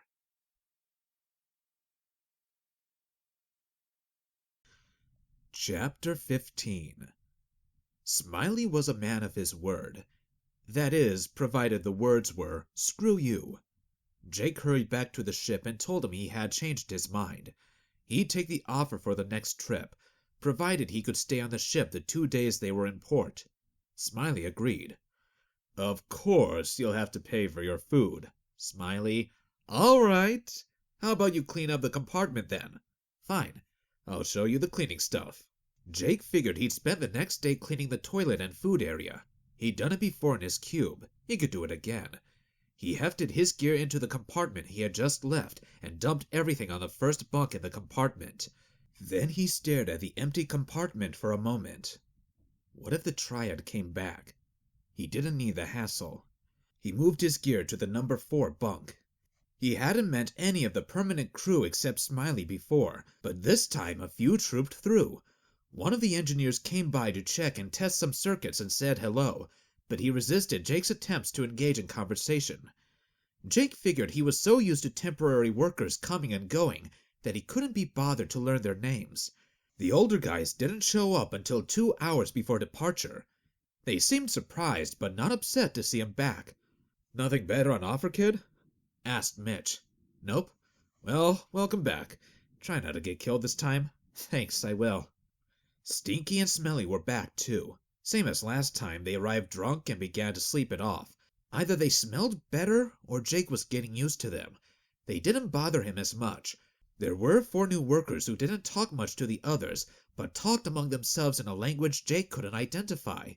They would work together, not with the others. Jake was happy about that, as was everyone else. The trip was just as grueling as the last one, but uneventful. They still worked 2 back-to-back shifts in the middle. Nobody got killed, but Jake didn't discover until halfway through that this leg was 12 days rather than the 10 he was being paid for. Smiley had screwed him again. Mitch and Jake were on their last shift before beginning the transfer to Transfer 3. Jake stood on the hull by the winches and stared out into space. He could see the rings surrounding Delta shining in the sun, and the primary gas giant, Iota Draconis 4, the dragon, loomed above him. Gas giants were big, and this one dwarfed everything in the sky. Iota Draconis Prime was visible in the distance. Jake looked at Mitch across the ship hull. Mitch wasn't friendly exactly, but he was the least unfriendly of the older guys, and he had saved Jake from getting hurt, or worse. Jake swapped channels to his and Mitch's private channel. "Mitch, how long will we be here?" "Not sure. They have an extra container, and Smiley wants it, but they need to check the assay before he pays. He's groundside right now, checking the results." "Oh." Jake looked back at the dragon. Giant storms swirled before him. Each storm could easily fit 100 moons the size of Delta. Mitch, why did you save me from getting killed by that container?" "Why? You'd rather I didn't?" "Just curious." "It wasn't to keep you around to ask questions, that's for sure." Mitch stomped over to the locker and put the shepherd's crook into it before speaking again. "I was young once, too. That other kid just made a mistake. People shouldn't be killed for one mistake, especially somebody else's. It wouldn't be fair." Jake thanked him once more. "But just remember, check who you work with. If you fall in with bad companions, it can turn out really bad for you. Just 'cause somebody is friendly with you doesn't mean that they are your friend." Jake stood in silence for a minute. "Mitch, "What now?" how do warrants work?" "What? Why do you want to know that?" Jake thought for a moment. "Maybe I fell in with some bad companions." Mitch sighed. "Jake, are you religious?" "Not really." "Well, some of the religions I grew up with say if you save a man's life, you're responsible for him from then on." "Oh, "Yeah, I don't feel that way, but sometimes. Look, is there a warrant on you?" how would I know?" "They advertise them pretty widely. The station would know, security would know. Checking in or out of a station, anywhere you have to show ID, the warrant would show. Security would pick you up." "What did you do?" "Me? "Nothing." Sure, that's what they all say." Mitch was silent for a moment, and then he grunted and continued. "There's a couple types. Corporations issue warrants for internal offenses. They can issue them for pretty much anything they want, as long as the shareholders don't get upset about it. But they are only good in corporate space. The other corps don't honor them." "What about militia warrants?" "Well, you have to have done something pretty serious for a militia warrant. Look, ever since the abandonment, the corps run things here through that council of theirs. They pretty much run their own show internally, but they've agreed on several things that piss them all off enough that they agreed to jointly prosecute them. The militia only does the big stuff. Murder, piracy, armed robbery, stuff like that." "So if you kill somebody, the militia would put a warrant on you?" Mitch's suited body swiveled toward Jake. "You killed somebody?" "I'm just asking." "Well, if you killed somebody, they would have a militia warrant on you for sure." "But you didn't kill anybody. How do you know?" "Like I said, if you killed somebody, there would be a militia warrant on you, and Smiley would know, and he would have already turned you in for the reward. He's pretty efficient that way." Jake laughed. "Yeah, I could see that." "If you have a corporate warrant out on you, they are pretty easy to beat. Never go on to one of that corp's stations. Stay away from their ships and their staff." "Okay." "And just be careful. Transfer 3 is an independent station. The independents don't honor corporate warrants as a matter of policy. But what?" "Somebody could come along, knock you on the head, throw you into a ship heading to corporate space, and claim the reward. Transfer 3 won't stop them." "Oh." "Don't tell anybody your business. Don't tell them your real name. And if you see anybody that you know from your old life, I'd recommend running really fast in the opposite direction." "Thanks." A bong sounded in Jake's head. The cargo hauling channel was up again. Back to work. Jake learned something new every trip. This time he knew to negotiate his situation before he left, to set up for the next trip. 25 a day, Smiley." "So, $250 for the trip?" "How long is the trip?" "How would you feel if I said it was 8 days, and you would only get 200 credits?" "I'd feel fine, because I know that eventually there would be a longer one that I would get more for." "You're learning, kid. It's 10 days, 250 credits. Paid in advance?" "Just before we leave, like last time." "Fine." Jake turned around and walked back into the compartment. "Where are you going, kid?" "Back to bed. I want to catch up on my sleep." "Well, you can't do it here. We're closing up." "I'll clean it, Smiley. Don't worry. I just want to sleep first. I know where the cleaning locker is." "No, I mean, we're closing up for 2 days. The engineer has to backflush the wazoo or something like that. Some plasma thing, but no ship power while he does it. No life support on the ship. We power off for 48 hours. Everybody off. Then we start up again and leave 12 hours later." "Smiley, nobody powers off a fusion plant. They run forever." "That's what the engineer said." He shrugged. "Everybody off for safety." "You mean the captain doesn't want to pay for water or fuel or food for the crew while we're in port, and we're here long enough for him to shut off the life support and save some cash?" "Whatever. You say tomato, I say tomato. Either way, I'm locking up. Get your gear and get out of here." Jake hesitated.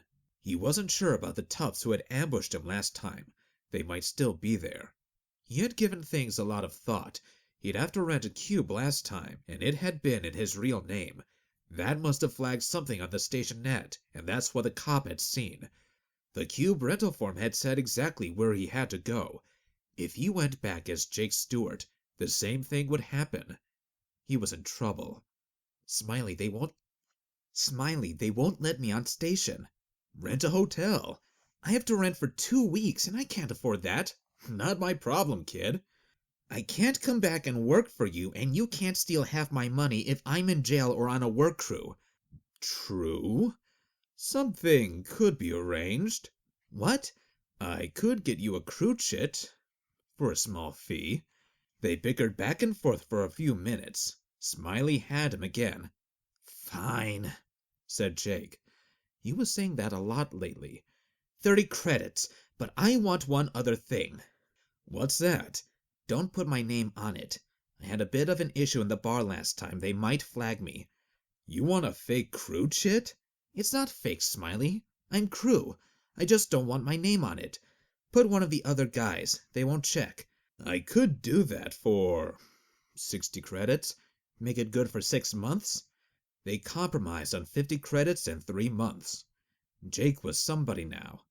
Somebody else.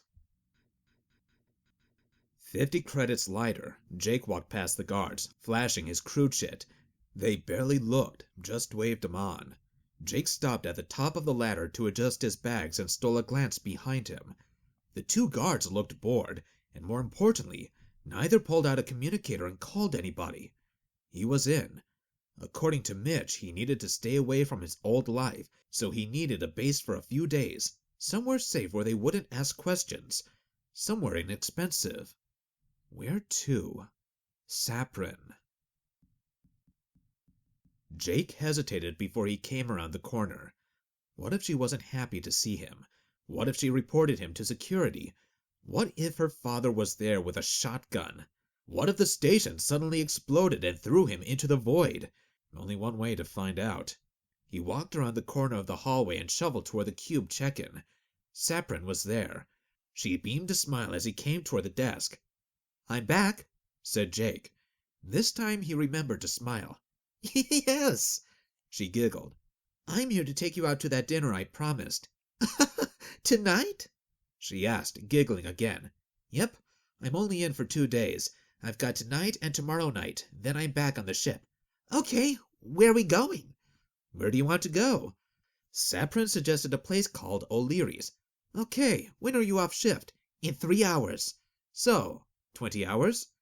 She giggled again. "Oh, no, silly. I have to change. 22 at the earliest." Okay. I don't have much in the way of clothes and I need a room." She started typing. "Don't worry, you can wear your spacer gear." She giggled again. That giggling could get old, thought Jake. Saprin? "Yes. I don't want to meet those guys again. Don't worry. Security caught them. They were from off-station, corporate, and because they had a gun, they gave them 30 days on the work crew, fined them, and sent them down port. They were corporate." "Really? Didn't you know that? I thought they said they were bothering your sister. I didn't know they were corporate. I don't want my name to go in the records, just in case their friends come back. So I was hoping—" He produced the crew chit. "I got one of my buddies to loan me a chit. Can we use his name instead?" "Oh, no problem. Here, give me that." She took it from him and put it in the slot, started typing again, then gave it back. "I only charged you for 1 night. Tomorrow night. You need to be in the system in case the manager comes and checks, but one guy left early today. I'll give you his room. It's under his name still, and I put all the laundry and stuff on it." "Thanks." "Here." She gave him a hotel chit. "Pick me up here." "At 22. See you then." Jake turned, and then, chastising himself, turned back and gave her his best smile. She giggled again. Chapter 16. Jake hid out in his room for most of the day. Saprin had insisted that the thugs were gone, and had even dumped his laundry in the wash, but Jake worried about going to get it. But he stank. He couldn't go out on a date smelling like this. He finally braved the corridor and snuck down to the laundry/shower. He finished his shower in record time and grabbed his laundry on the way back. After he rushed back into his cube, he sat down and let out his breath. He was breathing as hard as a dirt cider the first time in a low-pressure nitrogen mix. It's just nerves, he thought. Just nerves. He looked around his cube. There was nothing special here, but it would be his home for the next 2 days, until the orange blossom lifted. He didn't kid himself anymore. He'd be on the orange blossom until he figured out a better plan. And he didn't have one yet.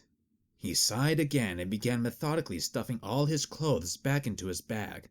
Best to be packed in case he had to leave in a hurry. At 5 minutes before the appointed hour, he put on his cleanest skin suit and walked to meet Saprin at the desk. Saprin wore a bright rainbow neck scarf and matching wrist and ankle scarves. A faceted stone of some sort glittered on her forehead, held on with a headband. Her face perked up when she saw Jake, and she gave a big grin. Right on time, she said. Jake complimented her appearance, then said, "That's a great stone. What type is it?" I don't know, but it's pretty. It looks nice. Where did you get it? Did you have your parents give it to you? Saprin giggled again, but this was a slightly different giggle. Jake was becoming somewhat of an expert on Saprin's giggles. This one sounded guilty. A friend gave it to me. Oh, a boyfriend. Okay, you ready to go? Yes, are you? Yes, why do you ask? Oh, my bag. Jake was carrying his duffel bag. I don't want to leave it in my room. Sure, I get it. In case you have to leave in a hurry. I understand. You do? Yes. Good, thought Jake, because he didn't. She stowed the bag in a locker and gave him the code. Let's go, she said. Lead the way. Oh, you are gallant. No, just lost. I didn't look up where the restaurant is. Of course. You probably keep off the net as much as possible. Yes. Saprin took his arm and they began walking down the corridor. Jake was surprised. He had never had a girl take his arm before. But then he relaxed. As weird as it might sound, having a 50-kilogram girl as an escort actually made him feel safer. Probably because she seemed to know her way. Saprin did know her way. She turned left, then right, and then left, and then went up a ladder. She seemed so happy and cheerful that Jake felt a general affection for her. She had helped him out a lot. Something occurred to Jake, and he turned to her. "What did you mean by what you said earlier, when you said I might have to leave in a hurry and that I stayed off the net?" Well, you do, don't you, Jake? If Jake is really your name. If Jake is really my name? What do you mean? I researched you. I know all about you now. I understand. You understand what? Jake stopped. He took her arm and turned her toward him. Tell me, what do you understand? He started to tighten his grip, then relaxed. Don't scare her, he thought. She didn't try to pull away. Instead, she leaned toward him and started whispering. I checked you out, she whispered. There is no Jake on any of the ships on station. There isn't? How do you know? Crew lists are public. You never mention your ship's name, but I checked all the ships. No Jakes. And the crew chit you gave me doesn't say Jake either. No, it doesn't, he admitted. He stopped to think. He couldn't remember whether Smiley had gotten his full name or not. On the ship he was just Jake, and there had been very little paperwork making him a crewman, something that Jake had noticed at the time but not understood. I'm not listed on the ship at all? He asked. Smiley must be keeping him off the books completely. Exactly. Nobody can find you that way. Smart, Saprin said. He started to lean back, but now she grabbed his arms and pulled him closer. And last time you didn't give an ID. You just used a name chit from the machine. Okay. So what? Those can't be tracked by name. We're supposed to ask for ID when you check in, but most of the time we can't be bothered. Okay. And those guys who came after you, they didn't know where you were staying. They were just hanging out around the spacer facilities. That wasn't about your sister. It wasn't? They're too old. Way old. Nearly 30. They wouldn't be dating your younger sister. She beamed at him. So, Jake, I know all about you. I figured out what you do and who you are. A murderer, Jake thought. What is that? He asked. His stomach clenched. A spy! A corporate operative! She smiled even wider and leaned in to give him a kiss. 10 minutes later, a bemused Jake was sitting at a table for two in O'Leary's. He hooked his feet under the feet restraints and scanned the menu on the tablet in front of him. Saprin's revelation had silenced him. She had looked totally abashed after kissing him, and for the rest of the walk had alternated between bright chatting and giggling. But she kept hold of his arm. Jake ordered Belter beer and tapped to include the deposit for his glass. All in all, it hadn't worked out too badly. If Saprin couldn't figure out who he really was, neither could anybody else. And since she was the one responsible for his accommodations, he'd stay unknown for now. If he avoided using his real ID, he was going to be safe. True, some thugs had come looking for him, but that had been a while ago, and since they didn't know his ship, he could have gone anywhere from there. He turned his attention back to Saprin, who had been chatting nonstop. And Wella had come here with her boyfriend and she talked about it. She said they had frozen buffalo and that I should try it. She's a bit of a pain and I don't like her much, but she kept talking about it. Jake nodded and smiled. They had put in their orders, and indeed, instead of the regular red, green, blue trays, there were additional protein options. One had buffalo, and the other had fish. They cost 3 times as much as the other trays, but they were still within his budget. Have you had buffalo before, Jake? Or fish? Buffalo once, Jake acknowledged. At a wedding of an important friend of my mom's. He ordered it special for his wedding, had the trays shipped in and served to all his guests. Wow! Saprin's eyes were huge. A whole wedding! It must have been expensive. It was, said Jake. He was the richest guy in the station I grew up on. He had hit a big strike of rhodium and sold it to one of the big corps. You grew up on a station? Which one? A belt station, Jake said. Oh, right. She giggled again. You can't tell me. Or maybe that's your story. It doesn't matter. She actually bounced in her chair. This is so exciting! A real corporate spy! An operative! I'm so glad you came by, Jake. This is such a small station, nothing happens here. Jake laughed. This station is bigger and busier than the one I grew up on.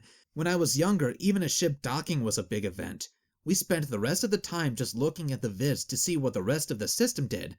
We do that too, said Saprin. But I think it's worse here. You see stuff on the vids. You know it's far away and that is hard to do. But here, we have ships and people coming and going, and spacers stay at my cube farm, and they tell me all about the exciting places they go and see and the things they do, and I can't do any of that. It's like there's all this fun going on in the universe, just out there, just behind a fence, and if I reach out, I can touch it. Nearly. But I can't grab it. Saprin stopped, looking a little sad. Jake looked at her with new respect. That's a pretty astute observation. But the universe is out there. You just need to figure out a plan to get there. There are ways, you just have to work at it. Saprin giggled, of course, but then she looked thoughtful. Maybe. But easy for you to say, Mr. Spy, she teased. Then she smiled again. The food! I don't know about the universe, but at least I'll get to eat buffalo. The waiter brought them the trays, which impressed Saprin to no end. Jake looked around. This restaurant really was just an upscale cafeteria with a better selection of food trays, but it was better than anything he had eaten at as a kid, or than any place he had eaten at on his station. Saprin was clearly in heaven. They drank their beer and ate their food. The buffalo was very good, better than Jake remembered it, chewy and smoky. Saprin liked it as well, and they both cleaned that part of the tray up fast. The rest of the tray was a regular blue and green, nothing special. But the beer was cheap, and Saprin was animated and chatty.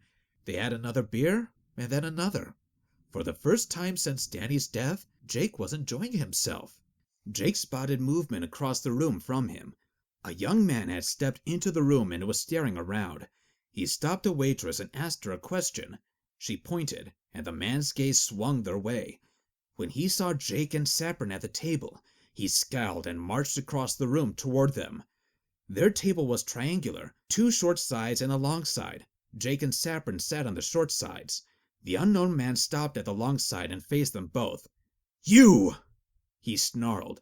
"What do you think you're doing?" "Eating?" said Jake. He'd never seen this man before in his life. He looked around. They were drawing attention. The waitress was smirking, and other patrons had stopped eating. "After all I've done for you!" "Huh?" "And you're wearing my mom's scarf!" "I'm what?" Jake gasped. He looked down. Had he put on a scarf and not realized it? No. "I should punch you in the face." "Hey!" said Jake. "Hey!" he said again. He felt like saying it a third time. "Go away, Jimmy, we're eating," Saprin said. "Hey!" Jake repeated. He'd have to stop saying this. Wait, the man was talking to Saprin. "Who is this?" he asked Saprin. "A friend." "A friend? Is that what I am?" asked Jimmy. "Yes, Jimmy, that's what you are. We're friends. I can do what I want." "Even after all we did together?" "You're fun, Jimmy, but we're just friends. You don't own me." Jake's eyes had been swiveling between the two of them, so he was startled when a woman's hand landed on his shoulder. "Yes, we're all friends here, aren't we, Jake?" Jake looked up. There was a blonde woman in a fashionable skin suit standing next to him. It was Nadine.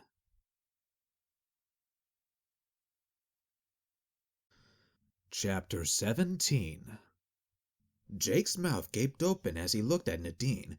He hadn't expected to see her again. "Nadine? What are you doing here?" Jake asked. "Jake, who is this?" Saprin asked, looking across the table at Nadine. "I'm a friend of Jake's," Nadine said. She gave Saprin a once-over from top to bottom, and then she deliberately put a hand on Jake's shoulder. "Nice outfit. It's very bright," she said to Saprin. Even Jimmy winced. Saprin scowled. "Bright?" She stood up. Jake felt Nadine's hand lift from his shoulder, and his chair swiveled around. A bouncer had sneaked up behind him. The bouncer held Nadine's arm in his right hand and Jake's shoulder in his left. "Show's over, folks. Take it outside. You, mister, have to pay for your meal." He looked down at Jake. Way down. He was a big man. "Pay now, then leave." Jake looked back towards Saprin and Jimmy. They were standing glaring at each other, and a second bouncer had appeared behind them.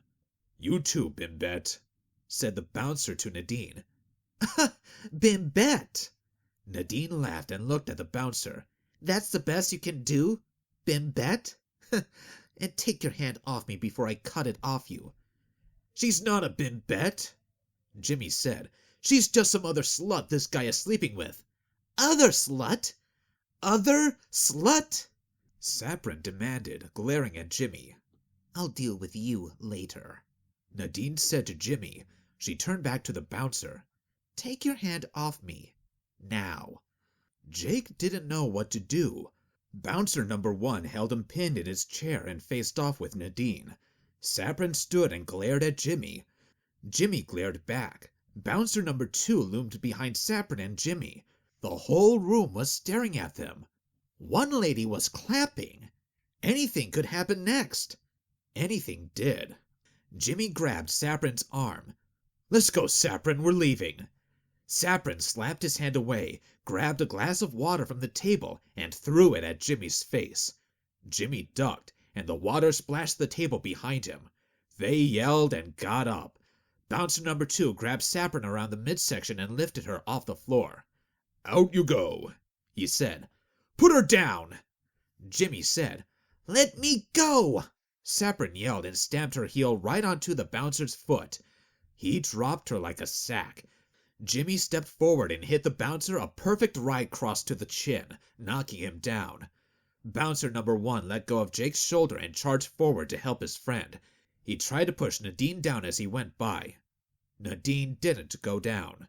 She grabbed the bouncer's arm with both hands, swung the bouncer on top of her, pivoted, and threw the bouncer over her hip. He crashed into a table full of construction workers and rolled back onto the floor. Nadine stepped towards him. "Bimbette!" she yelled and kicked his head. Twice. Jimmy and bouncer number 2 were trading punches. Saprin hooked a foot in front of the bouncer's leg and pushed. He fell forward into Jimmy, and the two of them banged into Jake's table, tipping it over on top of them. The couples who had been hit by the water came around their table to join the fight. Recovering a bit, bouncer number 1 on the floor caught Nadine's foot and pulled her down. Nadine did a snap roll and bounced off the floor, and kicked him again. He rolled to get away from her kicks and knocked a second table and all its drinks over him. 3 construction workers got up from that table. Jake just sat in his chair. His table was on its side. Jimmy, 1 bouncer, and the couples were all tangled up to his left. They all piled on Jimmy and started pummeling him. On his right, Nadine continued kicking the other bouncer. When one of the 3 construction workers tried to grab her, she spun and kicked him in the knee, and he fell. The other 2 tried as well, and she kicked them both. She was very good at it. They retreated, reorganized, and advanced on her as a group. Nadine began to back toward the door. Jake watched it all. Saprin ran toward him. "Let's go, Jake!" she yelled, dragging him to his feet. "Come on! Run! Run!" She towed him behind as she ran toward the kitchen and crashed through the kitchen doors. Inside the kitchen were large stainless steel metal tables, metal freezers, metal electric grills, and the ubiquitous microwaves for the ration packs. 4 white-smocked workers stepped back from the door where they had been watching the action through a window. They were all smiling. Saprin dragged Jake toward an airlock at the end of the compartment. "Hey, Niche," she said, breezing by the bemused cooks. "what time you off?" "Hey, Saprin, tomorrow. I got the whole night shift," said one of the cooks. "Oh, that's great," Saprin said. She spun the locking wheel and pulled the airlock open. "Close this behind me, will you? And knock before you come home, okay?" "Will do. Have fun, girl," the cook said. Saprin grabbed Jake's hand and pulled him into the airlock. She spun the far door open and left it ajar as she led the way down the hall. "Saprin, we're in trouble." Jake puffed. "Shut up, Jake. Down this ladder. Stay close." Saprin started down a ladder, sliding most of the way. They hit the outer rim and ran down the circular corridor. Saprin stopped in front of a cube and punched in a code. When it opened, they stepped inside. Saprin sat down and started to giggle. Jake sat next to her. "Saprin, I'm sorry. I didn't mean for that to happen. Your boyfriend... I've got to go." Suddenly, Saprin grabbed his shoulders and pushed him back onto the bed, then climbed onto his lap and looked at him. "We're fine here. This is Nisha's cube. She and all the staff hate the bouncers. The bouncers get paid twice the backroom staff's pay, and they are lazy. Nobody in the kitchen will tell where we went, so they won't be able to find us. Jimmy's drunk. He gets drunk and starts fights all the time. That's why I broke up with him. They'll throw him in the drunk tank and let him out tomorrow. Your friend is from off station, so they'll make her pay for the damage and then kick her dirt side. Nothing will happen to me." "Oh," said Jake. Saprin giggled again. "This is the most fun I've had on a date, ever." Looking down at him, she unzipped her skin suit, stood up, and began to pull it off. "And it's not over yet, either."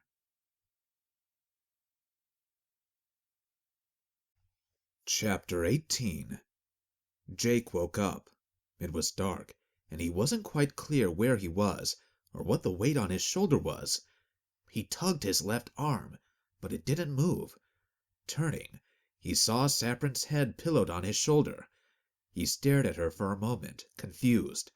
There was enough light from the comm unit that he could see a little. It was a standard cube. Wall, bunk on one side, desk unit at one end, door at the other. His twisting from side to side as he looked had awakened Saprin. She stretched beside him and rolled over to put a hand on his chest. "Good morning, sleepyhead," said Saprin. "Welcome to Nisha's cube."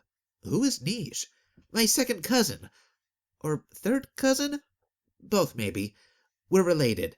She lets me use it sometimes. When I was younger, I used to go to her place and hang out. We'd play cards or stuff." "Oh." "She doesn't have laundry. I put her stuff through the office accounts at the cube farm, and I get her uniforms pressed for work. We look out for each other." "Oh, you say that a lot. I don't know what to say. Tell her thanks. I will. Or you can tell her yourself. She'll be back in a couple of hours when her shift ends. We have to leave then. Oh, okay.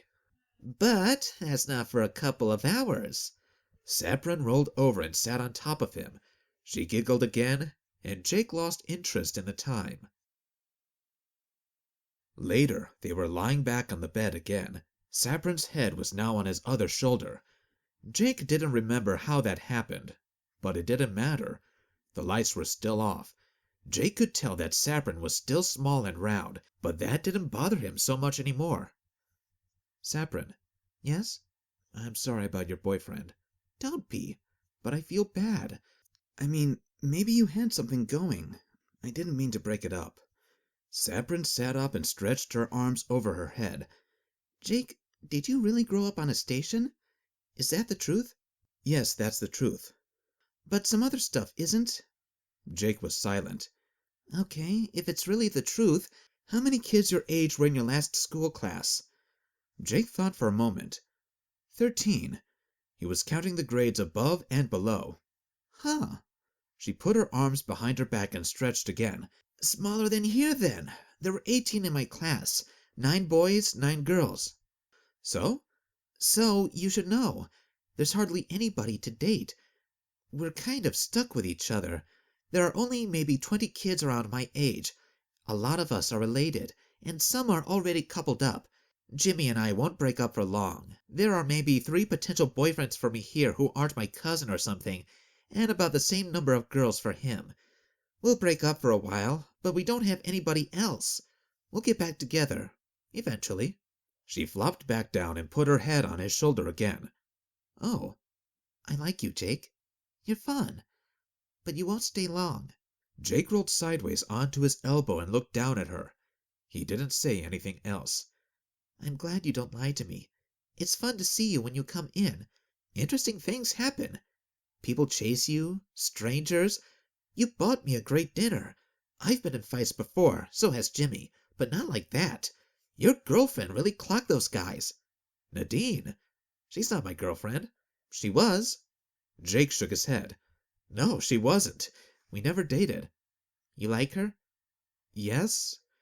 Jake didn't know much about women, but he knew he had to be very careful what he said here. She's attractive. She's very smart, very determined, and very driven. She likes you. No, she doesn't. She liked somebody else better. She just talked to me because she was interested in my friend. I was away to talk to him. She likes you, I can tell. She was happy to see you. If she didn't like you so much, why would she follow you here? Jake started to speak, and then paused. Why was Nadine here? And more importantly, how did she know he was on this station? True, she had given him a ticket, but how did she know he stayed here? He shook his head again. I don't want to see her. She'll talk to people who are chasing me. Your sister's ex-boyfriend and his friends? You know that's not true. Saprin smiled and curled up on his shoulder. No, it's not. But why would she talk to the people who are chasing you? I'll bet she helped you get away. Jake paused for a moment and looked at Saprin. She did. See? She helped you because she likes you. She wants to be your girlfriend. Saprin rolled her legs off the bed and sat up on the edge. She reached down and tapped the light on. I don't think so, said Jake. So why did she help you then? What's in it for her? Jake stared at Saprin. Nadine had always believed that he hadn't killed Danny. She had said so from the start, and she had given him that ticket. An expensive ticket. But she had wanted him to get away quickly and not to contact the militia. And something he had never thought of before. Why had she been at Danny's apartment? That's a good question. I'm not sure why she helped me. You should ask her. I should. Jake thought of something. Why are you helping me? Saprin giggled. I've lived my whole life on this station. So did my mom and my grandmother. All that I see, all that there is this station. I'm lucky I've got this stupid job. It's better than some of my friends. I'll probably die here, renting cubes. People like you lead such exciting lives, going to different stations, traveling on drop ships. I'll never get any of that. So, when something comes by, Someone comes by, like you, I grab on. This is different. Different is fun. She stood up and began to search for her clothes. I like fun, but I know it doesn't last. You'll be here a while, and then you'll end up with your girlfriend, the one who beat up 2 bouncers. I'm impressed, said Jake. Those are some pretty deep thoughts. You're pretty smart. Saprin pulled her clothes on and began to fix her hair. She gave Jake a sad smile. Smart enough to see what the future holds. Not smart enough to avoid it. You can avoid it if you want. Work hard, study hard, get a better job. Work for a corp. They'll take you somewhere. That's what my teacher said, the one who taught on the station for 30 years. She died last year. She never left. My mom never left. My grandma worked on a free trader for a while. That might work for other people, but not me. She sat back down on the bed and began to run her fingernails up and down his arm. Jake twitched a bit, but didn't move his arm away. Saprin kept her eyes on his arm as she spoke. Jake, what's it like going to the places you go? What's it like traveling all the time? Jake thought a long while.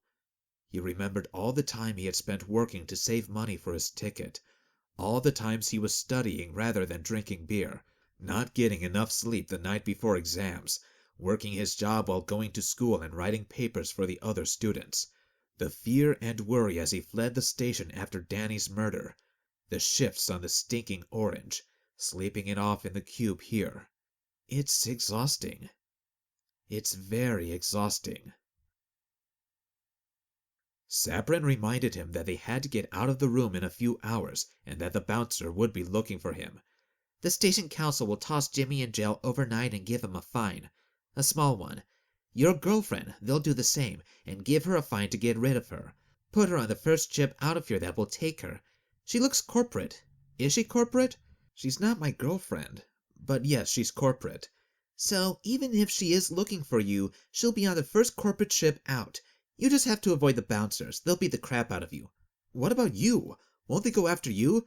My mom's best friend is dating the bouncer's boss. If he messes with me, she'll complain to her friend, who will stop sleeping with him. He'll be angry and probably fire the bouncer, or not give him shifts for a few weeks, and he knows it, so he'll go easy on me. Jake took a moment to digest that. Oh, okay. Well, I can't stay here. I need to get to my ship. Saprin stood up. Right, so it's just you. Wash up here, get dressed. I'll get your stuff and check out your ship. The Orange Blossom, right? Yes. How did you know? It was on your crew chit. The ship was right, but your name wasn't. Oh, right. Have to keep you away from security. They'll fine you, too. She pulled on her suit and adjusted her hair. Okay, I'm going to check things out. I'll call this comm in a while. No more than 20 minutes. Saprin gave him a hug and a peck on the cheek. I had a great time, Jake.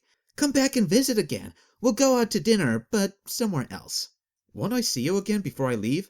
Maybe not. Getting you to the ship might be tricky, but I have a plan. I'll see you next time.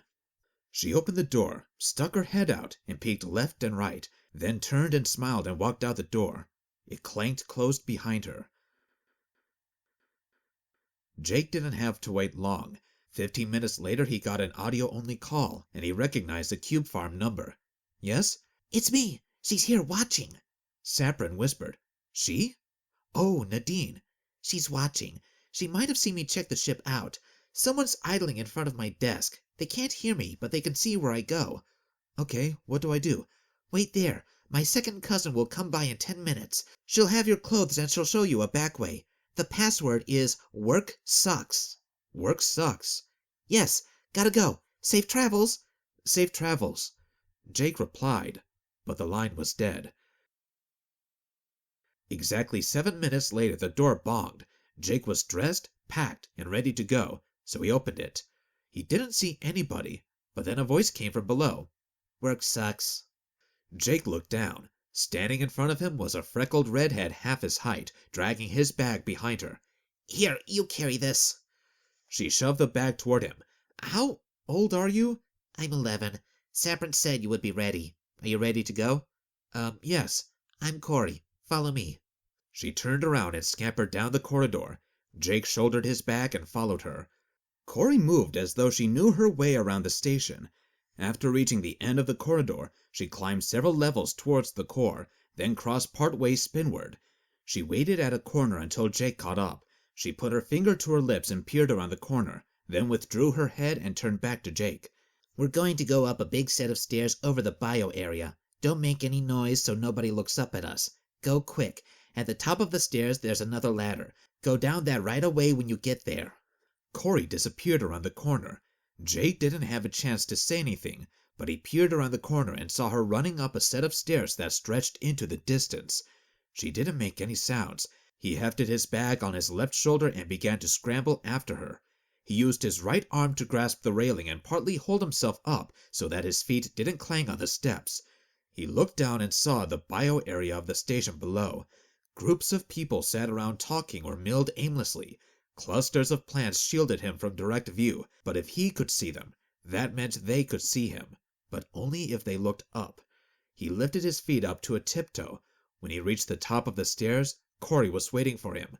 Down here, she said, lifting a crate. She fit with no problem, but Jake had to squeeze in. He had problems dragging his bag along. He let it dangle below him, but that left him with only his right arm to climb down. He almost fell down the shaft as he tried to close the grate behind him. Be careful, Dunderhead, whispered Corey. As Jake began to climb down, he felt a breeze from above. They must be in the main air return shaft, the part of the air system that carried clean air back from the bioplants to the main pumping system. He and Corey would be able to go all the way from the core out to the rim, as long as they didn't get stuck in these side chutes. Corey clearly knew where they were going. She climbed down without pause. It was hard to see in the duct, as there were no lights, and it got darker as they climbed lower. Every so often, lights drifted in from the side shafts, but Corey kept moving. Partway down, she turned on a headlamp. This was one prepared 11-year-old. Turn here, we're going anti-spinward, Corey called up. She swung off the ladder and into a vent shaft and began to crawl. Jake struggled to get in, but couldn't do it. The bag wouldn't drag along behind him, and he couldn't squeeze around the corner. Corey had squirmed her way ahead of him, and the light was getting fainter and fainter. He thought about tying the bag to his feet, but he didn't have anything to tie it with. Standing in the dark holding his bag, he couldn't think of what to do. What if he just stayed here? Would he die alone in the dark? Would he starve to death? Get a grip, Stewart, he thought to himself. You can just climb back and walk from there. He shook his head in anger at himself, felt around for a moment, and began to climb down again. He climbed past the cross duct and then jammed his bag inside as he passed. His bag fit easily. He shoved it forward and pushed himself in behind it. Jamming his legs behind him, he shoved his body forward and pushed the bag with his hands. It slid easily. He couldn't see any light ahead. Was he too far behind Corey? He wasn't sure. He pushed his bag forward as hard as he could, then wormed his way forward, then pushed again, then wormed again, and repeat. Jake squirmed faster and shoved his bag harder. He couldn't see any lights ahead of him. Where was Corey? He pushed again harder, and his bag disappeared. It fell over the edge of something and dropped. He heard it hit the ground below with a thump. He stopped. What? A dim sound came from below. Shh! Careful! Sorry, Jake whispered. He slid carefully forward until his upper body was leaning precariously out into space. There must be a hole in the shaft floor. He waved his hand around but couldn't feel anything. What do I do now? I can't see. How far down is it? Can I drop? He asked in a whisper. Grab the ladder on the wall, dummy. Jake swung his hands around. It was dark and he didn't see a ladder. His right hand flailed aimlessly, but his left knuckles banged against something metal. It hurt. He reached over to his left, more carefully this time, and found that there was a ladder on the wall. He started to reach for it and slid farther down the hole. Now he was head first partway down and beyond the point of no return. He slowed his descent by grasping the ladder slide and slowing his fall. That worked fine until his feet came free of the duct above him, and then he felt his feet falling down. He tried to hang onto the railing, but lost control as his feet dropped behind him. He was falling. Falling. Thump! His head banged into his bag, and his feet hit the ground behind him. He'd fallen perhaps a foot. He rolled over, shaking his head. He heard a snap and light flooded the room. Corey stood next to him with her hand on a light switch. They were in a small utility room. Corey looked at him for a moment, sprawled on the floor, laying like a sack of trash on the floor. Some corporate spy you are, huh? She gestured to the door. The end of this corridor is the loading docks. Your ship is 2 down. Saprin said I should bring you here and then go. Turn the light out, wait 5 minutes, and then get gone. I'm going. With the disdain that only an 11-year-old could show, she stepped over him, slipped lightly up the ladder, and disappeared. Jake shook his head and stretched. He'd have a bruise on his arm, but that was it. He checked his comm and sat quietly on the floor. After 5 minutes, he grabbed his bag in his left hand, found the open door pad, and turned the light out. He opened the door and looked out into the corridor. Just at the end of the maintenance corridor, he caught a glimpse of a familiar face. There was the Orange Blossom docked, and there was Smiley, standing in front of it.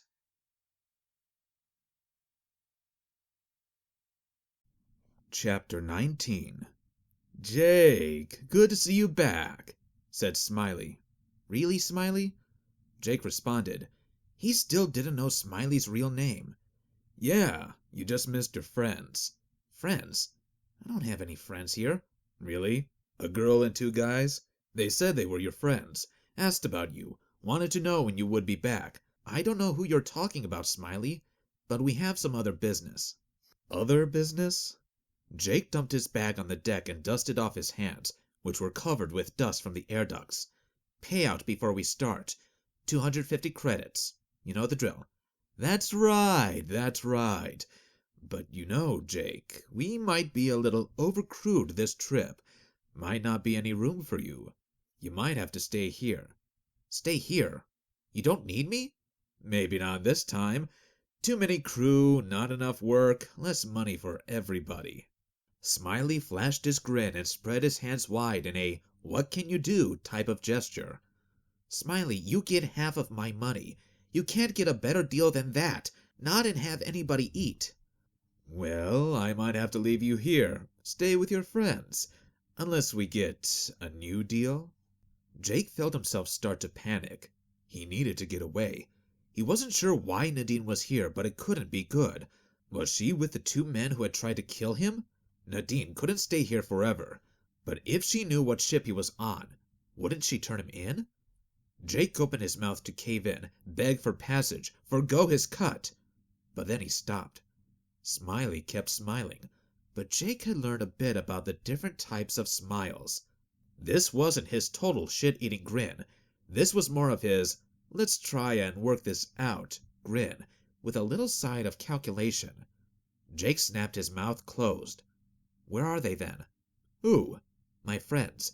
They should be waiting for me here. Well, they said they'd be back. Jake nodded once, but he didn't panic. The important thing Bart had said was to keep your nerve. Uh-huh. You didn't tell them that I was on the ship, did you? You're threatening to extract more cash from me. They don't know I'm here. They probably tried every ship on the truss, and you told them you'd get back to them if you found anything. Jake leaned forward until he was close to Smiley. What did they offer you, Smiley? They offered a lot of cash to find you. 1,000 credits. No, they didn't. Jake shook his head. If they had offered that much, you'd have given me up. You just want some more money from me. Well, they offered 50 credits if I found out the ship you were on. So? So, I think you should pay double to have me not tell them. Nope, I'm not doing that. Then you stay. Fine, I'll call your bluff. I'll stay. Jake leaned down and picked up his bag, but he held it loosely in one hand. You see, Smiley, I met a girl. Her brothers want to talk to me. They don't like me much, but she likes me. She can bring them around. And I've got a crew ship now, registered with the station. So I'll stay and sort it out with her and catch the next trip. When are you back? Jake swung the bag onto his shoulder. The ball was in Smiley's court. Jake had become a much better liar.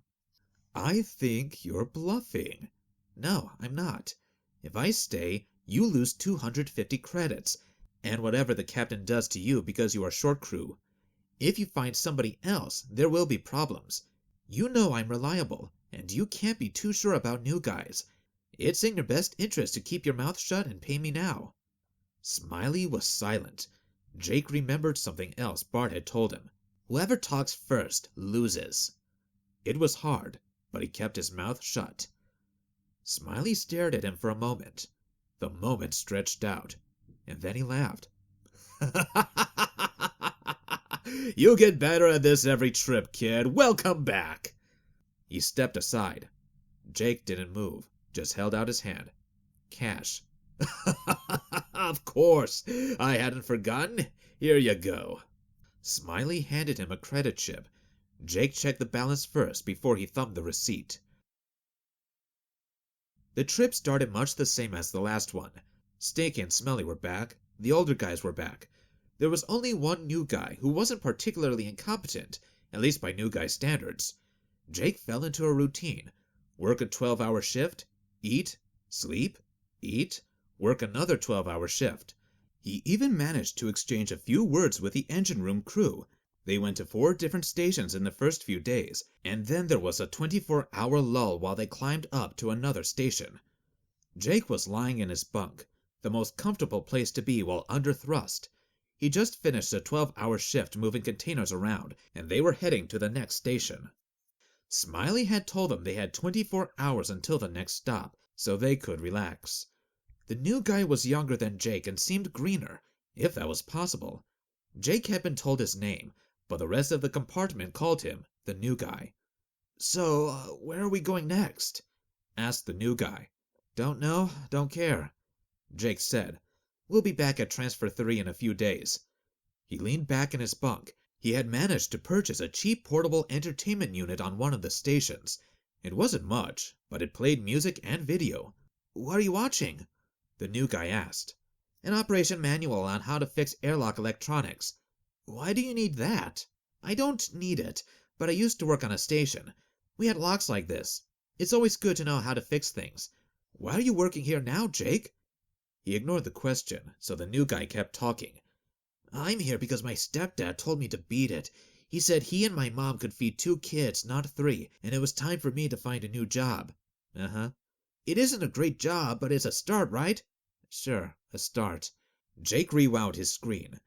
How did you connect the atmosphere sensors again? He hadn't quite got it. "I'll take the money I save from this trip and buy a new suit, so they won't have to rent me one again." "You know they charge you for the suit, right?" "I know," the new guy said. "It was a lot, but I've got a deal on a used one at a rerun store. I just need a couple hundred other credits to buy one, and then they won't charge me." "A couple hundred credits will get you a good skin suit?" "I don't think so," Jake said. "It's old, but it still works. Buying used equipment will get you killed. Did you ever stop to consider why somebody sold that suit to start with? What's it doing in the store? Probably the life support failed and killed the old owner." "Maybe, but I have to start somewhere, right?" "Sure," said Jake. "You have a great suit. It's a standard Belter model. Where did you get it?" "A friend." "A friend sold it to you?" "A friend died in it, and I was his size, so I got it next." "Oh." The new guy paused for a moment. "Jake, how come we can't move around while we're under thrust?" "Because you can get hurt in high G, fall over and break a bone, and we don't want to deal with that." "But we're not under high G. This is like 0.25. No, we're... Hey, you're right." Jake came back to reality from watching the pintles of an airlock connect to a gudgeon. "How come we're under thrust for 0.25 G for 24 hours? We could get there in a lot less time if we had higher thrust." The new guy observed. "Probably waiting for a station to swing around." "Strange course. Shouldn't we have hit another station first? Do we do this drift thing often?" "No, we don't. Time is money. We usually hit as many stations as possible." Jake thought for a second. This was unusual. Captain's problem. He returned to his video. Rim 46 was like most of the other Rim stations Jake had been. Small, stuck on an asteroid with mining tunnels. This one was perhaps a little bigger than normal. It had 2 solar distilleries and 2 different landing trusses. He and new guy went outside to handle lines. "Hey, Jake, what's that over there?" asked the new guy, pointing to the higher truss. Just because we're paired up for work doesn't mean you can keep asking me questions, Jake said. The new guy continued. After 4 days, he'd learned Jake's bark was way worse than his bite. It looks fast. Look at the engines. Jake turned around. On the tallest docking truss was a ship. It was bigger than the Orange Blossom and had 8 engine nozzles rather than 2. He'd seen such ships before, but they weren't common. It's a far trader. It's faster than us, twice as fast. Faster than a regular free trader, but not as much cargo. I wouldn't mind that, said the new guy with feeling. They had shifted 4 containers so far and had 4 more to go.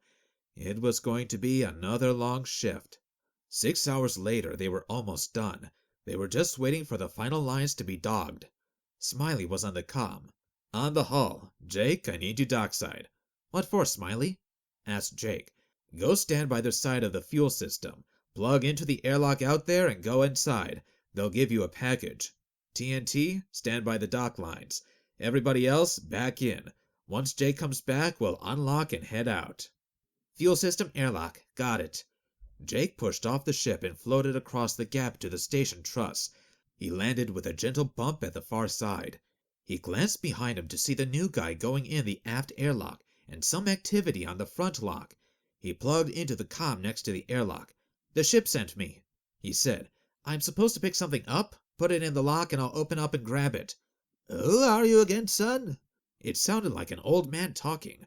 There was no video from inside the lock on the screen, so Jake wasn't sure. This was an old station, so the screen was probably broken. I'm Jake, from the Orange Blossom. I'm here for a package. Put it in the lock and I'll pick it up. How big is it? It's small, son. It fits in a pocket. But it's not vacuum safe. Have you got a suit pocket that's pressurized? I do, but I'll have to get in and you'll have to flood the lock. That's fine, son. Climb in. Jake swung the lock open and climbed in. He spun the handles to lock it tight, and his vision blurred as air slowly filled the chamber. Air always refracted light, just a little bit. The lock Atma light changed to green, so he flipped his visor up. Still, the inner door didn't open. Old equipment, said Jake. Some locks got stuck and wouldn't engage even when the air was equalized. Jake heard a loud clank, and then another loud clank. It was odd. It sounded like a dock line being disengaged. Jake turned around and looked out the viewport in the outer door. The Orange Blossom was still there. Nope, it was moving. What the hell? Hey, flush the air, my ship's leaving! Jake switched channels. Smiley, what are you doing? I'm still here! There was no response. Jake flipped his visor down and sealed it, then punched the button next to the outer door. It didn't respond. Stupid old crap! Jake looked outside again. The Orange Blossom was definitely drifting. Maybe a line had broken loose and it was just repositioning. He tried the ship channel again. Smiley, I'm still here. I know, Jake, I know. It was Smiley's voice. You should have taken my deal, Jake. You should have paid me. It would have been better for you and better for me. Better than what? What did you do, Smiley? They were just better negotiators than you, Jake. Good luck. Orange Blossom out.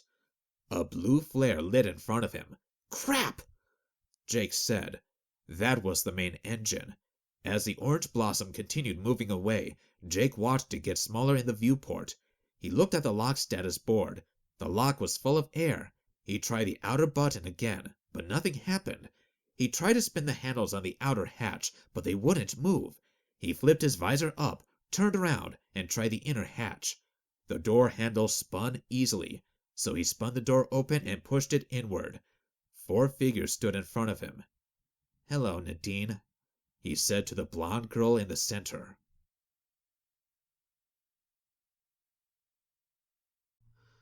Chapter 20. Hello, Jake. Good to see you again. Nadine smiled at him. She was wearing a different outfit than before, a semi-hard suit. It was like his suit, tough and flexible, and designed for vacuum work. Yeah. Jake slumped against the wall. We need to talk to you. You could have sent an email. To where? I don't want to talk to you. I want to go back to my ship, Jake said. He looked down at the deck. Your ship is gone. And it wasn't really your ship anyway.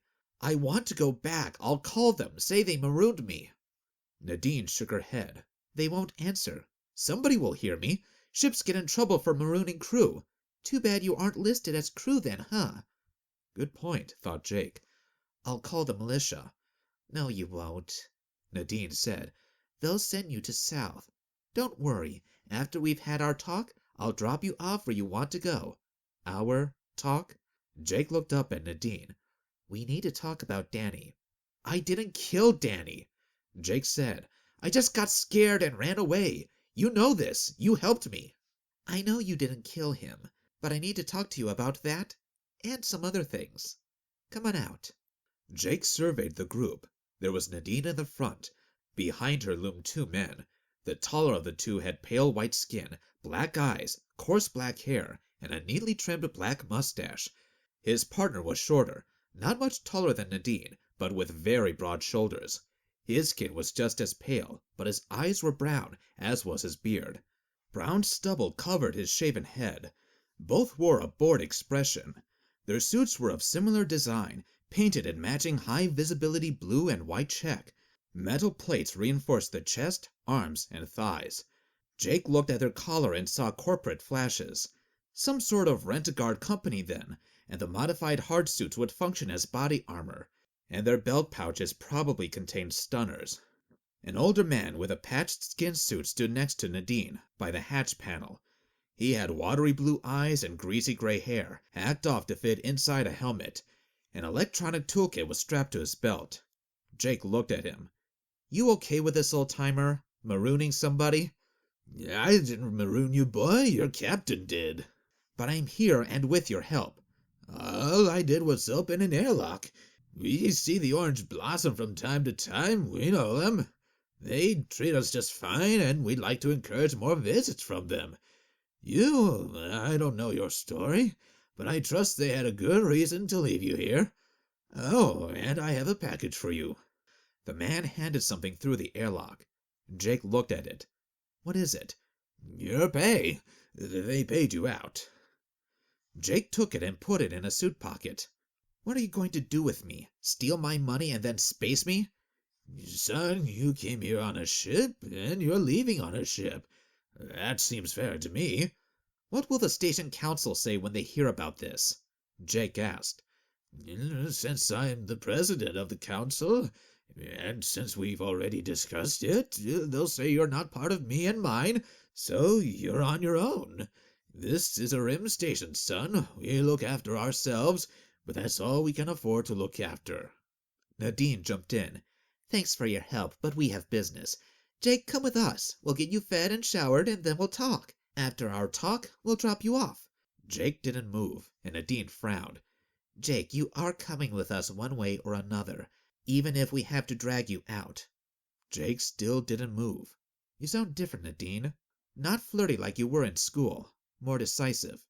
In case you haven't figured it out yet, I'm not actually a student. Not anymore. Jake slowly shook his head. Then he stared at the old-timer by the lock. He turned toward Nadine, nodded his head. Yeah, neither am I. He leaned down and stuck his hand into a small recessed slot on the floor. Inside was a handle. He pulled the handle up as fast as he could. The lever was very long, perhaps 2 meters, and it was connected to the airlock door. It was the emergency manual close. He heard curses and scrabbling as those outside tried to grab the door flange and hold it open. The two heavies grabbed the edge, but the airlock door continued to swing shut. The old guy, aware of the danger, stepped well back and watched. Nadine had raised her eyebrows but had not otherwise moved. Jake kept pushing, and the door kept swinging shut. One of the heavies had his fingers wrapped around the edge of the door. It made pushing the lever harder, but Jake had lots of leverage. Jake figured the heavy would lose at least 2 fingers, probably all 4, when the door slammed shut and the locking systems engaged. Jake kept his eyes on the fingers as he strained forward. What if they kept their hands there? The emergency locking mechanism would certainly crush them, but would it chop them off? Was the edge of the hatch sharp enough to chop, or just squish? It was an interesting academic question. Chop or crush? It looked like he would have a practical demonstration in about 4 seconds. The fingers stayed there as the hatch closed. The fingers disappeared, the hatch clanked shut, and the emergency bolts locked, sealing the hatch. Jake bent at the waist, winded, and caught his breath for a moment. The lever hadn't been that heavy, but he pushed it a long way. "Give me a place to stand and I'll move the earth," he quoted. The panel lit, and Nadine's voice came through it. "Jake, that was fun, but it doesn't help. We'll just override the manual safety from the panel here." Jake reached into his outer pocket for some of the tools he carried and hammered the screwdriver between the panel and the lock, and then pried it off. It came off with a pop and hung by its wiring harness. Nadine continued speaking. "Jake, I'm getting annoyed. We just need to talk. We need your help, and if you help us, we'll let you go. Don't make us break in there. I'll be angry with you." Jake ignored her, counting the wires in the harness. Yes, 13 of them, exactly as the video said. He put his hammer and screwdriver back in his pocket and pulled out a pair of pliers, counting down the rolls of the bundle. Nadine had left the circuit open, and Jake could hear the conversation. "Open now?" Nadine asked. "I can't override the lever, but I can disconnect the linkage and disengage the locking pins with the internal motors. I'll start now. That will take about a minute." The old guy said. "Fine," said Nadine. "We have time." Jake heard a clank. That would be the coupling for the lever. Now he couldn't pull the lock closed in a hurry, but it was sealed shut with the locking pins. Then he heard a whirring noise. Yep, just like the video.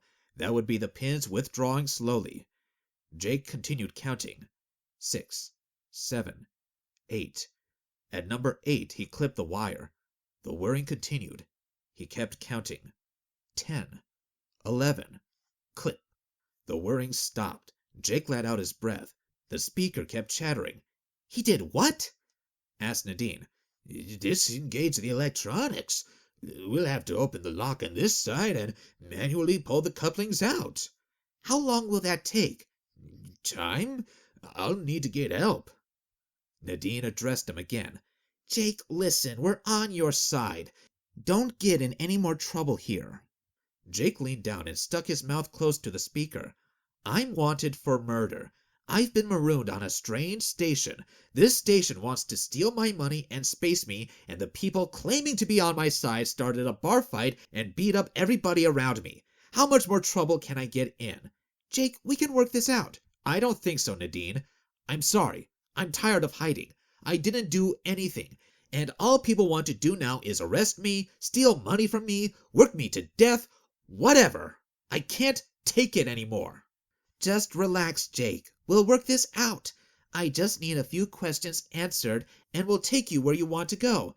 "I don't want to go anywhere. I want this to end. I've had enough. I'm not running again." Jake turned around and went to the outer door. When he glanced out the viewport, he thought he could see a small blue light in the distance. Maybe the orange blossom, maybe not. It would be far away now. It had been his home for a while, and he missed it. He turned away from the viewport and looked at the panel. Nadine and the old guy were chattering on the speaker, but he ignored them. He popped this panel off as well and began counting wires. He crossed 2 of them, and the adjacent light changed from red to green. Inside, the old guy had a panel of his own popped off the wall, and he was examining a motor. He had a toolkit identical to Jake's on the floor beside him. A light above the panel changed. Nadine released the comm button and pointed at it. "What's that?" The old guy looked up at it. "Oh, he disengaged the safety circuit. "What does that mean?" He can blow the outer door if he wants." "We control the Atmel pumps. He can't open the outer door until we pump out, right?" "Not anymore," the old guy said. "He can open the outer door even when he's under pressure." Nadine turned back to the panel and punched the comm button. "Jake, what are you doing? Jake, don't do anything stupid. We just want to talk. Jake? Jake?" Jake looked out the viewport and nodded once. There it was. He shuffled his feet a bit. Then he turned so that he faced the outer door. He reached over and pushed the comm button. "I'm really sorry, Nadine." He reached back with his right hand and slammed the emergency open button. The hatch door burst open, and Jake blasted out of the lock, away from the station, and straight into space.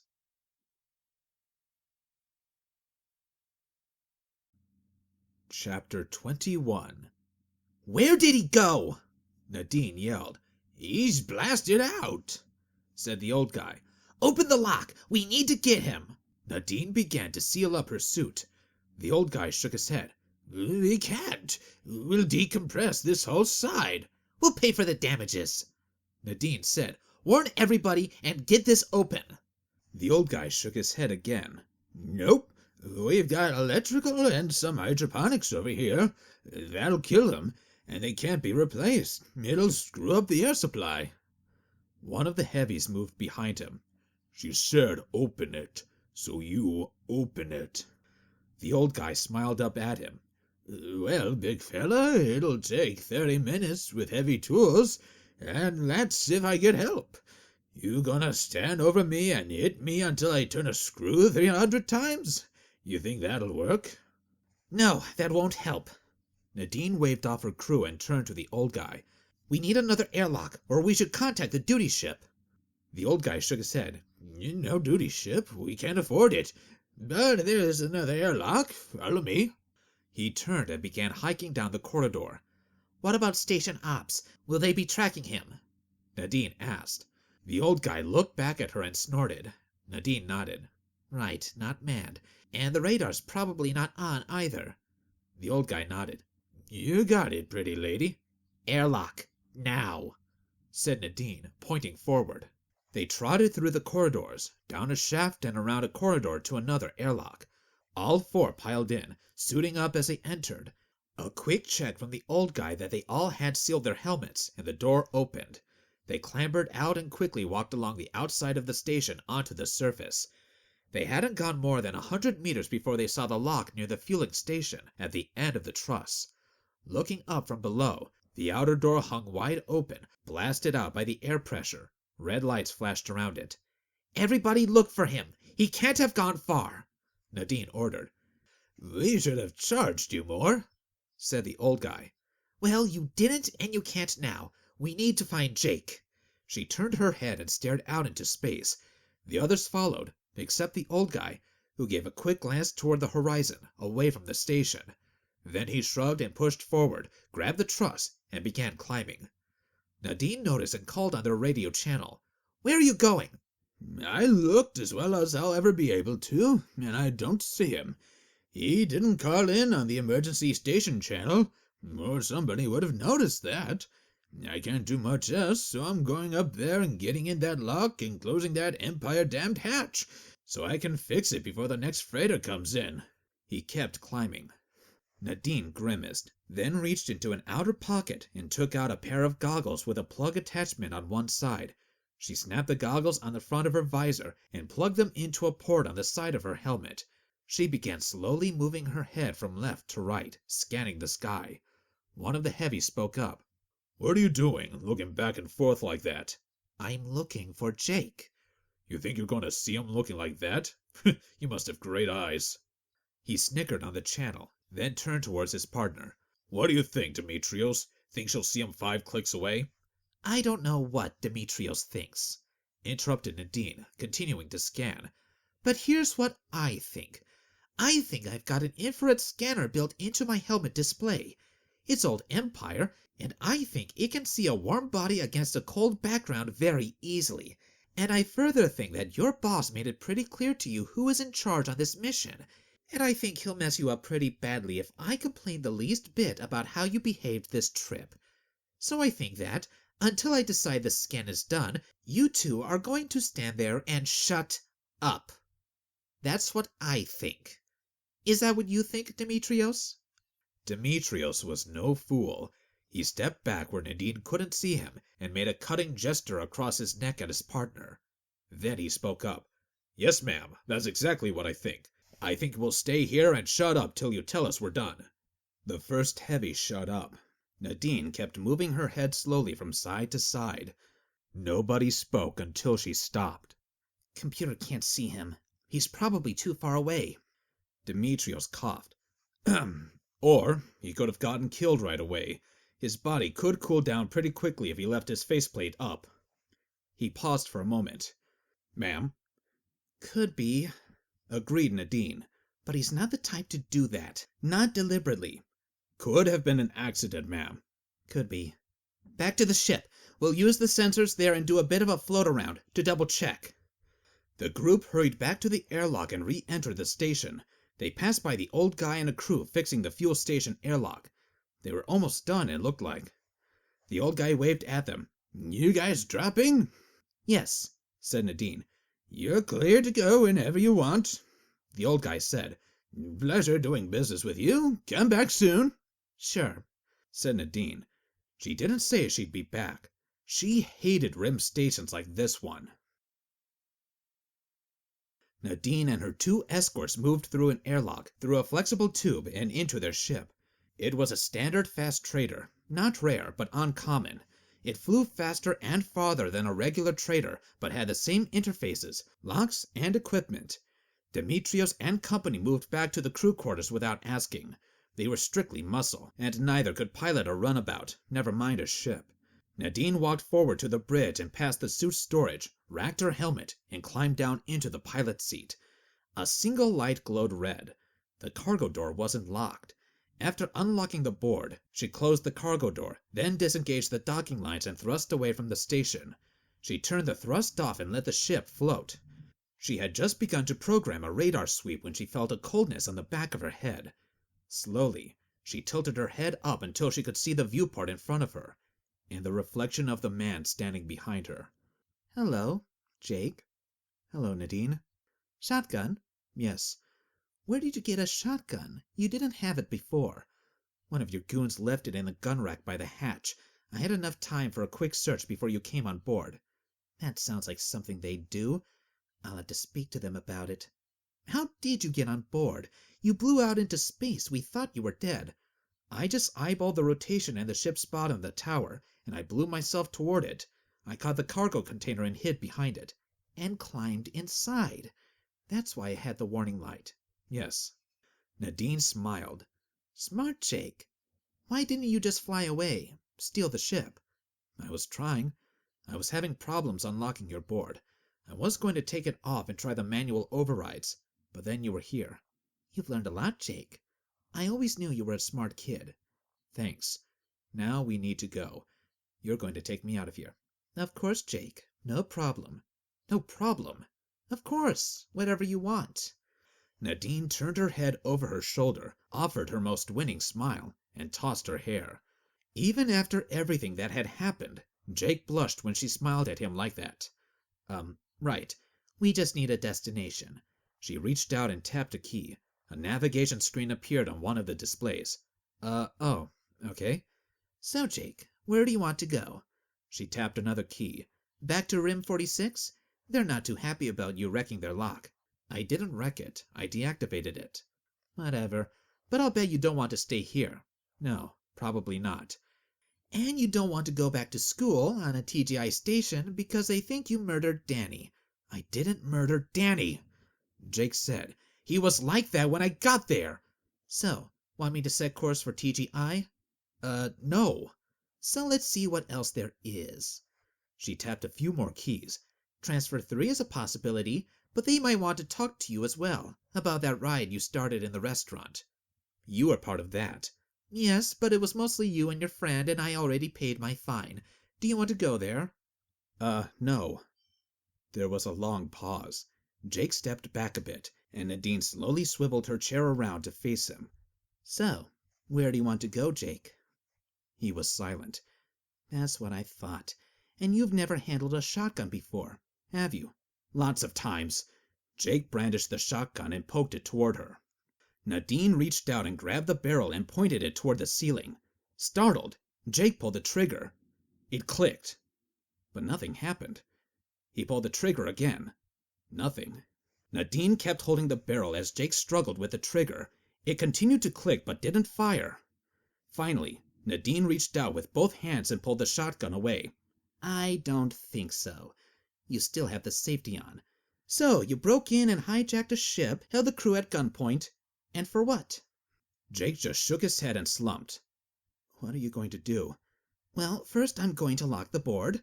She tapped a few keys. Next, I'll fix the safety. She clicked something on the shotgun. You said the safety was on. Why are you turning it on again? Asked Jake. I wasn't. Nadine said, "I turned it off so I could do this." She braced the shotgun against her chair and then pulled the trigger.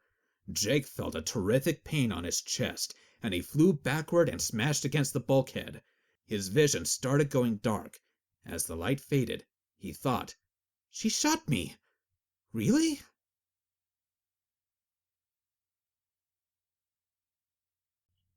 Chapter 22. Jake woke up. He hadn't expected to, so he was pleased. Until the pain hit. His chest hurt, as though he had been shot.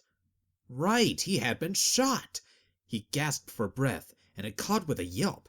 His chest hurt when he breathed. He stretched but couldn't move his limbs. "Am I paralyzed?" he thought. He began to frantically twist his arms and legs. He couldn't seem to get anywhere, but his ankles flexed, and he could open and close his fingers. No paralysis then, but his wrists and ankles hurt. He could move his elbows and knees a bit. He struggled again some more, but it only made his wrists hurt more. Okay, calm down. He relaxed his body for a moment and drew in a breath. He made it almost all the way in, until he felt a burning pain in his chest again, and he gasped. The gasp hurt. He tried to breathe again, but very slowly. He took short, shallow breaths. They didn't hurt as much. After he had control of his breathing, he looked around to figure out where he was. Opening his eyes and twisting his head slightly, he realized he was in a crew compartment, probably on the ship he had been on before. He couldn't see his hands, but his wrists hurt and he couldn't move them. Same with the ankles. Handcuffs, he thought. He was locked to the bed. He hurt, but he wasn't dead, and he wasn't under thrust. Not much, but he could tell that this ship had its main engines running. The door was open, so he yelled out, "Hey!" It came out as more like a gasp. A figure loomed in the door, one of the heavies. This guy leaned in, pulled the sheet back, and gave a tug on the handcuffs, then the foot cuffs. Satisfied that both were tight, he looked at Jake and smiled. "What's going on?" Jake asked. The heavy smiled, leaned forward, and slapped him lightly on the chest. "Ah!" Jake screamed. "He's awake!" The heavy yelled out the door before stepping away. Nadine appeared around the door. "Good, you're awake. What happened? You shot me." "I did. You were being a pain in the ass, and I didn't appreciate that stunt with the airlock door. We had a launch window to make. You shot me. How come I'm not dead?" Nadine crossed her arms. "Does your chest still hurt?" "Yes." "I'm not surprised. That shotgun was set for riot suppression, light rounds. They hurt a lot but won't kill you." "Probably not. But they didn't in this case." "But why shoot me in the chest?" "Safest place to hit you. Belter skin suits have a metal chest plate. Well, most of them do. I took a chance on yours. Hitting you there knocks you down fast but doesn't cause any permanent damage." "It hurts like hell." Nadine shrugged. "You'll have a giant painful bruise that will go away in 2 or 3 days. Stop whining. I didn't even crack any ribs. We checked with a medical scanner." "My head hurts." "That's your own fault. You have a concussion. The recoil banged your head against the bulkhead. That's what knocked you out." "But why?" Nadine changed tactics. "I need to be someplace, and I need you with me, and I need you to look at some records, and I didn't have time for arguments." "You need me with you? What records? Where are we going?" "Well, you didn't have any better ideas. I asked you where you wanted to go, and you couldn't figure it out. So you shot me?" "The argument was getting tedious, as I said. Don't be such a big baby. You'll get better." Jake shook his head, slowly. It still hurt. "I'm confused. You have a ship? Where are we going?" "It will take us 3 days to get to the station we need to go to. I'll need you in reasonable shape when we get there. I've got some pills I can give you. They'll knock you out for a long while, like 18 hours, cut down the swelling, and generally make the bruises better. If you take them and go to sleep, I'll even unlock your feet and one of your hands." "That's your offer? Drug me? How do I know you won't throw me out the airlock when I'm sleeping?" "Well, mostly because I helped you get away from a murder charge, found you again, haven't turned you in, and could have spaced you while you slept." "But you shot me!" Nadine rolled her eyes. Are we back to that again? If you keep complaining, I'm going to do it again in a moment. I don't have time for this right now. So what is it? Take your pills and sleep, or not? Jake sighed. Ugh, pills. But Nadine, why aren't you turning me in for the murder? Why are you helping me? So now you realize I'm on your side. Not totally. You did chain me to a ship. I'll explain later. Pills, then talk. Jake sighed. I guess I have to trust you. I guess you do. I'll be back in a moment. She returned with 2 pills and a glass of water and held them to his lips. Nighty-night. Jake awoke some time later, this time in the dark. After careful maneuvering, he realized that his left hand was loosely cuffed to a bed support, but the other restraints had been removed. His head didn't hurt nearly as much as before. His chest still hurt, but it was a throbbing hurt, not a cutting, slicing hurt. He slowly sat up and slid around until he was sitting on the bunk. If he was in a standard crew unit, then he should be able to find the light switch. Light flooded the compartment. He looked around. He was naked under a sheet. He didn't remember that from before. He had a 20-centimeter wide bruise on his chest. It was bright red and black. His head ached a little, but his thoughts and his vision were clear. He sat up and opened the personal drawer under the bed. His watch was there, and he recognized some of his chips. The fake crew chit, a few money chips, even his original ID chip, Jake Stewart, that he didn't dare use. Well, he hadn't been robbed. But where were his clothes? And he had to use the bathroom.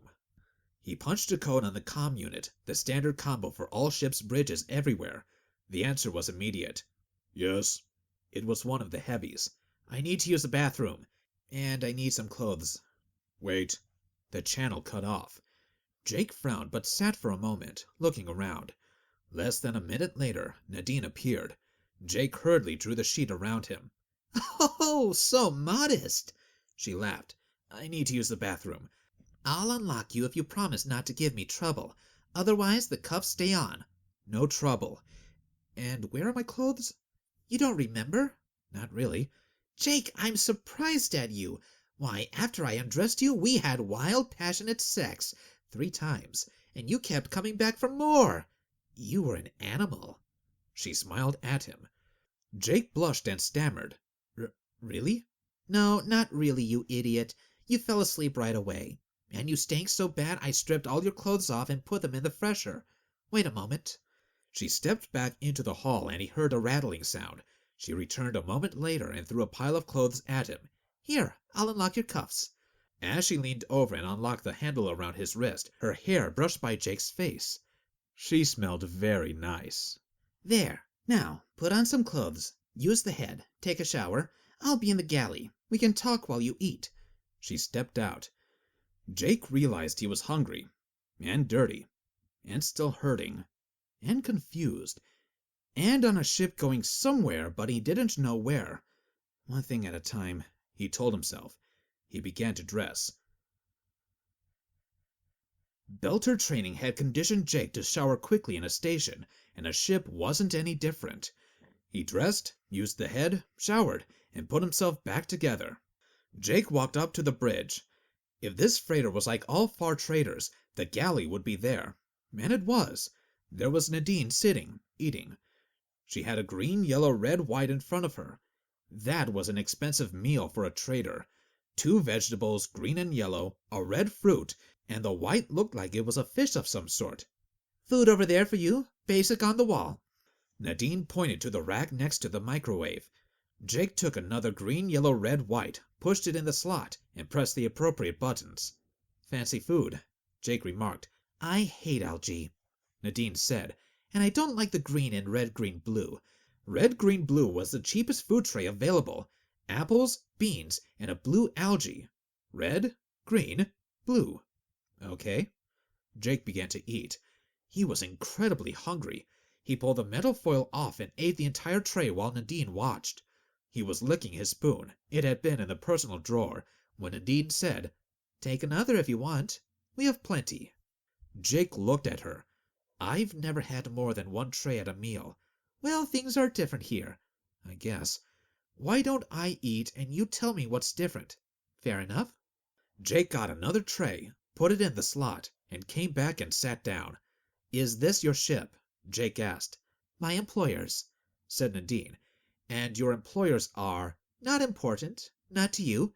They hire me to do certain work for them, and I need a ship to do it.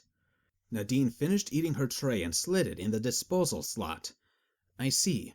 So you are not a student, Jake said. Nope. Nadine tossed her hair and gave a sultry smile. Do I look like a student? But you were in school with me, Jake insisted. For almost a year. He spooned food into his mouth. I was on assignment. It was a long year. Nadine sighed and shook her head. Assignment? By whom? For what? Jake asked. By whom is not important. For what is. Okay. I work for a corporation. You've already figured that out. Nadine said.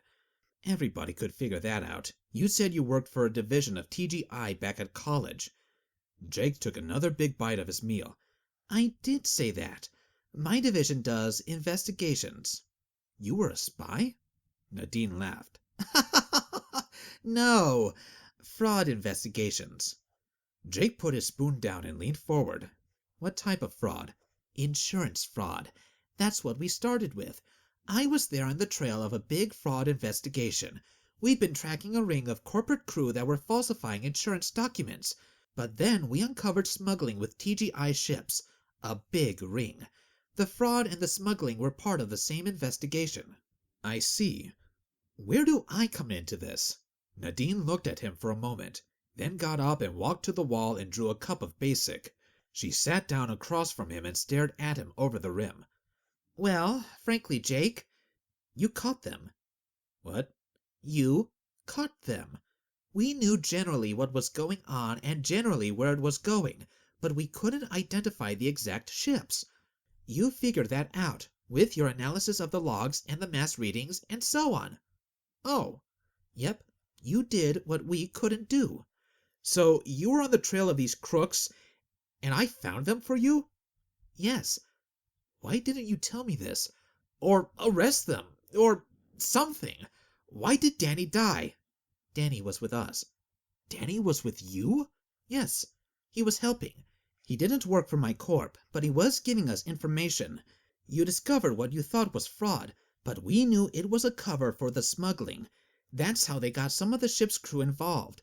The crew thought it was simple insurance fraud, and who gets in trouble over that? But really, it was a cover for the smuggling. What were they smuggling? Nadine waved her hand. That's not important. What's important is that you found them and told Danny. He wasn't angry with you. Not really. He faked that. He just wanted to make sure that you didn't cause things to break up too quickly.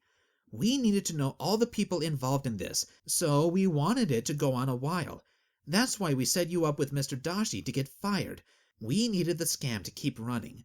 Mr. Dashi wanted him to start an investigation. It was going to take a while, and we would have exonerated you in the end. Nadine paused to take another drink of basic.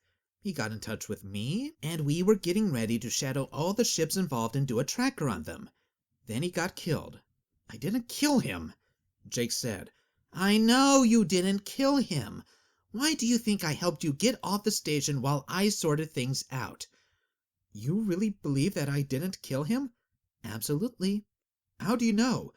Because, Jake, I have the video of somebody else killing him. I've got a chip showing who killed him and when.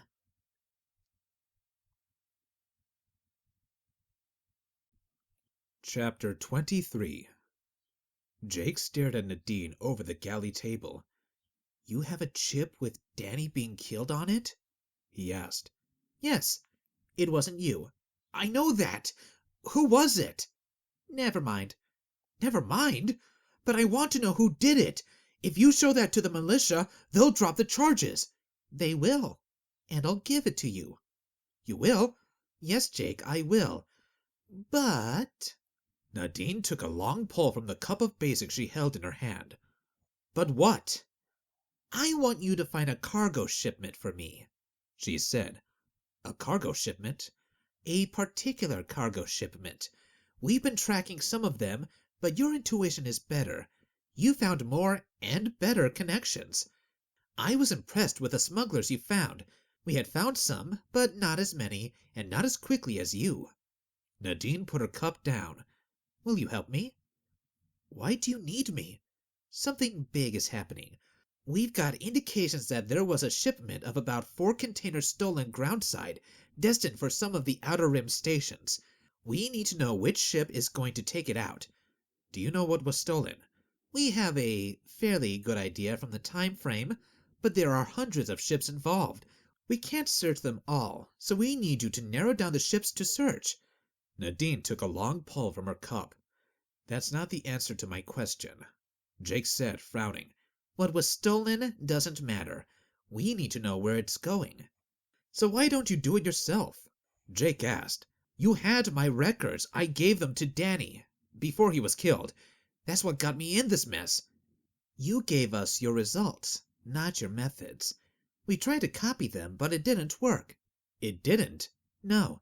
3 of our best analysts tried it. They failed. All 3 are dead. Nadine lowered her head solemnly.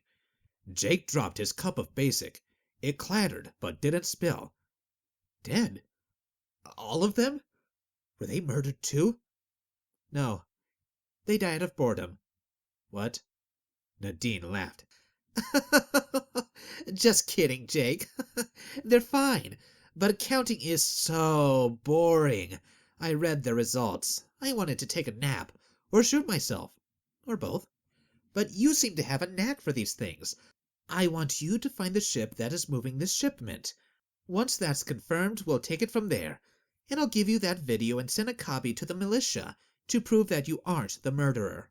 Jake paused for a moment to gather his thoughts.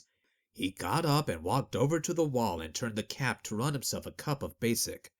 So, which corporation do you work for? It doesn't matter who I work for. But no, I was never a student. It was a cover. At least 3 of the officers we suspect of being part of the smuggling ring came out of the TGI Merchant Academy, and lots of the ships called at Academy Central as well. It was a good place to start. Okay, you work for somebody. You enrolled in school.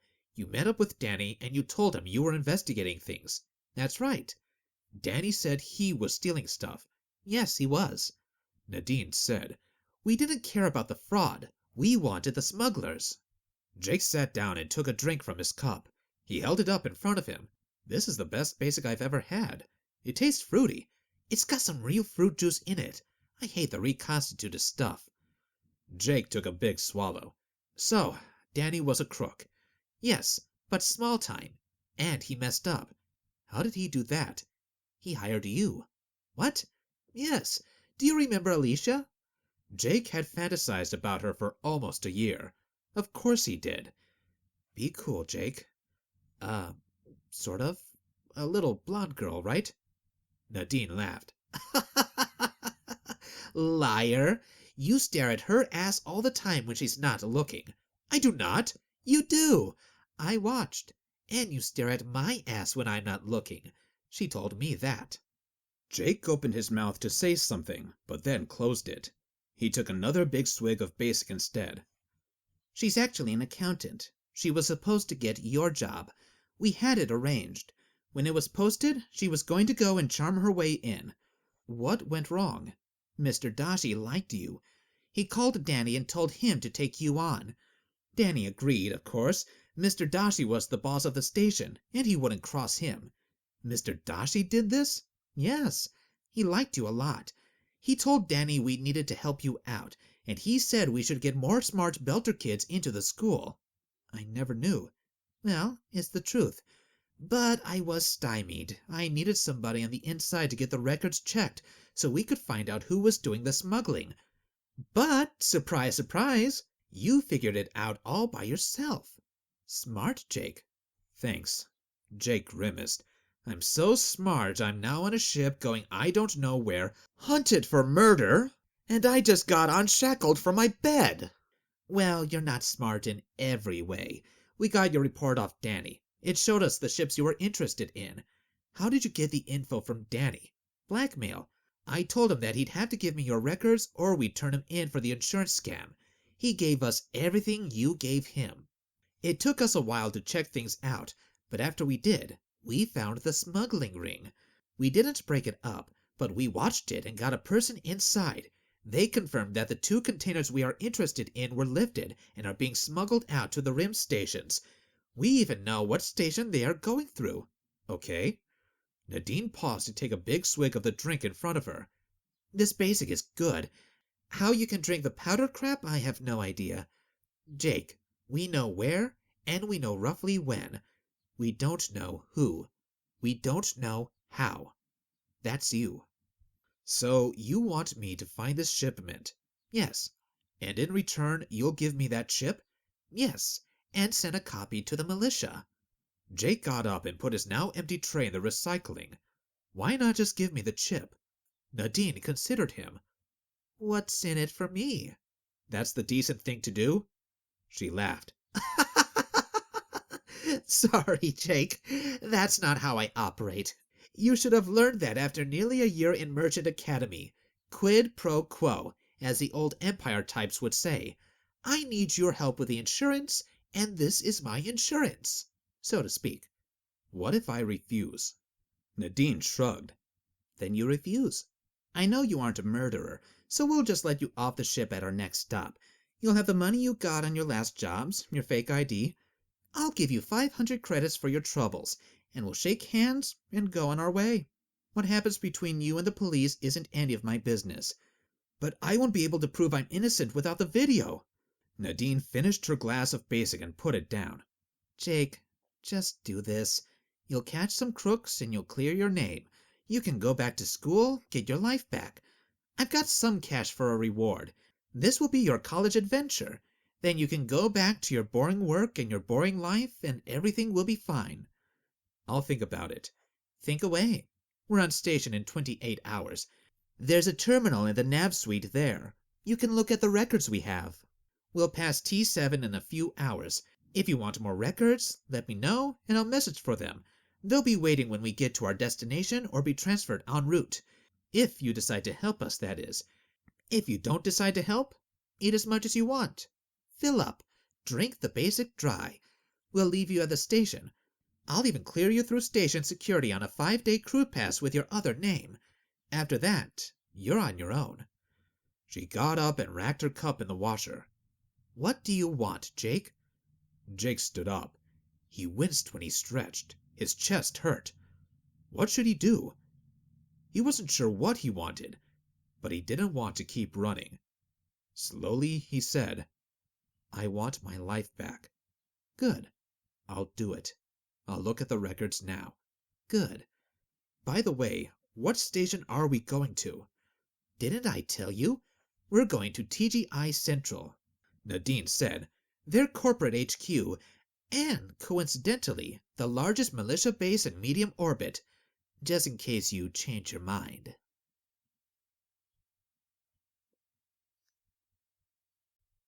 Chapter 24. Standing was painful, so Jake didn't mind working on a terminal. Nadine had all the records from school and his old job. He wondered how she had gotten them. He went through them carefully. His report to Danny, his notes. There were even a few term papers that he knew had been saved in his work account. She must have stolen his entire account file. Nadine came in and sat next to him. She tapped the screen, and a display flashed up. Here's a list of almost 300 ships calling at TGI Central over a 24-hour period, either arriving or leaving. Our cargo is leaving on one of them. How do you know that? Asked Jake. We know where it's coming from, dirt side, and we've identified the people involved there. We're letting them put a container on a shuttle and send it to one of the orbital warehouses. Then it's leaving. We just don't know on which ship. Why don't you stop the shuttle? We need to know the ultimate destination, and only the final ship will have that. That way, we can find the officials there who are involved in the smuggling and punish them. Lots of work for smuggling. What are they smuggling? Nadine shook her head. Never mind, Jake. You won't tell me. No, I won't. Well, on second thought, why not? It's machinery, air processing and ship parts. Very heavy, hard to make, very expensive. Uses some rare earths, and there's not much of it left in the storehouses. I have a question for you, Jake. Yes? What made you start looking? Why did you even think to look for fraud? People don't normally look for that. I've been around free traders my whole life, loading them, fueling them, fixing them. I guess I have a very good idea of what can come in and out of them in terms of mass and dimensions, that sort of thing. I'm kind of a craniologist. What's a craniologist? It's an old spy term from pre-Empire. Spies used to watch their enemies loading ships. They could see the size and shape of what was being loaded, but not what was inside, so there were people who deduced what was inside by the shape and dimensions. I do the same thing with the mass. You see the mass profile of a container and of the ship, and it's recorded differently on different manifests. Then you compare it to similar profiles. Nadine shook her head again. Jake. Yes? This is why you don't have a girlfriend. We don't need the details. Just find the ships that could potentially be a problem. Jake tapped a few keys and thought about it. How far back does your information go? A few months, but we're certain they have done something shady recently, so you should be able to find them. What if I can't? No pressure. We'll just drop you off on the station with some money and you can go on your way. You said that you would give me a copy of the video. That's if you find something. Nadine said. That's it? Only if I find something? Yes, and if you do find something, and we do catch somebody, there's a reward. 25,000 credits. That's a lot. Jake stopped typing. It is. Nadine smiled and touched his arm. Enough to finish school and buy a corporate place, isn't it? Her hand felt good on his arm. Okay, let me get started. Good. We'll be in comm range of T9 in a few hours, and you can send some email requests. We'll pick up the answers later, but don't be shy to request what you want. If you can't figure out how to get the info, ask me, and I'll find somebody who can. Nadine left to plot a course. Jake stayed in the tiny office and started typing on the screen. Even in his current circumstances, he enjoyed working on these theoretical problems. Jake called up a list of freighters sorted by mass and began to examine them. This was the first time in a long time he really had a couple of days to do something. He wasn't being chased. He had been caught, really, by some of the people chasing him. If he believed what Nadine had said, he wasn't going to be turned over to the militia right away. Once he got the video, he'd be clear. And apparently he had more friends than he thought. Mr. Dashi had been friendlier than Jake suspected. But in other ways, things hadn't worked out well. He wasn't in school. He didn't have much money. He had saved a little, and clearly Nadine, or somebody, had pushed on Smiley at the Orange Blossom because he had received his full pay, including the 50% Smiley usually took. Jake took another swig of basic. He hadn't been kidding. This was the best basic he had ever had. They drink a powdered on the rim, but here Nadine had shown him a syrup that was mixed with water. Other than his chest pain, this was the best deal he'd had in a while. His own room, great food, as much as he wanted of it, and a good computer to call his own, at least for a while. So why was Nadine doing this? Jake didn't quite believe her story. She still wouldn't say which corp she was working for. It wasn't TGI, even though she seemed to have an in with a lot of TGI systems. A TGI analyst could have done this just as easily. He could believe her that it was something to do with the way he saw connections. Even he realized that was unique. But was it that unique? Wouldn't other corps have had their own systems to find this? What was her motivation to have him help? Jake realized that his cup of basic was empty, so he went back to pull another one. He might drink them dry after all. He sat down at the table and thought about other people's motivations. Smiley, for example. He was out for himself and worked with Jake as long as it was to his benefit. Smiley wanted money. Saprin wanted excitement. Jake smiled at that memory. Mr. Dashi wanted a smoothly running school with no problems, but he wanted to help his students as well. Some people helped others for no good reason. Mr. Dashi had helped him more than he knew. Bart helped him a lot. Even Nadine was helping him. Sort of. Or was she? Jake remembered a joke he had heard on an old Empire video. Two men were talking, and one described a baby bird that had fallen from a nest in the winter. The bird was in danger of freezing or getting eaten by wolves.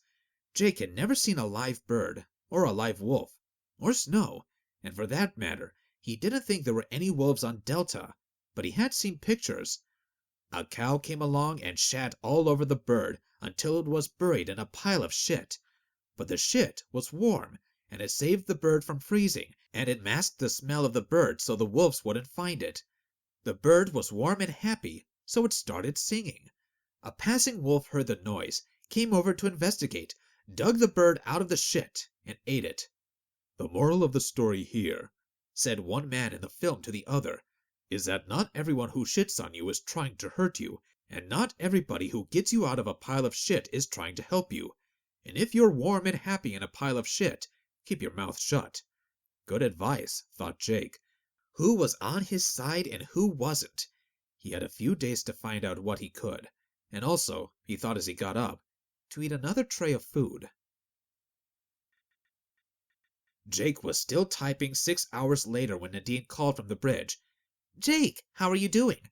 "I'm making progress. I've managed to eliminate a whole bunch of ships from the list. Either they were traveling empty or came in from a long distance, or had only one transshipment that I could check easily."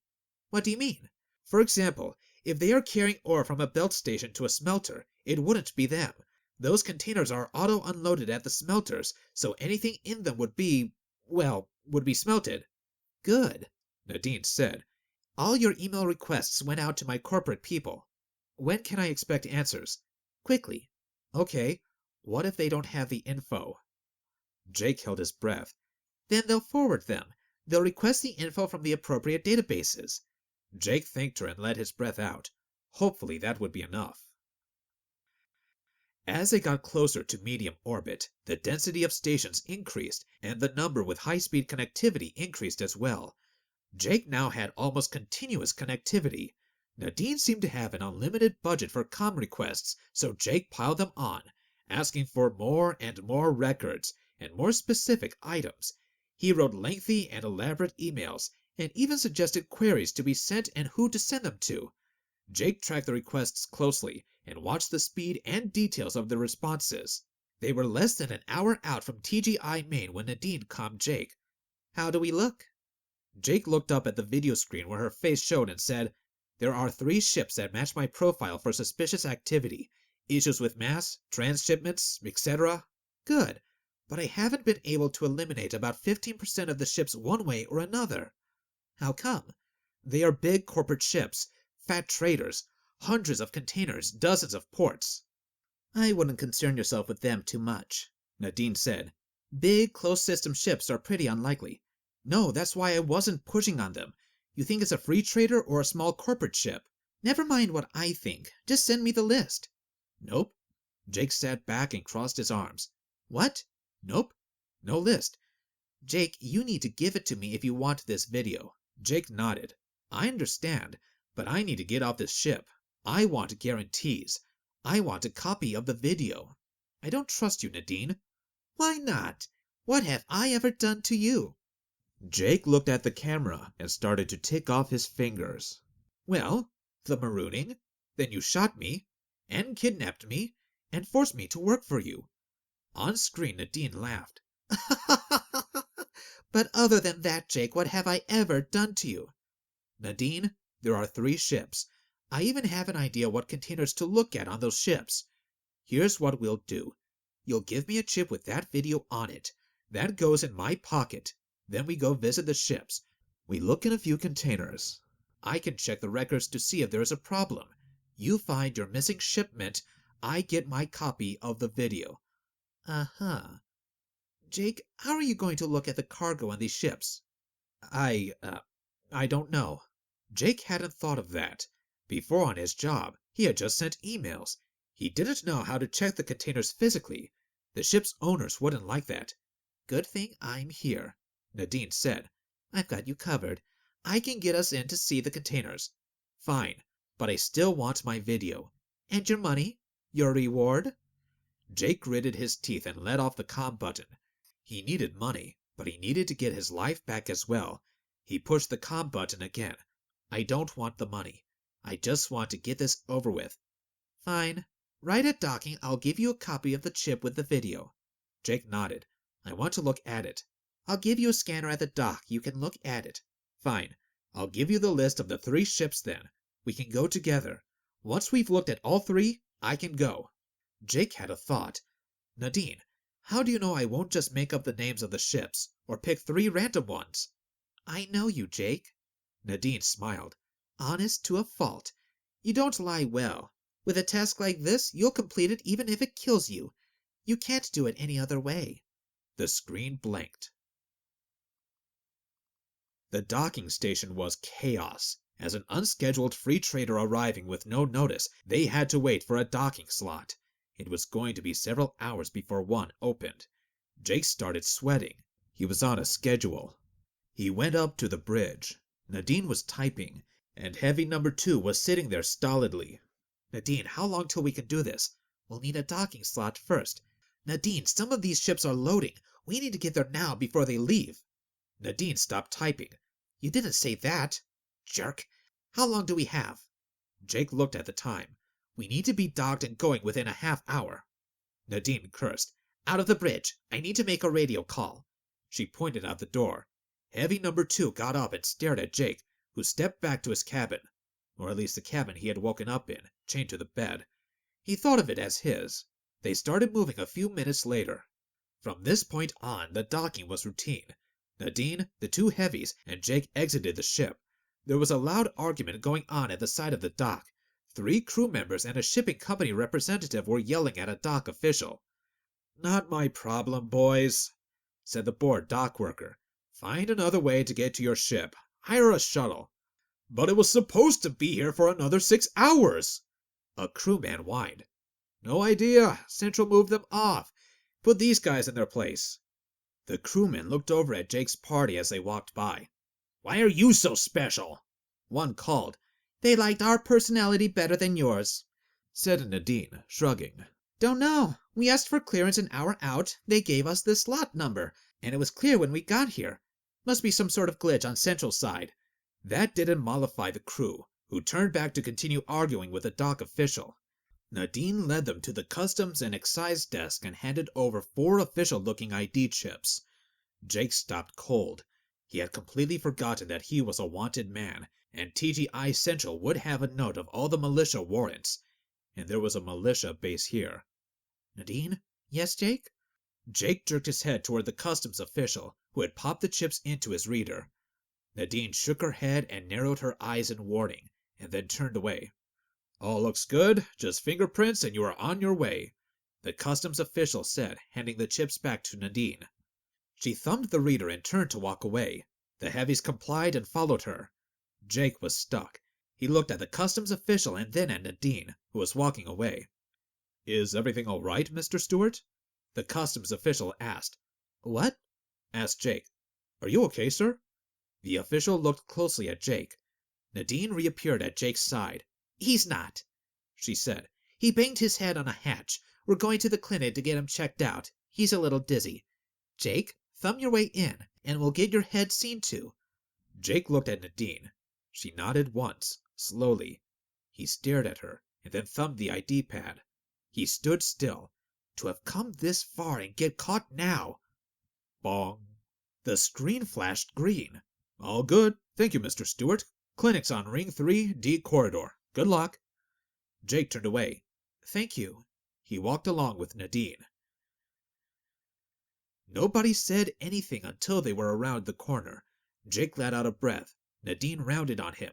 "We had 2 days to sort this out. You think we wouldn't have an ID ready for you? I didn't know you could do that," Jake said. "I didn't know that there would be a customs check. Haven't you ever had a customs check before?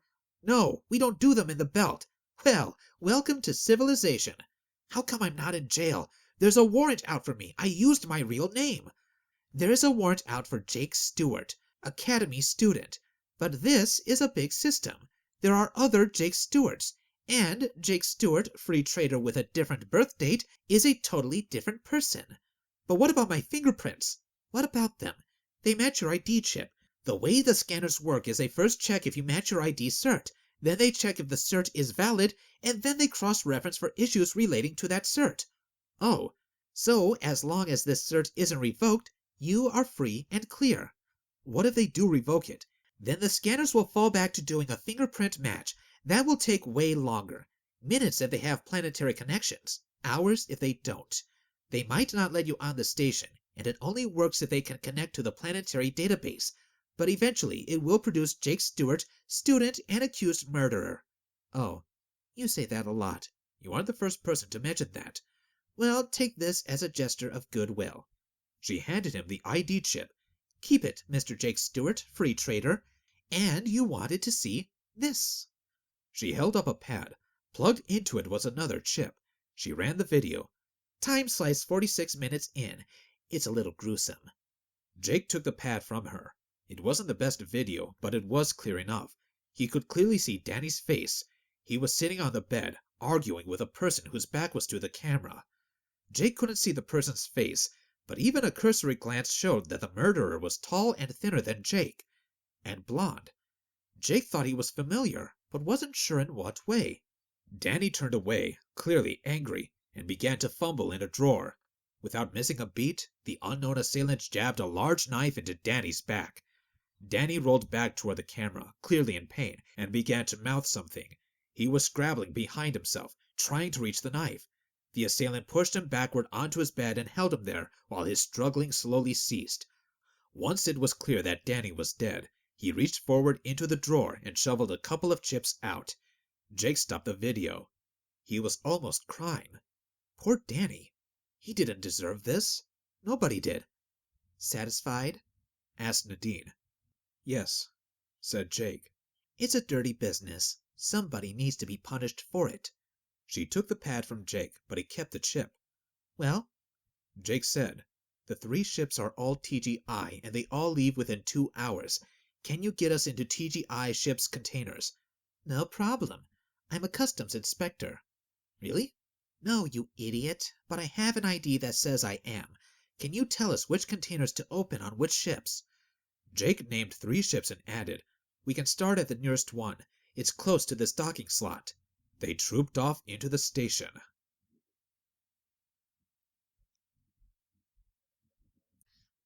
Chapter 25. TGI Central was massive. Jake had never been on such a big station.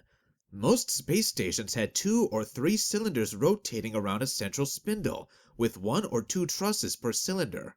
TGI Central had at least 12 rotating cylinders and hundreds of trusses. Some were attached to the rotating habitat cylinders. Where to?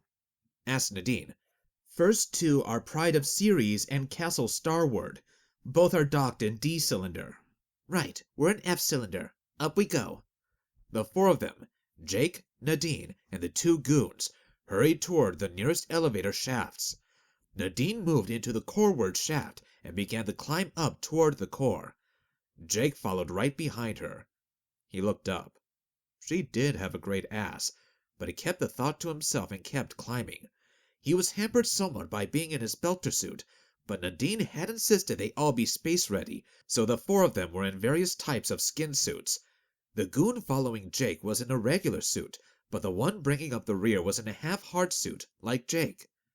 The gravity diminished as they reached the core. They floated along the core shaft past E-ring and found the down shafts for D-ring. Jake consulted his notes, and they chose shaft 3 and began to pull themselves down. Partway down, they shifted direction so they were climbing down again. Jake missed the view of Nadine's ass. They arrived at the bottom of the shaft at the cargo processing area. This corridor stretched the entire circumference of the station, broken only by airtight bulkheads. Jake found the necessary berth quickly. Pride of Ceres was a far trader, almost identical to the one that Nadine had piloted there. Unlike the rim traders Jake was used to, the containers were carried inside the ship in a pressurized cargo bay, not attached externally to a truss system. The crew was in the process of shifting containers through the ship's side hatch when they arrived. Nadine strode right into the middle of the group clustered around the cargo container. Who's in charge here? Who's asking? Asked a tall, skinny man who had been waving a pad at one of the workers. He was bald, about 50, and had a disgruntled expression. He wore a blue coverall with some sort of crest on the breast pocket. TGI Customs. We're looking for Captain LaPlante," Nadine said. She looked down at the screen on her pad. "That would be you, I think, according to this picture. We need to see inside this container right now." "Why?" the captain asked. "You have no right. We're loading up right now, and we're already cleared." He frowned at her. Several of the crew looked at each other. One began to sidle toward the ship. "Stay where you are," said Nadine. She produced a small pistol from her pocket. Jake had never seen a pistol like it. It had a large square metal block on the back and what looked like a miniature power pack. There was no barrel, but rather 2 long metal studs stuck forward. "Hands up, everybody. Nobody move." Nadine looked back at goon number 2. He reached over his shoulder and pulled a shotgun from a concealed holster on his back. He clicked a button loudly and pointed the weapon at the captain and the crew. Everybody froze and raised their hands. "Jake, check the stats. Demetrios, help him." Jake edged toward the container, careful not to get in front of Nadine, and compared the number. It was the right one. Jake pressed a button that would show the mass. "Too much mass," he said. "This is one of them, Nadine. Something funny here. Demetrios, open it up." Demetrios stepped to the end of the container and clanked the locking lever open. There was no lock on it. The door swung open and revealed boxes. "What's supposed to be in there?" Nadine asked Jake. "Air filters. 10-kilogram boxes, 96 of them, about 1 ton. Mass is 5 times that. Demetrios, pull one out and open it up." Demetrios dragged a box out of the stack. He had to grunt to pull it out, and he staggered under the weight. It was too much for him to support, and he jumped back as the box crashed to the deck. It split open, and metal trays spilled onto the deck. Jake walked over and grabbed a tray. It was covered with fin foil on the top, and the foil had broken open. A reddish substance was leaking out. Jake stuck his finger in it and brought it up to his mouth. "Apples," he said to Nadine. Nadine stared at him for a moment, then put the pistol back in her pocket. She turned to the captain. He still had his hands up. "Food. You're smuggling food?" The captain kept his hands up and snarled at her. "You low-orbit types charge a fortune for transshipping it, starving the rim. We pay you 10 times the cost of transport to get it out of us." She shook her head. "Could be true, I suppose." She turned back to the first goon. "Put the gun away."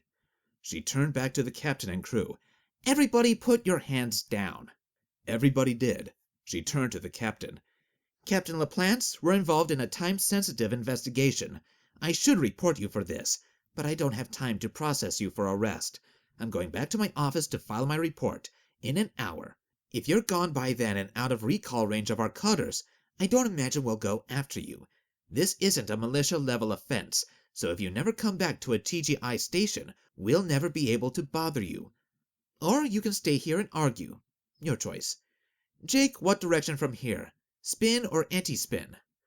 Jake pointed spinward. Nadine started off. The captain and crew stood around, bemused. Jake ran up to be by Nadine. "Nadine, isn't this what you were looking for?" "We're not looking for food, Jake. We're looking for machinery." "Did you mean that? About giving them an hour and then reporting them?" "No, I don't care about food.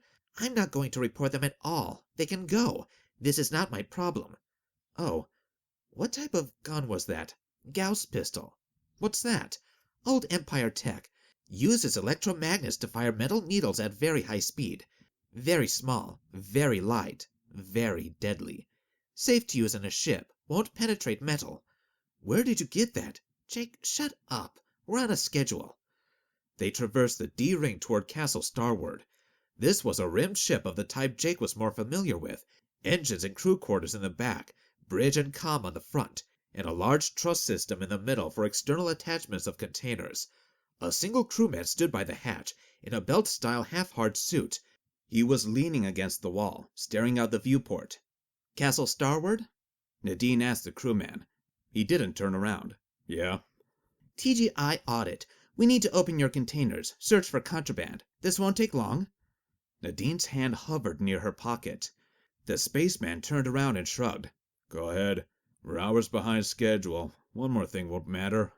They're all screwed up out there. They jammed the chains. Damn idiots. Told them it wouldn't last another docking, and that was about 3 weeks ago. They'll have to fix it to tow these out there, and who knows how long it will take. Containers are over there." He pointed.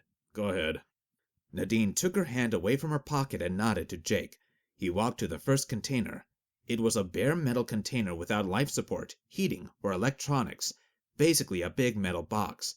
He opened the door and looked inside. 2 metal trusses filled the interior. He looked back at the crewman.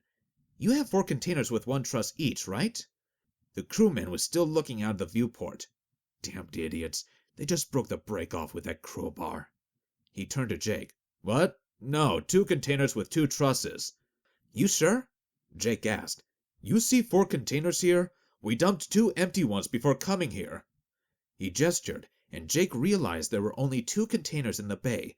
He opened the second one, and it held 2 trusses as well. Jake looked at Nadine. "Paperwork foul up." Nadine nodded. "Thanks for your time," she said to the crewman. He didn't bother to respond. He was looking out the port and laughing. "Where next, Jake?" "C-Ring." They set off.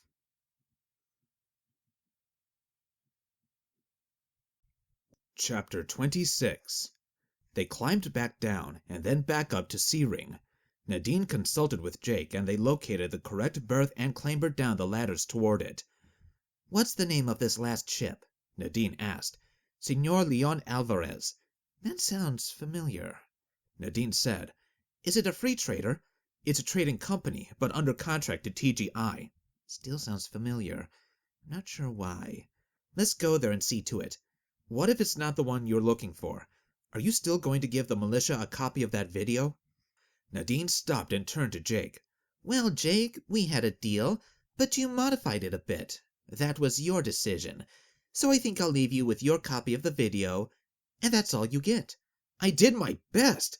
Both of those ships were smuggling." "Sort of. If you had told me exactly what I was looking for, I would have been closer." "I didn't tell you because it was none of your business." "Oh, don't worry, Jake. If this third one is smuggling something, you're free to go. I told you to find the smugglers, and you did. You can take your copy of the video and go." "Thanks, Nadine. I'm sorry that there was so much trouble, but I couldn't let you go free right away. We needed time. You are a good guy, Jake, and we used you a bit." "A bit? A lot. You got me accused of murder, ruined my education, had me arrested and beaten up, marooned, kidnapped." Nadine smiled. "Yeah, I did all that, but it was to help you. It made you a better person, didn't it?" "A better person?" "Sure. Before you were quiet, boring. Now you are way more confident than you were in class. You talk back. You argue. You don't get pushed around as much. You blackmailed me into doing things for you.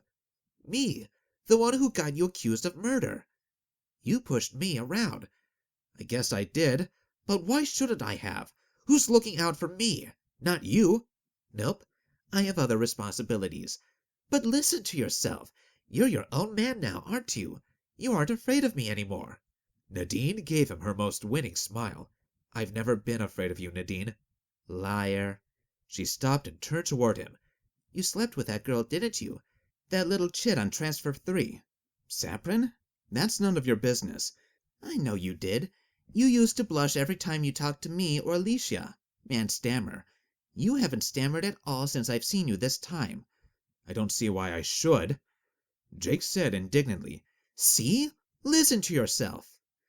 Nadine stopped and checked her pad. "Okay, around this corner. Everybody ready?" The goons chimed in their assent. Nadine leaned over and spoke to Demetrios. Jake looked at his watch. Right on time. "I'm ready," Jake said. "Let's go then." They rounded the station corridor to the next docking bay, where a display board on the ship dock there said Senor Leon Alvarez. 4 containers were in the docking bay, one of which was open. It was loaded with rectangular crates. A man and a woman stood next to a single opened crate, peering inside. Nadine strode into the middle of the group. "TGI audit! Everybody freeze!" she said. The 2 figures looked up, but nobody froze. Instead, Jake felt cold metal touch his head as a voice said, "No, you freeze, and put your hands up." Jake put his hands up and looked around. A female crewman had appeared from behind a container and was holding a shotgun to his head. Another was in front of him with a gun pointed at Nadine. He heard a third voice behind him tell a goon to hold steady. The two figures in front of him stood up straight and looked at him. The man was Bart. Right on time, Jake. Punctual as always. Hello, Nadine. Long time no see. I didn't realize you were TGI Internal Security. Nadine sounded cool. It's supposed to be a secret. How did you get here? Your secrecy backfired. Jake called me. Jake?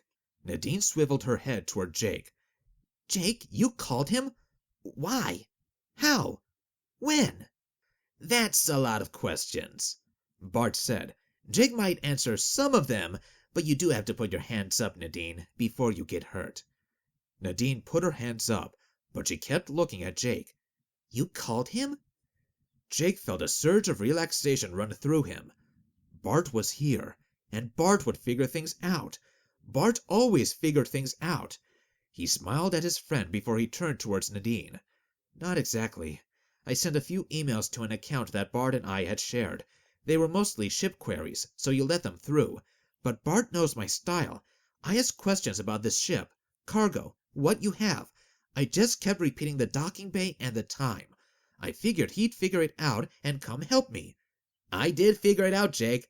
That's good. He addressed the crewman with a gun to Jake's head. Joe, Jake will be okay. Cover the other one. The shotgun was removed from Jake's head and swiveled toward goon number 2. But Jake, why him? Why betray us like this? After all we've done for you? Jake was puzzled. Betray you? Nadine, first, I don't think we were ever really on the same side, so there really isn't an us here. Second, you can still do what you need to do. I'm going to go away with Bart. He and I will head back to school, and he'll help me sort out this murder thing. As soon as we're gone, you can search this ship, or impound it, or paint it blue, whatever you want. Bart and I are leaving you alone. Jake turned to Bart. Thanks, buddy. Let's get out of here. Oh, my young Belter friend. If only it were that simple, said Bart. How so? Jake asked. Well, for starters, said Nadine, Bart's the owner of the ship. Jake looked at Bart in surprise. Family ship, actually, but I'm the family representative here. Bart said. Jake, did you watch any more of that video I gave you? This was Nadine again. No, I didn't. You didn't really give me enough time. Yeah, Jake, about that. She can prove that you didn't kill Danny, right? Bart asked.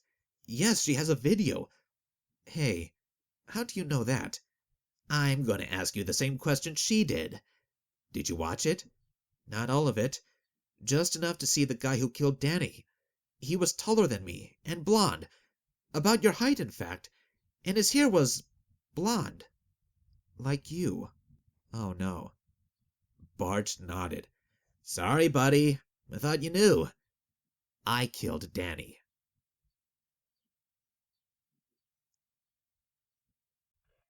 Chapter 27. Jake stood in the middle of the cargo deck, his jaw hanging loose. Nadine was in front of him with a crew member pointing a shotgun at her head. The goons were behind him somewhere, with another shotgun pointed at their heads. Bart and the mystery girl in front of him, standing by the crate. Bart had a pad in his hand. I went to see Danny about some financial matters. He said he was going to turn us in. Both of us. There was nothing else I could do. But killing him? Why? Turn us in for what? Smuggling, said Nadine. Bart is the smuggler. He's the one who organized this insurance fraud. Not totally by himself, but he made most of it work. That doesn't make sense. Why would Bart smuggle? He's rich. Jake said. No, he's not. His older brother and sister get most of the money. Bart won't inherit anything, except his allowance. He isn't nearly as rich as he sounds. Bart, is this true? Well, I may have exaggerated how much allowance I get from time to time, but that was mostly to gain the admiration of the most impressionable young ladies. Can you blame me for that? Jake, don't believe him. He owes tons of money to loan sharks. He kept borrowing until he was hugely in debt. Hundreds of thousands of credits. That's stupid, Nadine. If he borrowed that much money, what did he spend it on? He always has money in his pocket, and he has lots of nice clothes. But even a poor, stupid Belgian boy knows that he can't spend that much money on clothes, unless he bought a private yacht. Bart, what type of yacht did you buy? Can I drive it? Gambling, Nadine said. Jake, Bart isn't just a rich, spoiled brat. He's a stupid, rich, unlucky, spoiled brat. He's lost thousands gambling. They were after him to pay up. He needed the money. Jake looked at Bart. He gambled all the time, I know that. He looked back at Nadine. Are you saying he lost? He pretended to win. He wasn't good at it. He kept losing. Remember when he got that black eye and was hanging out in his cabin for a week? That was from the loan sharks. They wanted to send him a message. Pay up, and soon. Jake furrowed his brow and looked at Bart. He did remember that. Bart wouldn't leave his cabin, and he said he fell. He looked questioningly at Bart. Bart spread out his hands and shrugged. Oops, sorry. He smiled at Jake. But Jake, buddy, that didn't have anything to do with you. Those guys never tried to hurt you. You're the cause of him being here, Bart, said Nadine. If you hadn't set up that stupid smuggling scheme, Jake wouldn't have found it. And if Jake hadn't found it out and reported to Danny, you wouldn't have been exposed. And if you hadn't been exposed, then Danny wouldn't have been killed, and Jake wouldn't have been blamed. She sort of has a point there, Bart, Jake admitted. Bart didn't look at Jake. Here's what I see, Bart said, staring at Nadine. I see that TGI offered a poor Rim kid a scholarship to their academy, knowing full well that he couldn't afford to come Corward and go to school for a year. And then this smart kid figures out a way to come in, actually shows up, and does a great job learning all the info, showing up all the TGI corporate types. So what do? They set him up. They haul him in and tell him he owes them 10,000 credits before he graduates. Too bad, so sad, guess you'll have to go home. Nobody else there owes them money, just the Rim kid. But hey, aren't we great for offering these underprivileged Belters this opportunity? Too bad if they can't take advantage of it. Bart put the pad in his pocket and walked towards Nadine. He crossed his arms and stared at her. And the only person who actually went out of their way to help him was me. Me. I helped him get those term paper clients. I helped him figure out how he'd pay for his place. I checked the rules to make sure they couldn't just toss him out. I talked to lawyers. I talked to accountants. I was his best friend there. I looked out for him. You didn't do anything for him. That's not true, Nadine said. He had a scholarship, and Mr. Dashi figured out a way for him to make the money he needed with a part-time job. That wasn't Mr. Dashi. That was me. I went in to talk to him. I convinced him to get Jake that job. He said it was reserved for some corporate type, but I talked him around. Jake's head had been swinging back and forth. Nadine, you said Alicia was supposed to get my job, but Mr. Dashi put me in her place. Alicia? The hot little blonde chick? Bart asked. Nadine glared at him. She was an accountant. She was going to catch your smuggling scheme. Really? Wow. Bright and beautiful, Bart said sarcastically. And I'm taking exception to calling this a smuggling scheme. That's an ugly word. Jake, who owns this ship here? Huh? Said Jake. This ship. Guess who owns it? Your family? Exactly. And Jake, I never did any of those insurance fraud things. That was the captains and the crews of the other ships. True, said Jake. He looked at Nadine. Jake, he killed Danny, Nadine said. About that, said Bart, and coughed, embarrassed. Jake turned toward him. I didn't go to the authorities and claim that it was you who killed him, Jake. That was Nadine. She set you up, and she gave you very, very bad advice. She had you on the run for weeks. You know that's not my style. I would have set you up with a family lawyer, and we would have argued about it. Bart turned and began pacing back and forth. Danny was a crook. He had his own smuggling scheme. He was blackmailing me with the threat that he would drag you into it, claim it was your idea and get you kicked out. Jake, you've been a great friend to me. I wouldn't have passed the classes if you hadn't helped me. I know this. I couldn't let him blow up your future. He threatened us both, the little punk." Bart stopped and kicked a crate. He shook his foot like it hurt, then continued walking. "I got rid of him for you. If Miss Nadine hadn't got hold of you, you would have been fine. No problems at work, no proof you killed him, because you didn't kill him. You would have been interviewed, released, and free to finish your classes and go on to a ship." Bart paused for breath. "But that's not what happened, is it? TGI got in the way again. There's Spy here." He pointed at Nadine. "She used you. She blamed you because it was easy, and she already knew the truth. Jake, you can't trust these TGI guys. They screwed you up every time. They screwed you on the scholarship. They screwed you in your job. They set you up as the fall guy. And when there was a murder, not even related to you, they blamed it on you because it was convenient. Jake, that's not true." Nadine protested. "TGI has been good to you. We helped you out with the scholarship." "Not true, Nadine. Jake told me the story, how TGI screwed his station over with that wreck, and screwed them over again with their bank. Tell her about it, Jake. Tell her about your dad." What about your dad? What are we talking about? Nadine asked. That's why I have my scholarship, Jake said. My dad was killed helping rescue a TGI ship. It had a drive control failure near our station. A group from the station boarded it and helped tow it back. "So? What does that have to do with you killing Danny, Bart?" "TGI ripped the families off," Bart said. "Jake's dad and another man died in the rescue. They took a chance catching the ship as it sped by. They figured they would get salvage rights on the ship, worth millions. Instead, TGI said that they promised them a reward if they didn't take salvage rights. They only gave the station 25,000 credits. Oh, and Jake got a scholarship, which they didn't expect him to use." That's kind of true, said Jake. But Bart, what the heck are you doing here, if not to help me get out of here? "I needed to fix up this final shipment. I've been in a business deal with—" He looked at the girl next to him. "What's your name?" "You can call me Marion," said the dark-haired girl. "No, your real name. We don't have time for this," she said. "We have a ship to load, and then we have to get out of here. I need my money first. We need to inspect the goods, and then you get half on loading and half on delivery. And what are you going to do about your friends here?"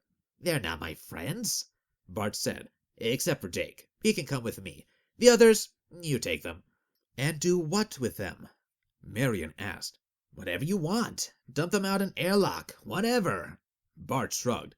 "Dump TGI agents out an airlock? That won't work. TGI will hunt us down forever." "Bart, what the hell?" Jake broke in. "You can't kill the police or TGI security." "What makes you think they are TGI security?" Bart asked. "Nadine told me," Jake said. "Did she? She keeps talking about TGI and us and how we helped you. Did she really say that she was a TGI agent? Did she show you any ID?" "No." Jake stopped and looked at Nadine. She still had her hands up, and she was glowering at Bart. Now she turned and glowered at Jake instead. "You said that it didn't matter who your boss was and what you were looking for," Jake said. "I thought you were TGI security. But why are we sneaking around on a TGI station? Why did we need to come here to inspect the cargo? Why didn't you just call it in and have the local security check it? And come to think of it, I've never heard of TGI customs. There are militia customs, but that's done by the militia. And you didn't care about that other smuggler smuggling food. You just wanted this smuggled shipment. Jake, my young friend, I think you are discovering that life can be way more complicated than it seems. And you have to stop believing everything that everybody tells you," said Bart. "So what do you think is going on?"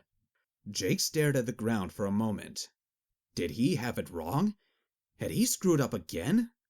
He looked up at Nadine. "You're not the militia. You would have charged me with the murder, or seen the video and let me go. You're not TGI security, or I'd be in a brig right now, and Alicia would have my job. and I never would have found this for you. You're not here to stop smuggling. You're here to steal this shipment, whatever it is, and put it on your ship." Nadine just shrugged and gave Jake that 1,000-watt smile. "Well, I never told you any direct lies, Jake. I just let you believe what you wanted." Jake turned to Bart. "But Bart, your story has holes in it too. Your family is in trouble financially, hence the money problems. But Nadine's wrong about one thing. I watched your bets, and I knew who you bet on. You were winning. You won a lot. But you didn't win hundreds of thousands, and you did get beat up by somebody for nothing. You must have borrowed more money because you needed to buy something. Something very expensive. You didn't really care if you passed or failed the classes, but you needed to be in that merchant academy for some reason. Maybe to track something? And that's why you talked me into taking that job, because you wanted an inside man to give you access to TGI shipping logs." Jake, you are a smart man. That's true. You were our inside guy, helped me track a few things. You helped me out, I helped you out. Jake turned to the dark-haired girl with the shotgun. "And you, Marion, you're here to buy this shipment."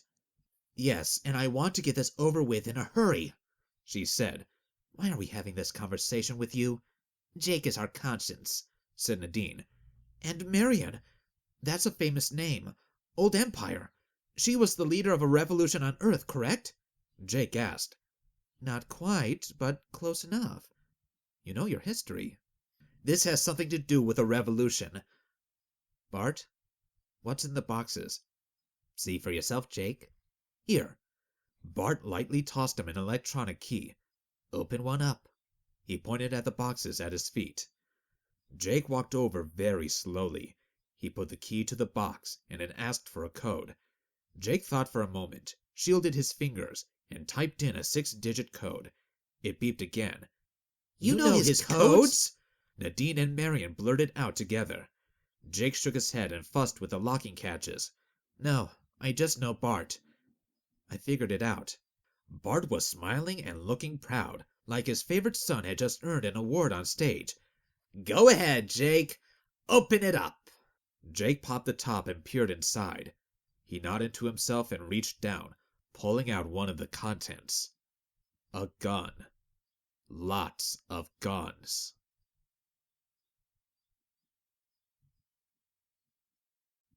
Chapter 28.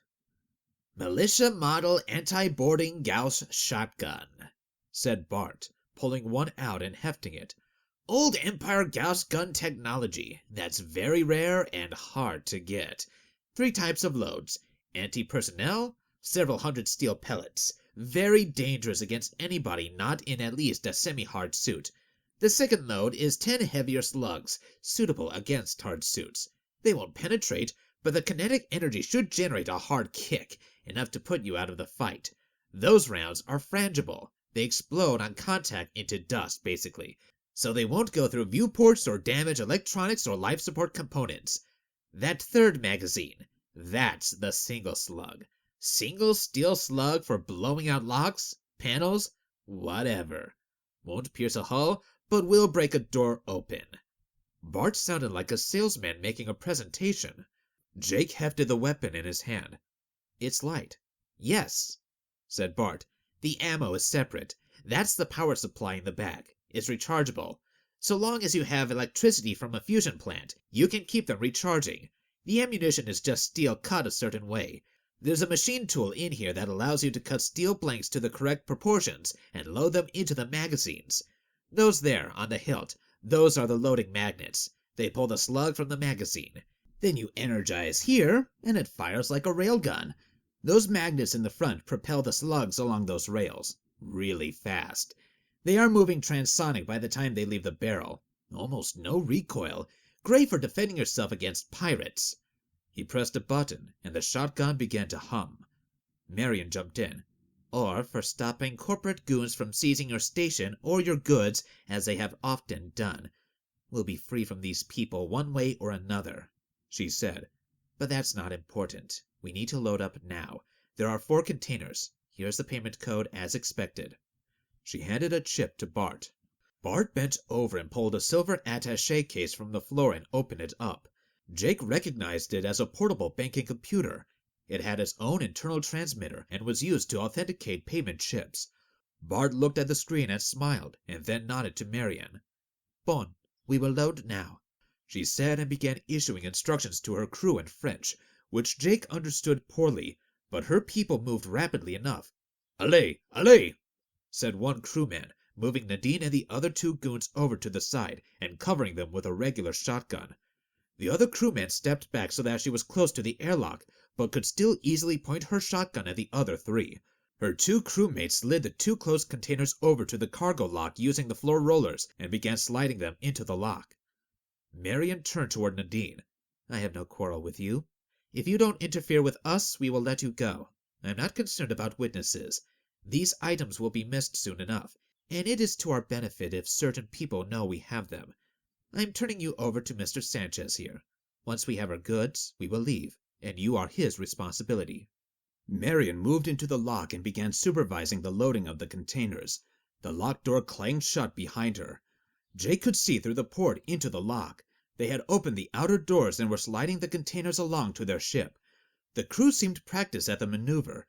They attached cargo chains to the first container and were reeling it on board the ship to the container slot.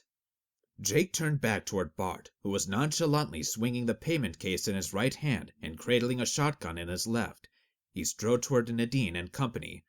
Well, what are we going to do with you three? He asked.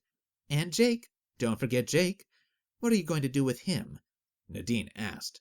Bart laughed. Jake is my buddy. He's with me. There's another family ship leaving soon. He can come with me. Unlike you, I haven't been systematically lying to him from day one. I always told him what was what. I was always there for him. But at what cost? Nadine asked. Well, I didn't set him up for murder, that's for sure. Jake cleared his throat. Bart, about that. I've been thinking. Bart turned slightly toward Jake. Do you remember trying to teach me poker? Jake asked. Yes, you were horrible. You lost all your money. You could never bluff at all. Yes, I never learned to bluff. I did lose all my money, and I never played again. But I do remember one thing that you taught me. What's that, Jake? You told me that if I was ever at a poker game and if, after an hour, I couldn't identify the sucker at the table, the sucker was me. What do you mean? You murdered Danny. But that wasn't all. Me getting set up for it was part of the plan. Danny didn't change those invoices or emails in the computer. You did. You talked to him and helped him set things up, then came back later and killed him. You made sure that everything would point to me, and you made sure that I was back in my room, away from witnesses. I was always going to be the fall guy. I'm just lucky that Nadine got a copy of that video showing you killing Danny. Otherwise, the whole thing would have been on me. You would have concocted some story about me putting you up to it, or something like that. Bart had turned toward him. Why would I do something like that to you, buddy? I've been your friend since day one. I'm the one who helped you out. Always. You did. When it meant benefits for you. Bart slowly bent down and put the attaché case on the floor, but he continued looking at Jake. Nadine stirred, but Bart swung the shotgun back toward her quickly. She froze again. He turned back to Jake.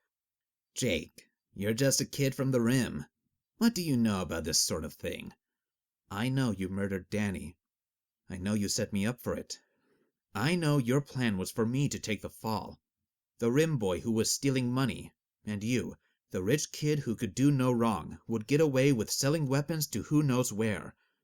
But you knew all that, and even figuring that out doesn't help me. Jake depressed a button, and his shotgun started humming. No? Bart asked. His shotgun twitched up. It wasn't pointing at Jake, quite, but it could very quickly. Jake shifted so that he faced Bart directly, but he didn't move his shotgun, which was resting on his hip, pointing 90 degrees away from Bart. Bart started to bring his barrel up, but stopped when he realized Jake's gun was nowhere near where it would threaten him. No, but being a rim kid and growing up on a station has taught me one important thing. Really, Jake? And what's that? This is going to hurt, thought Jake. Never go 20 meters away from your helmet when you're near a depressurized airlock. Jake pulled the trigger. The gun wasn't pointing anywhere near Bart, and in fact it hadn't been pointing anywhere near anybody at all, but it was pointing directly at the closed airlock door, the one with the big viewport. Jake had, more or less by accident, chosen the slug round when he was first fooling with the Gauss shotgun. Jake was a horrible shot, but the window in the door was big, and the gun was close. The slug impacted the center of the window, and large cracks spangled it. Everybody stared. Then the whole window cracked, and the air began to whoosh out. Cargo areas were big and contained lots of air. There was a wind, and lots of light objects were sucked toward the window. Jake fell over onto the floor from the recoil, but he was ready for that. He felt his ears pop as the air pressure dropped, and he felt a tingling in his elbows and knees as his body began to experience decompression sickness. Humans can live without oxygen for a time. A very short time, a few minutes, but the immediate danger wasn't oxygen, it was pressure. A human body contains a lot of nitrogen, mostly dissolved in tissue and blood. As the pressure drops, so does the boiling point of the nitrogen. When pressure dropped, people's blood would literally start to boil. The clothing everybody was wearing mattered a lot at this point.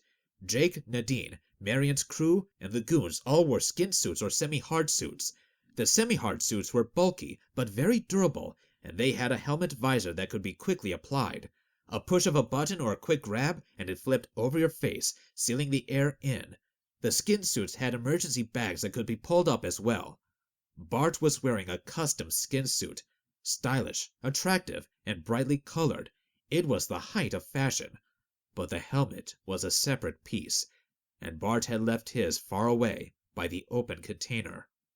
As a child, Jake had been taught and warned about what to do in the event of a blowout. Every year in school, they put kids and teachers in a big airlock and blew the outer hatch. If you were too slow getting your helmet on, the teacher would do it for you. But it hurt. Now, rather than holding his breath, he immediately exhaled, pushing oxygen out of his system as rapidly as possible so that the delicate tissue in his lungs wouldn't explode as the air pressure inside became greater than outside. Next, he dropped the shotgun and flipped his visor down, then reached back and pushed his pressure button to the maximum. He didn't need air so much as pressure, before the drop in pressure caused his blood to boil. High pressure stopped the process, but didn't erase any damage that had already occurred. His knees and elbows hurt, a lot, but he was still mobile. Marion Scar did essentially the same, dropping and recovering her shotgun in the process. Nadine managed to flip her helmet up as she dove to the ground. The goons did likewise. Bart had been tracking Nadine with his shotgun and wasted precious seconds firing at where she had been, recharging the gun and firing again, missing both times. But by then, he had started to waver. Jake saw him drop the gun and turn to run toward his helmet. He began to spasm and twitch as he ran, stopping and bending at the waist. Some of the old Empire books that Jake had read called decompression sickness the bends for this reason. The decompression lights were strobing red, flashing on and off every second. Jake rolled up and checked his suit readouts. He had oxygen and pressure for a few hours. Marion's remaining crew member was spinning the door on the airlock. She had to mess with the overrides. Locks shouldn't open in vacuum after all. But as soon as she pulled the airlock door open, she hopped inside and disappeared from Jake's view. Off to the side, Nadine skated forward and scooped up the silver attaché case, presumably with a payment chip inside. She crouched down in front of Jake and touched her helmet to his. We're going. Are you coming with us? No. It will be hard to explain you being here, she said. I'll manage. All right. Good luck, Jake. She blew him a kiss through the faceplate. Call me. She stood up and gestured to the goons, and they moved off around the bend. Jake saw a blue glow through the open lock. Marion's ship was leaving. There were still containers on the dock. Apparently, they had only taken half of their weapons. Bart had stopped twitching and was sitting midway between the lock and his helmet. Jake stood up and slowly walked over to Bart. Bart's face was tight, like the face of a bodybuilder who hadn't drunk any water for days. His eyes were open but unseeing. Jake turned away and began to stump toward the cargo lock. His knees and elbows hurt as he walked, but he could manage. He stepped through the smashed door toward the outer cargo lock door and manually cycled it closed. Then he engaged the locking mechanism and pushed buttons on the panel until the lock lights changed to green. There was still no pressure, but there was also no leak. He stamped back inside and sat down next to Bart, staring at him through his helmet. He was still there when the repair crew came through, and later the militia officers.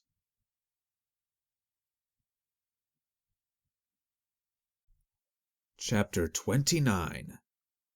So you were kidnapped? Mr. Dashi asked.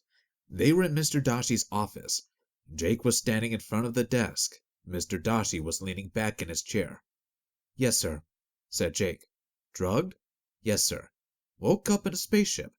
Nadine's ship, sir. They kept me there for a long time.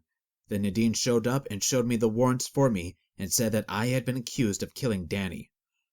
You didn't know? I didn't know anything, sir. They kept me incommunicado, chained up. For weeks? Yes, sir. Messed up my arms and legs a bit. But everything's mostly healed now. Mr. Dashi leaned forward and frowned as he searched the database. Yes, it says here in the medical reports, evidence of recent leg and arm restraints. Yes, sir. But what for? Why you? I think that they needed me to seem to be the one who killed Danny. That way it diverted suspicion from them. You were looking for me most of that time, weren't you? Yes. We had a report that you were on a passenger ship, the Ring Castle. You did, sir? What type of report? We sent some of our security after you. They boarded the ship. There was some sort of mix-up, but you weren't there. However, your ID did show up in the system at one point. Yes, sir. Nadine took my ID. She gave me a new one later. She must have been using it to lay down a false trail. You did all this under duress? Can you prove that? Of course, sir. The militia at TGI Main had the records of me boarding the station. I didn't want to go, but Nadine and those two goons are there. You can see them all in the videos, dragging me along. I even tried to signal the gate guard that something was wrong, but he didn't get it. Mr. Dashi nodded slowly. Yes, I read that part of the report. The guard even flagged it on his shift report, but nobody took notice of it. Not until the gunfight. Yes, sir. Your DNA and fingerprints were on one of the Gauss shotguns. Of course, sir. I took it after Bart and Nadine had it out. I wanted to make sure I'd be safe. It's all very suspicious, Mr. Stewart. Sir, you know I didn't kill Danny. Yes, the video proves that. All those charges have been dropped, Mr. Dashi said. And you don't believe I did all that smuggling and altered those records, do you, sir? Not anymore. We finally got some of the students to admit they bought term papers off you, after they passed their tests, when it didn't really matter. That explains the bank accounts. And I understand the audio from the murder shows that Bart and Danny falsified the records together. Yes, but still, Mr. Stewart. Mr. Dashi leaned back and folded his hands on his lap. He regarded Jake suspiciously and began to speak. Jake cut him off before he could start. Sir, I could have run away with that shipload of weapons, which you can't find. I could have run away with Nadine back to her ship, which I understand you can't find either. No, we can't find either ship, and you couldn't have stolen the guns.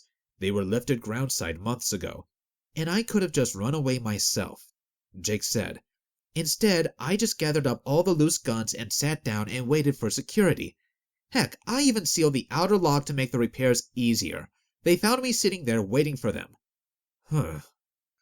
Mr. Dashi said, there is also a great deal of money missing. Well, I don't have any of it, sir. You saw the credit sticks I had when you picked me up. I'm not getting rich off this. I see. Well, I admit your story hangs together. But after all this, are you sure that you want to come back to the Merchants Academy? I do, sir. I want to finish my training, get my license. Well, you do have a scholarship, and I suppose this is an unusual circumstance. There is one other thing, sir. Yes? Well, given that I was unjustly accused of murder, and unjustly accused of fraud, and publicly shamed, and also kidnapped while under TGI jurisdiction. Yes? Well, sir, I think TGI should waive all further fees, education, training, buying my place on a ship, etc. You do? Yes, sir. It would be pretty embarrassing for everybody if this came out. Easier to quietly graduate me, give me my certification, put me on a ship, that sort of thing. Everybody wins. You are asking TGI to forego a great deal of money, Mr. Dashi said. Not really. You trade back and forth with other corps, so it's more of a favors trading thing. I think I deserve a favor. You do you? Yes, sir, I do. Mr. Dashi leaned back in his chair again. He thought for a full 30 seconds.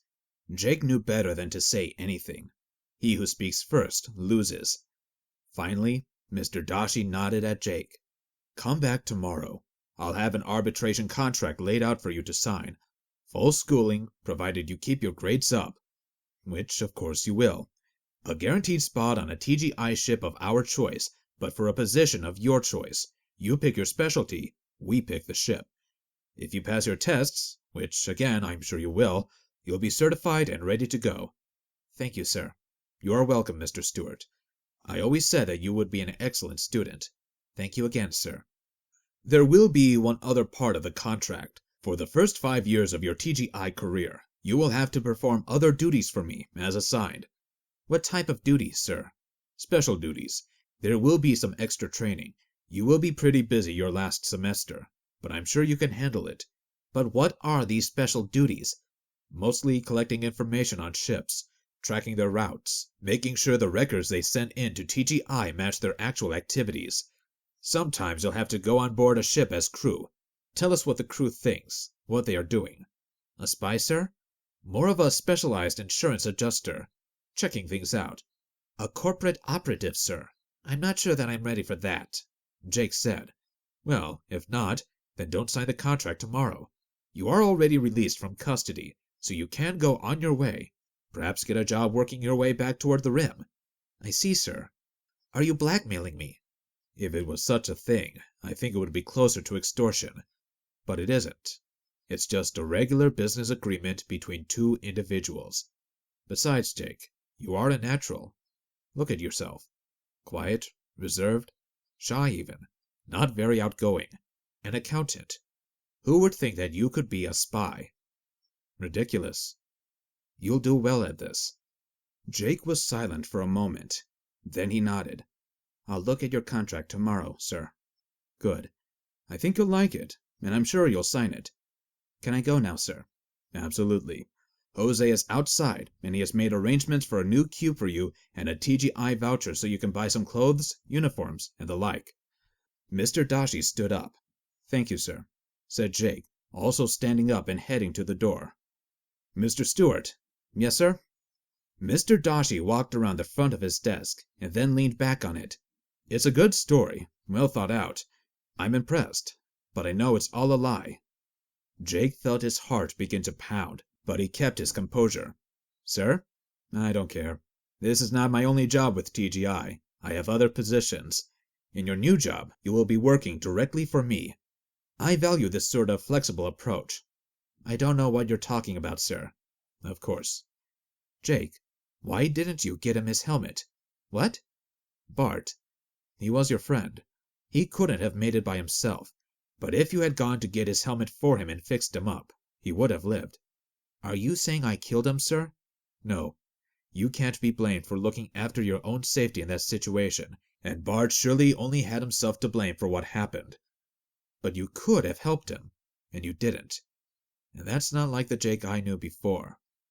Why didn't you help him? Jake stood silent for a moment. He let me down too many times, sir. He kept taking advantage of me. Everybody did. I'm tired of people taking advantage of my good nature. You need people you can count on around you, people you can count on to help you out. Good to know, Mr. Stewart. See you tomorrow? Yes, sir.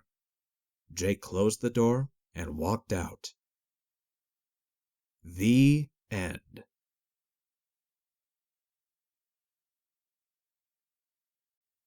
This has been Trans Galactic Insurance, Adventures of a Jump Space Accountant. Written by Andrew Moriarty. Narrated by William Turbett. Copyright 2017 by Andrew Moriarty. Production copyright 2019 by Andrew Moriarty. We hope you enjoyed this audiobook. We welcome your feedback. Please leave a review on Amazon or wherever you bought this audiobook. Follow the further adventures of Jake Stewart in Orbital Claims Adjuster, Adventures of a Jump Space Accountant Book 2, available on Amazon and Audible.